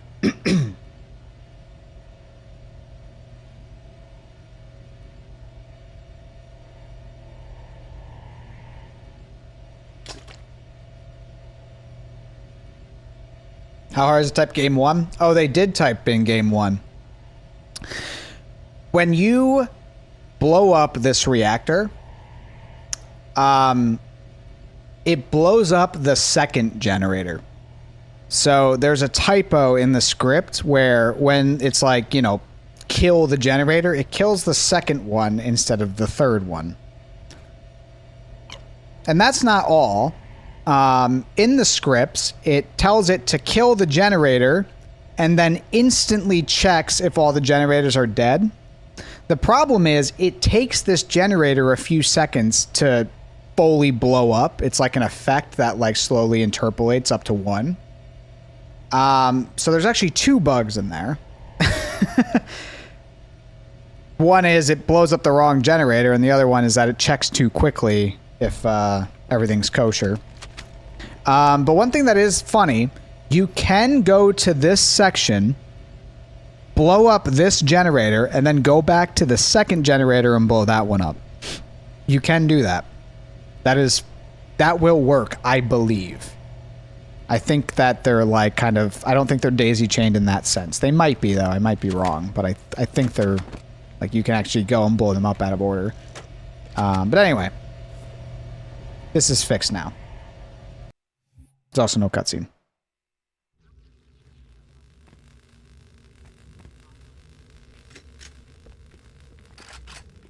So you just kind of teleport here. It gives a little placeholder.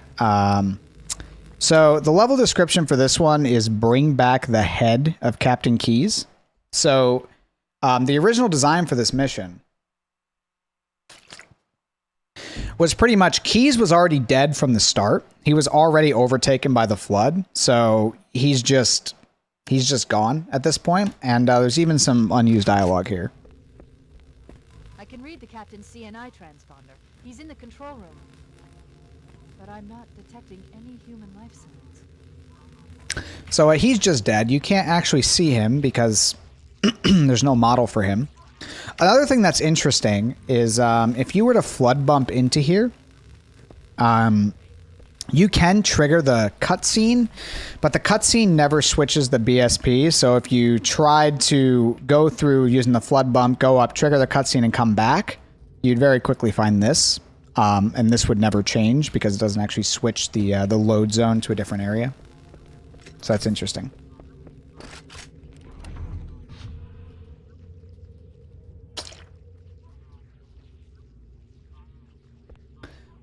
Admitted they had no idea. I mean, that makes sense. It's like, hey, you know, we might damage your shields if we do it more than once. It's an adequate explanation, but, you know, if you think about it a little bit more, it's like a little bit of like a Deus Ex Machina. Oh, Jesus Christ. They're going crazy. Ow, ow, ow, ow. Ah! Oh, God. I think we're okay. So that's still there. There's so many I can't track them all. There's yeah. This whole like last stand part does exist in this mission as well. I think there's one unused dialogue line here as well, which is kind of cool. I think I just played. There's so many I can't track them all. Warning, threat level increasing. Oh, that's interesting.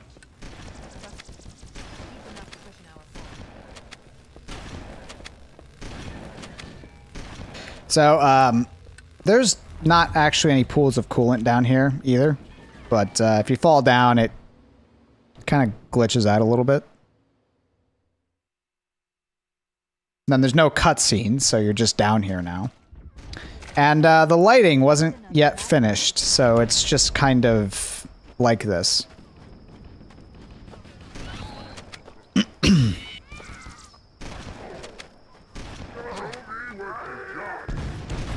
Shit, I thought I was gonna die there.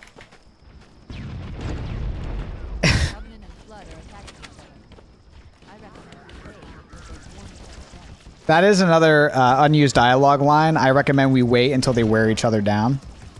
That's all unique as well. There's a lot of cut dialogue. I don't think they needed to cut that line. I'm not sure why they did. Maybe it's like the cadence of Cortana. Those guys still despawn, by the way. No sniper or med kit there. So dealing with these hunters is a little problematic, but should be fine. Oh my fucking god. I think I'm just dead. Oh, we should be okay. We're good. It was a worse flashbang before I fixed it. Yeah. God damn it.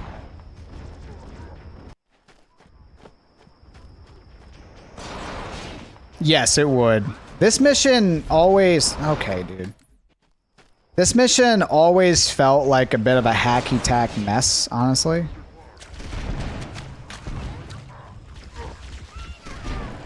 I think, like, if there was a mission that felt the most unfinished in the retail game, it was this one.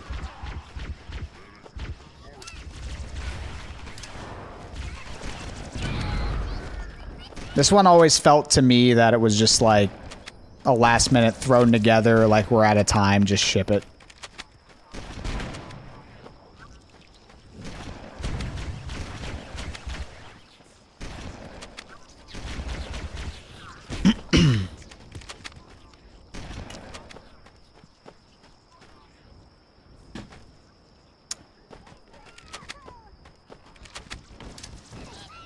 Here, I thought CEA was bright. Yeah. I have heard some people say they prefer this, though, because, like, it was so fucking dark. Like, this area is so dark in retail. Like, it's ridiculous. So I've heard some people say they actually prefer this a little bit. Power source detected. There's the gravity lift. It's still operational. Here's something that always throws people for a loop when they first see it. There is a an unused little encounter here. You'll see some banshees doing a flyby. Hopefully we'll see it soon. Where is it? Gotta kill these guys. There it is. You can see some banshees coming through doing a drive-by. There's no one in them, but in fact, I'll prove it to you. No one in them, but they just kind of do a little flyby. Another cool, unique 1749 thing. There's another OS up here too.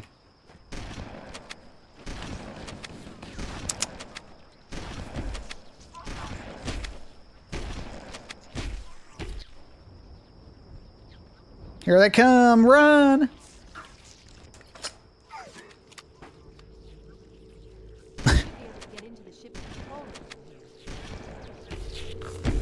Wait a moment. We went through the doors on the right the last time we were here. This is a different route. The Covenant BattleNet is a mess. I can't access the ship's schematics. My records indicate that a shuttle bay should be here.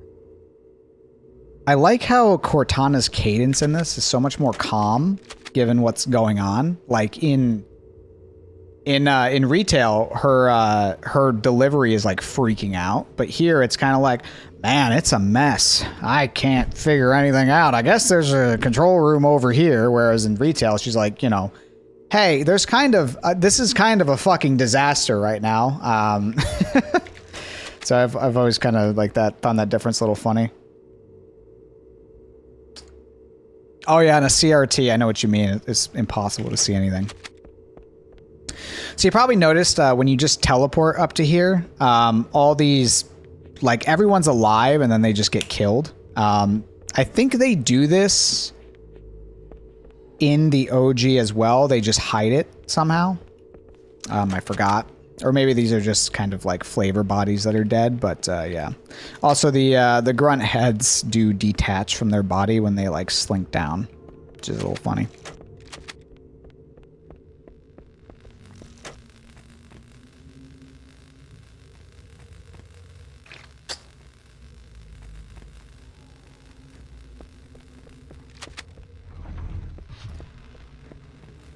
It's not supposed to be TNR, that is correct. This is supposed to be a different ship. It's just reusing a lot of TNR assets. A long fade from the white in retail, yeah. So I think that they had that happen the same way. They just... Look,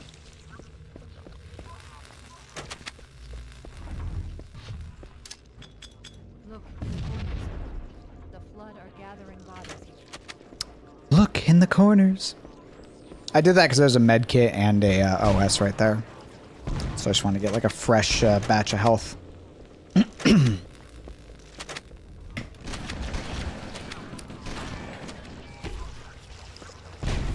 Oh god, dude, I never understood why they just threw a bunch of carriers down here, man. You just get no bearings. Ugh. I'm sorry, this is my least favorite. Even as a kid, this was always my least favorite mission. I've always just never liked this mission. Again, it's always felt like the most just ship it. Yes, I did apply the meme fix.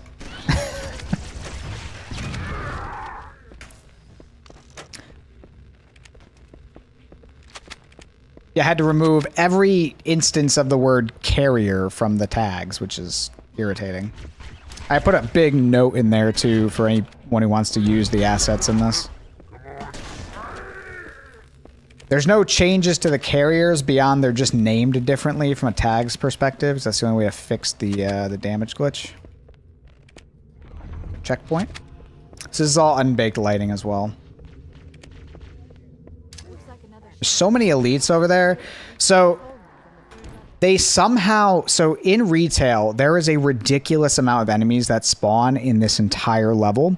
In this build, it's somehow even worse. Like, there's even more enemies that spawn constantly. It's ridiculous. Like, I do not understand how the final version of this level was like, yeah, totally. So this little section here also exists. This hunter is just dead by default, and like there's kind of like a little fight happening here. This is also exists in this build. Yeah, this door in particular is a very big problem.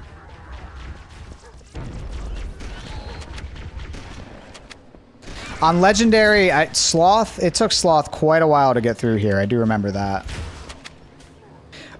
Those enemies right there won't clean up either. They will be there on the return trip when you're trying to get down to the not the Pelican, excuse me, the Banshees. So it's just, it's a bit of a problem.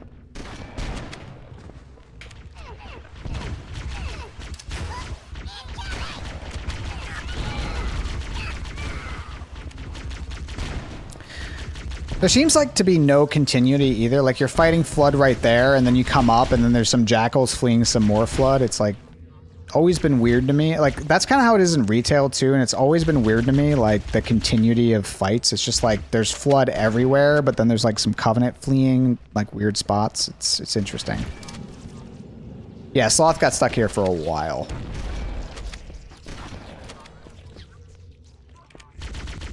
I thought there was a shotgun here. Must have been wrong. Or it like phased through the map or something.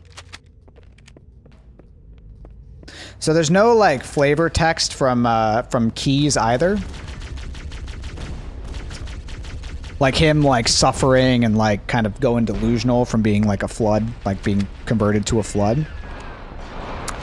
None of that flavor text actually exists here, like that flavor dialogue exists, because remember, Keys is technically dead at this time, so it's like you just don't get any of that, but there is like still the full dialogue on this level.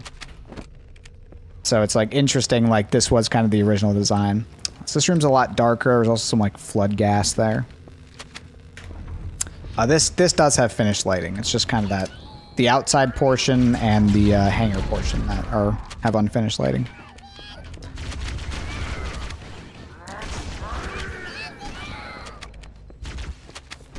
Oh shit. I'm dead. I'm not dead. Shit. That was close.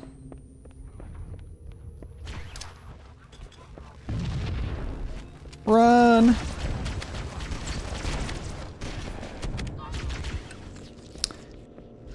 There was a med kit here. It definitely got launched somewhere from my frag. I just don't know where. So, static objects like the med kits do get launched when you shoot an explosive at them. So, there it is. You can see it all the way over there. So this med kit actually got launched from all the way over there from my frag. Spawns like right there, and the nade just blew it all around the room. In retail, they made those static objects not have any physics, so that's why like frag grenades that were already there don't just chain react, because they just don't have physics. Was a bit of an interesting thing from this build. And I did have to do all that manually. I had to manually turn on all the physics for every single static object in the game. I did it with a script. I didn't actually go through and manually check boxes, but yeah, I did need to kind of break that. Here's something interesting as well. There's like a little thing that's jutting out. There is no cutscene or keys model. This is why you can't do the flood bump, because this doesn't switch to BSP, so you'll never be able to do that. So we have gotten the head of Captain Keys. There's no flood that spawn over here in this build either. So you can just, I'm gonna die.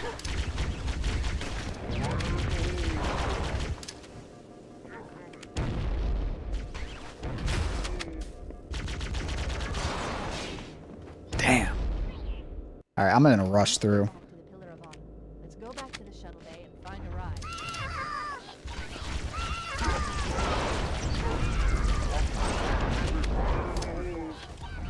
The problem is the AI is so much more alert, so you can't just like rush through like you do in the retail version. Big pain in the ass. Whoops. Gotta be careful here. Yeah, it looks like a door. There's a lot of like on TNR too. I don't think I mentioned this. On TNR, there's a whole, there's like more to the brig section. They were gonna have more than just the 2 brigs they have in there. It's just it's like everywhere. Like I think there's like 2 or 3 more in addition to what was supposed to be there. They're just all blocked off. But there's some like remnants that remain. There's like some doors and whatnot that are still there in this build, which is kind of interesting. So they were going to have more brigs that you'd have to explore to find Captain Keys. I'm going to try to get the fuck out of here. There we go. So here's the problem. Yeah, there's like all these enemies we left alive are still here, I think. Okay, looks like we're good. I thought they would still be here, but apparently not. Here comes our way out of here. Takes a lot longer for the Banshees to come in. Oh, God. Yeah, this one gets stuck in the wall.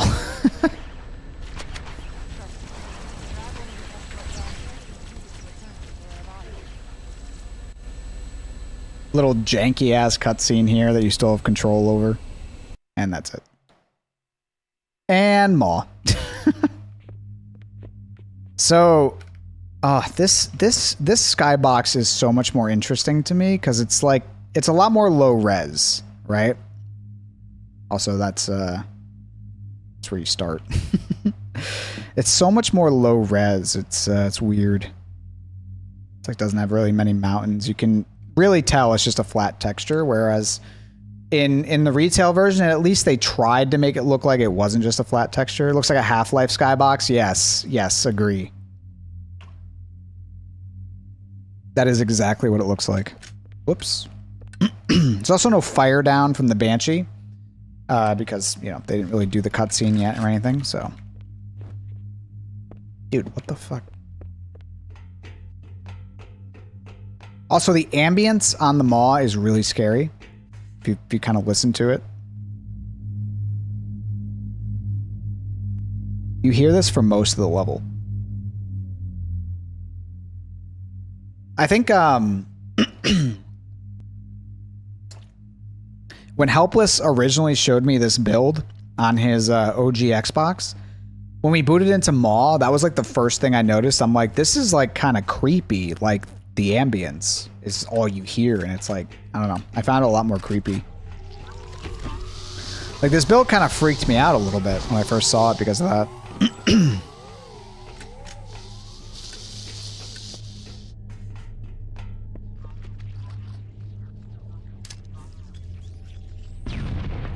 Maw is a very creepy level.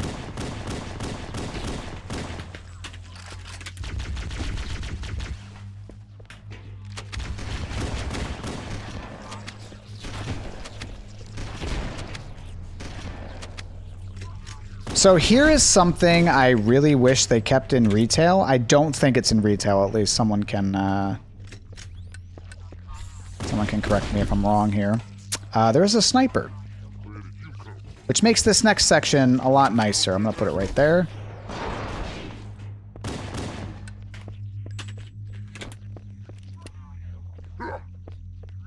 There is a flamethrower here as well, but flamethrower is kind of ass.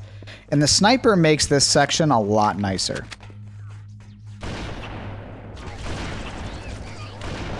Because, like, this section always felt very, like, horrible to me in retail. Because, especially on Legendary, because, like, it's a big open area, and they just don't give you the weapons to deal with this. Because they spawn in a bunch of enemies coming out of there. So having something like a sniper actually gives you something that you can sort of use for this room, which is something I always really like about this build, having the sniper. That's really all we need it for. Don't really need it for anything else in our pistol.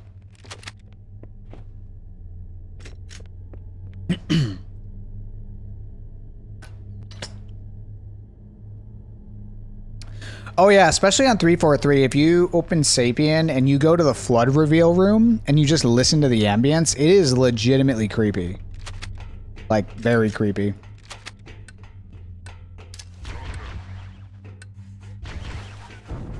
Oh, I missed him. Interesting. Oh my god, he's got the freaking angs, dude.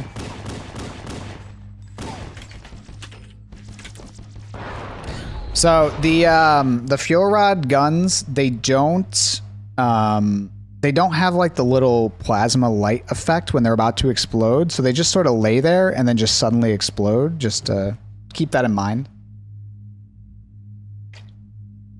Yeah, the sniper turning into a needler, I don't think seems to happen. Like, it doesn't seem to happen on this build. I got it to reproduce once, but I haven't really been able to do it again. It does kind of happen sometimes. It's a little weird. So here's another placeholder cutscene. This is supposed to be the bridge cutscene, and oh no, the monitor. But then, you know, it just spawns in these guys, and that's it. So, yeah. Oh shit. Well, game crashed. That's okay. Hang on.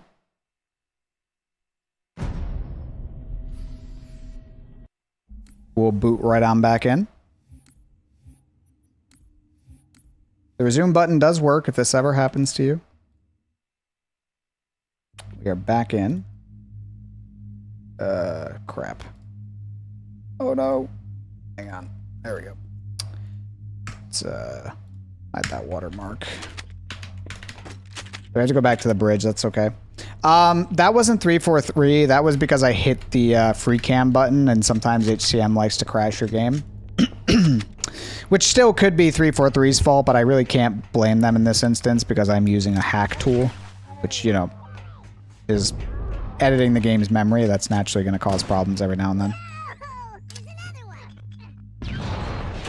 Oh shit.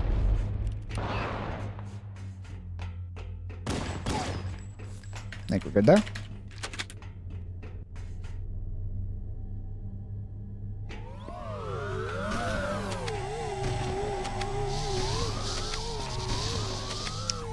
I'm going to make a custom checkpoint here just in case. There we go.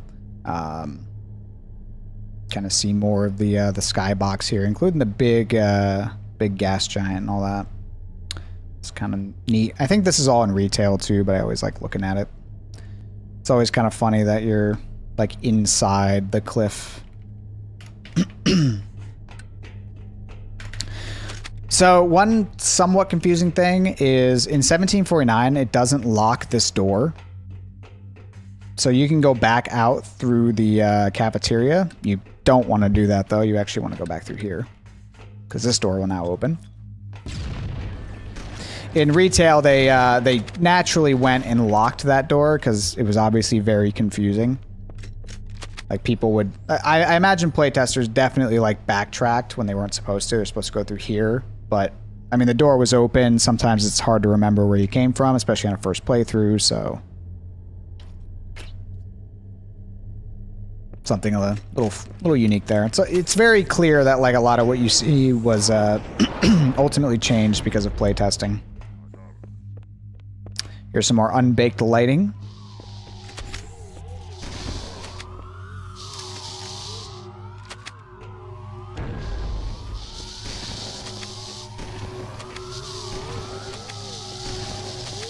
God, these sentinel sounds are so derpy. They also don't explode when they die. They just sort of like whoosh, and that's it. Like, they don't damage you or anything.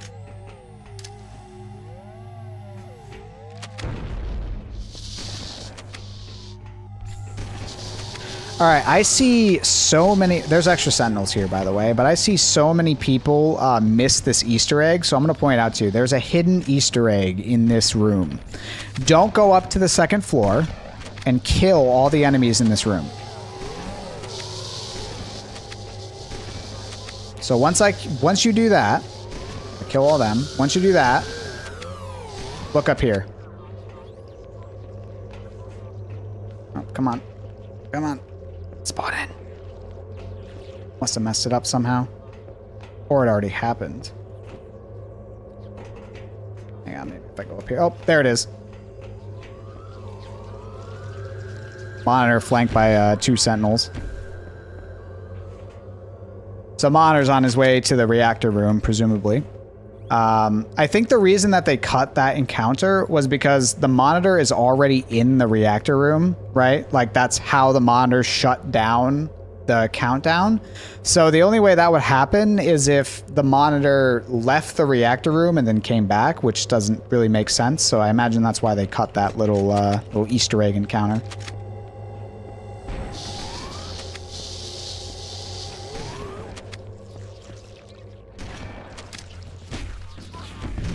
Also, the ambience over here is creepy.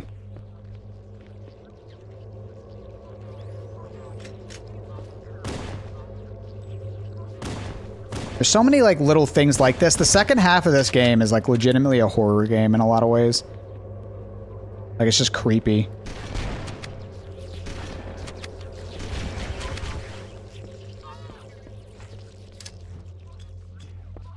These guys do infinitely spawn until you come through. I believe there's no OS, which there's not. And this room has that creepy ambience again.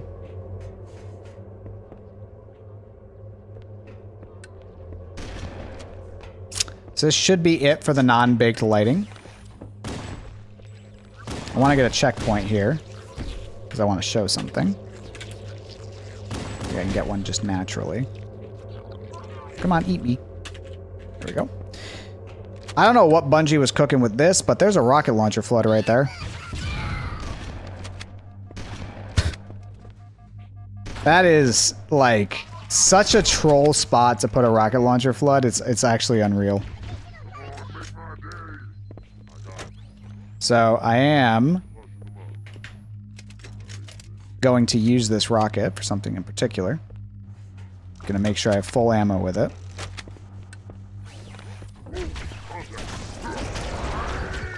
Oh god.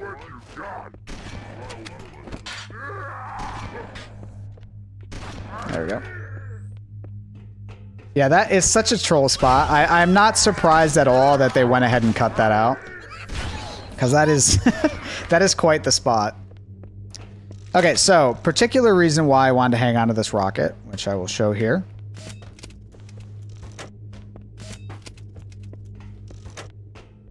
So, I'll leave that there.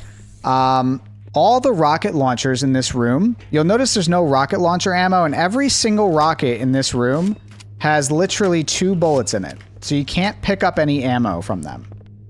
So literally what Bungie wanted you to do was shoot your 2 rockets at the reactors and then come back here to get another rocket launcher. That's what they wanted you to do. That was their intention. Which is hilarious. I'm just going to use this. They actually expected you to go back after this, which is...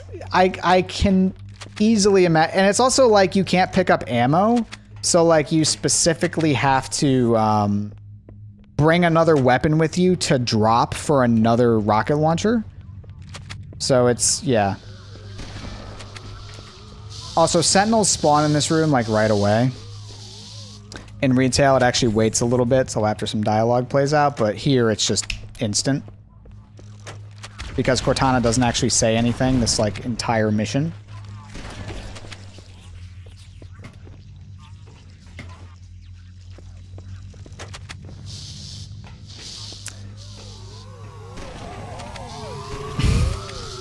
There is another really big troll here as well, which I think, you know, y'all were watching Sloth play this. These reactors, they just flap shut like that, and then they open extremely slow. It's still opening. Still opening. Still opening.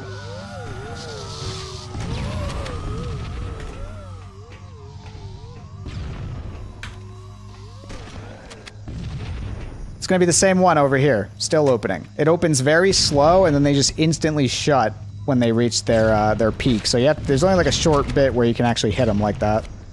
It's actually a little funny. No, you can't. You can't pick up ammo from the other rockets because there's no spare ammo. They each only have 2 shots loaded and nothing else, so you can't pick up ammo or anything.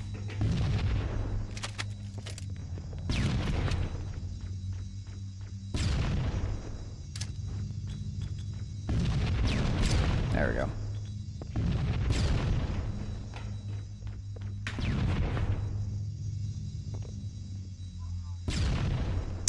See if I can do that to this one too. I think that was good. Another one just in case. There we go.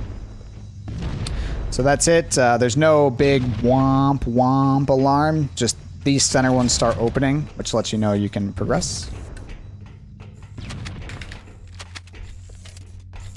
Saving these rockets for this part. I'm going to make a checkpoint here because there's something a little funny. Bye. So this trigger in particular, this whole thing right here, it doesn't actually wait until until like it fully comes down, so it'll just go away like that.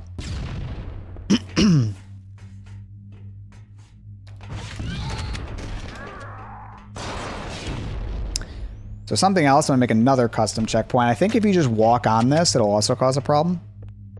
Nope, okay, so that was fixed. So if you walk on that elevator too fast, it'll just start going up without you.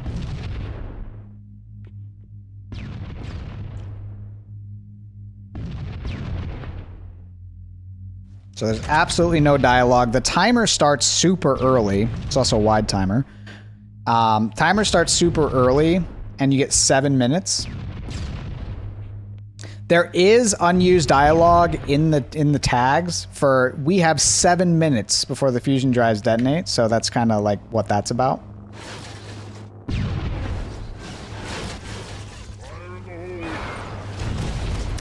These flood can cause you to flip, so be careful. There is a ghost here if you'd rather go in style. The timer is also green, yes.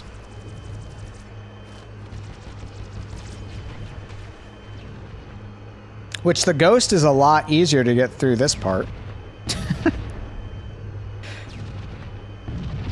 The lighting is fully unbaked, but the second half will have baked lighting. The ghost feels slow. It is, I think it is slower. But I'm not 100% sure on that.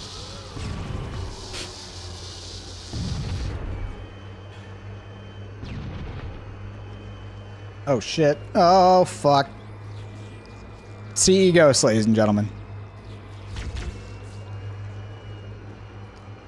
I agree, like maybe on Legendary they add like ghosts or something. That'd be kind of cool.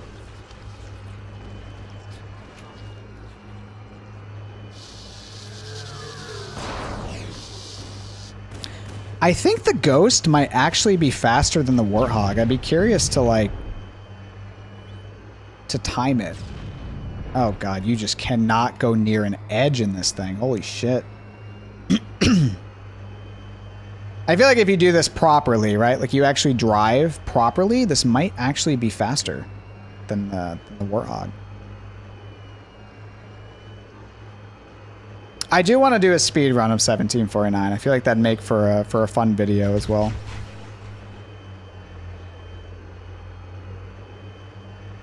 $360 swag with the ghost. I can probably make that happen. Also, I did mention this in the video. Oh, I didn't mention this, but there is a floor here. It just doesn't render. This is where the lighting should be complete. Is there a hog back there? There is. I'm gonna throw a checkpoint here just in case. This is where Foehammer's supposed to die, but there's no no cutscene or anything.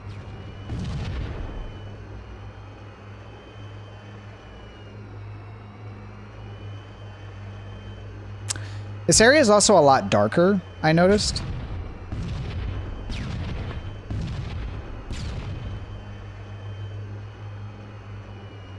Bowhammer does live in 1749. Except there is debug scripts. Like, there's debug text that says, Foehammer dies here. It just doesn't print because this isn't a debug build. This isn't a debug build of the CE engine, I should say. You'd see it in Sapien. No Thirsty Grunt, unfortunately.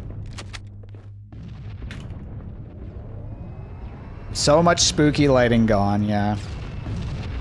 I do like how, like, much more dynamic the lighting in this feels. So it's a little upsetting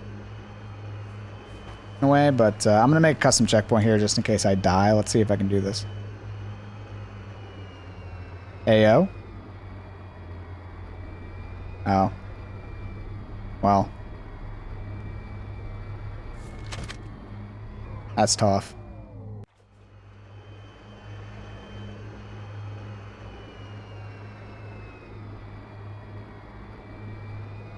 We'll just do that instead. I think you can fall down there and soft lock, which is why they removed the ghost, by the way. Because it took me a while to die. Oh my god, let me in. This fucking cursed vehicle.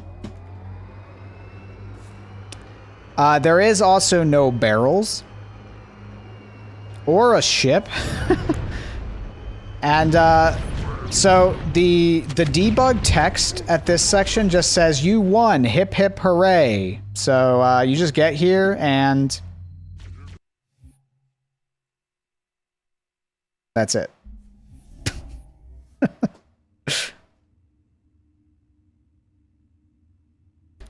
Fun fact, when I first ported this build over, so that takes away the timer and instantly ends the level. If you instantly end the level right there, MCC actually crashes. So I had to have a little wait. I waited like 3 seconds after making the timer go away before calling game 1. So yeah, very anticlimactic end, but that's 1749. Just, it literally is. Oh, I'm gonna get the exact text. Hold on. Hold on. Let me get the exact text here.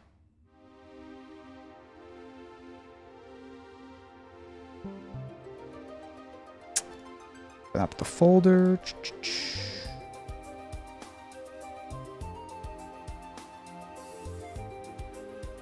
Too bad they never finished the game. Yeah, this is a beta build from an unused Xbox game called Halo. It was never actually finished, and it was canceled. So, honestly, if that happened, we probably wouldn't be talking about the Xbox. Like, no joke. Like, the Xbox would not be a thing. Like, this game kind of made the Xbox a thing. You win, and there was much rejoicing, is exactly what it says. And then it ends the timer, and then I added a sleep for 3 seconds, and then game 1, and that's it.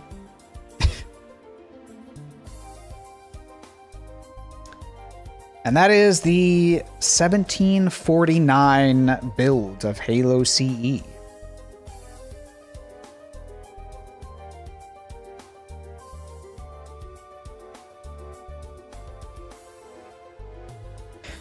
So I did notice a question earlier. Does this build have any changes to the cut gravity rifle? And the answer is no.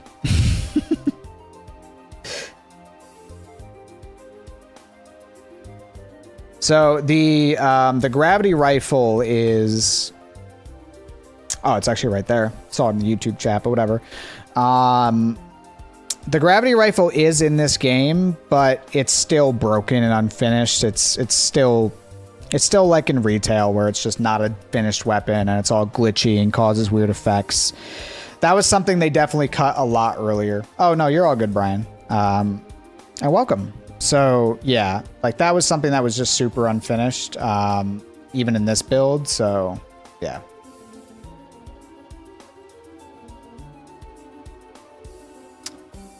So is the restream bot not a mod? It's not. Let me fix that. Why?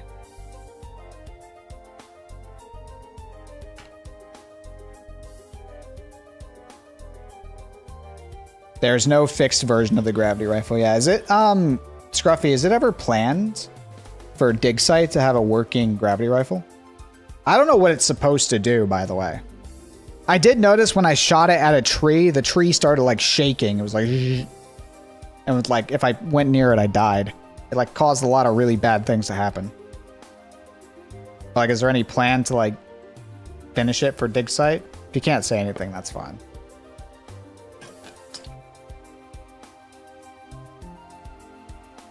Sustain.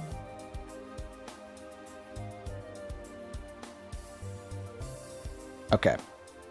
Yes, so RestreamBot is a moderator, it looks like. That's good on YouTube, I think.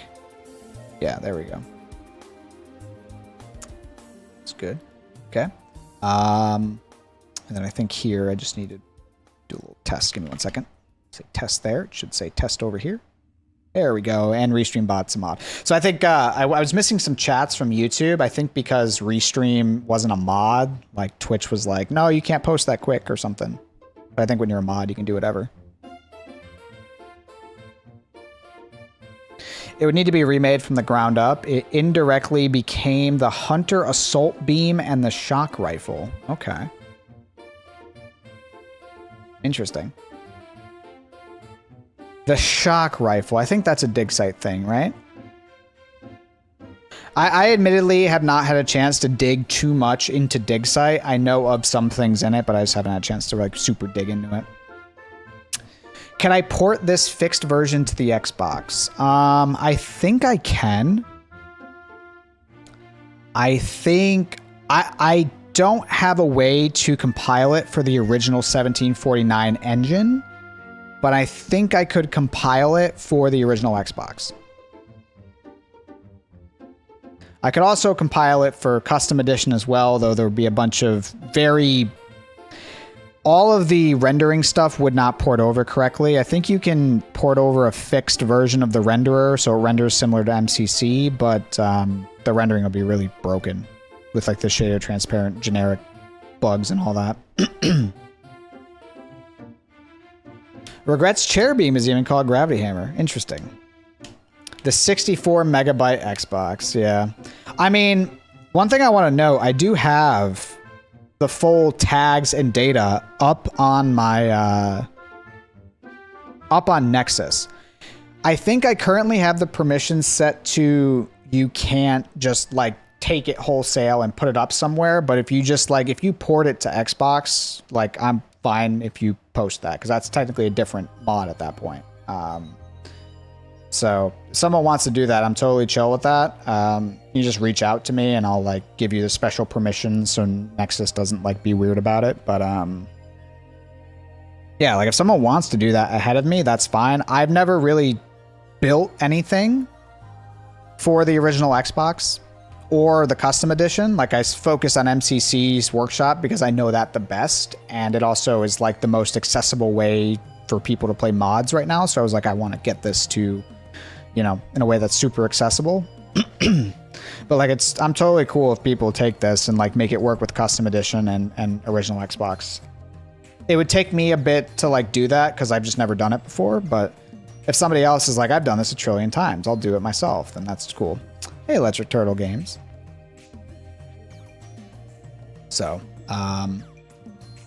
yeah, I'd be like totally fine with that. Switch over to this one. So yeah, that's going to be it for me though. I think my voice is slowly started to fall apart this stream because of all the talking, but that's okay. I think I held it together.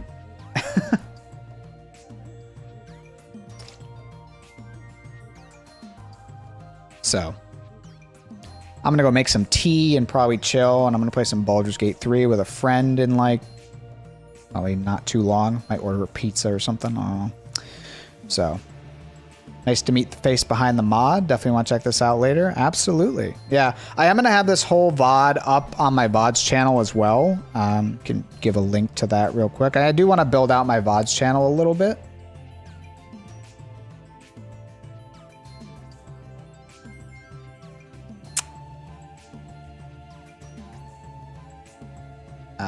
So let me give a link to that.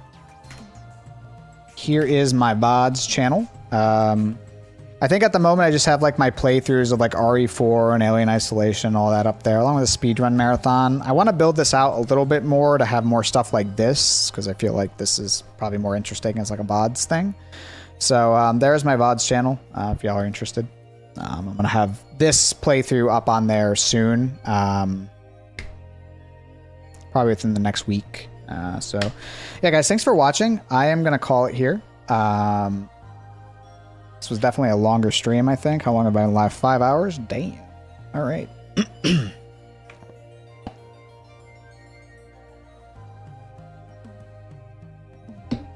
So, I will catch y'all later. Goose, hello. Thank y'all for watching. I got to watch this in full. Thanks for answering some questions. Sorry for some that repeated. Oh, totally chill. It is quite literally... When you start streaming, you need to be prepared to be asked the same question 6 times in a row, 6 streams in a row. So I'm not surprised that I had to answer some repeat questions. It's literally not a problem at all. So yeah, thank y'all for watching. I'm gonna find someone to raid. See who we got.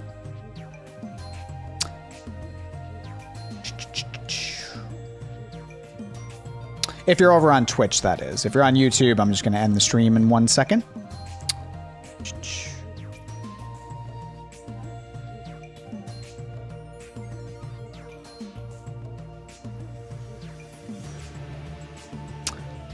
Looks like we have...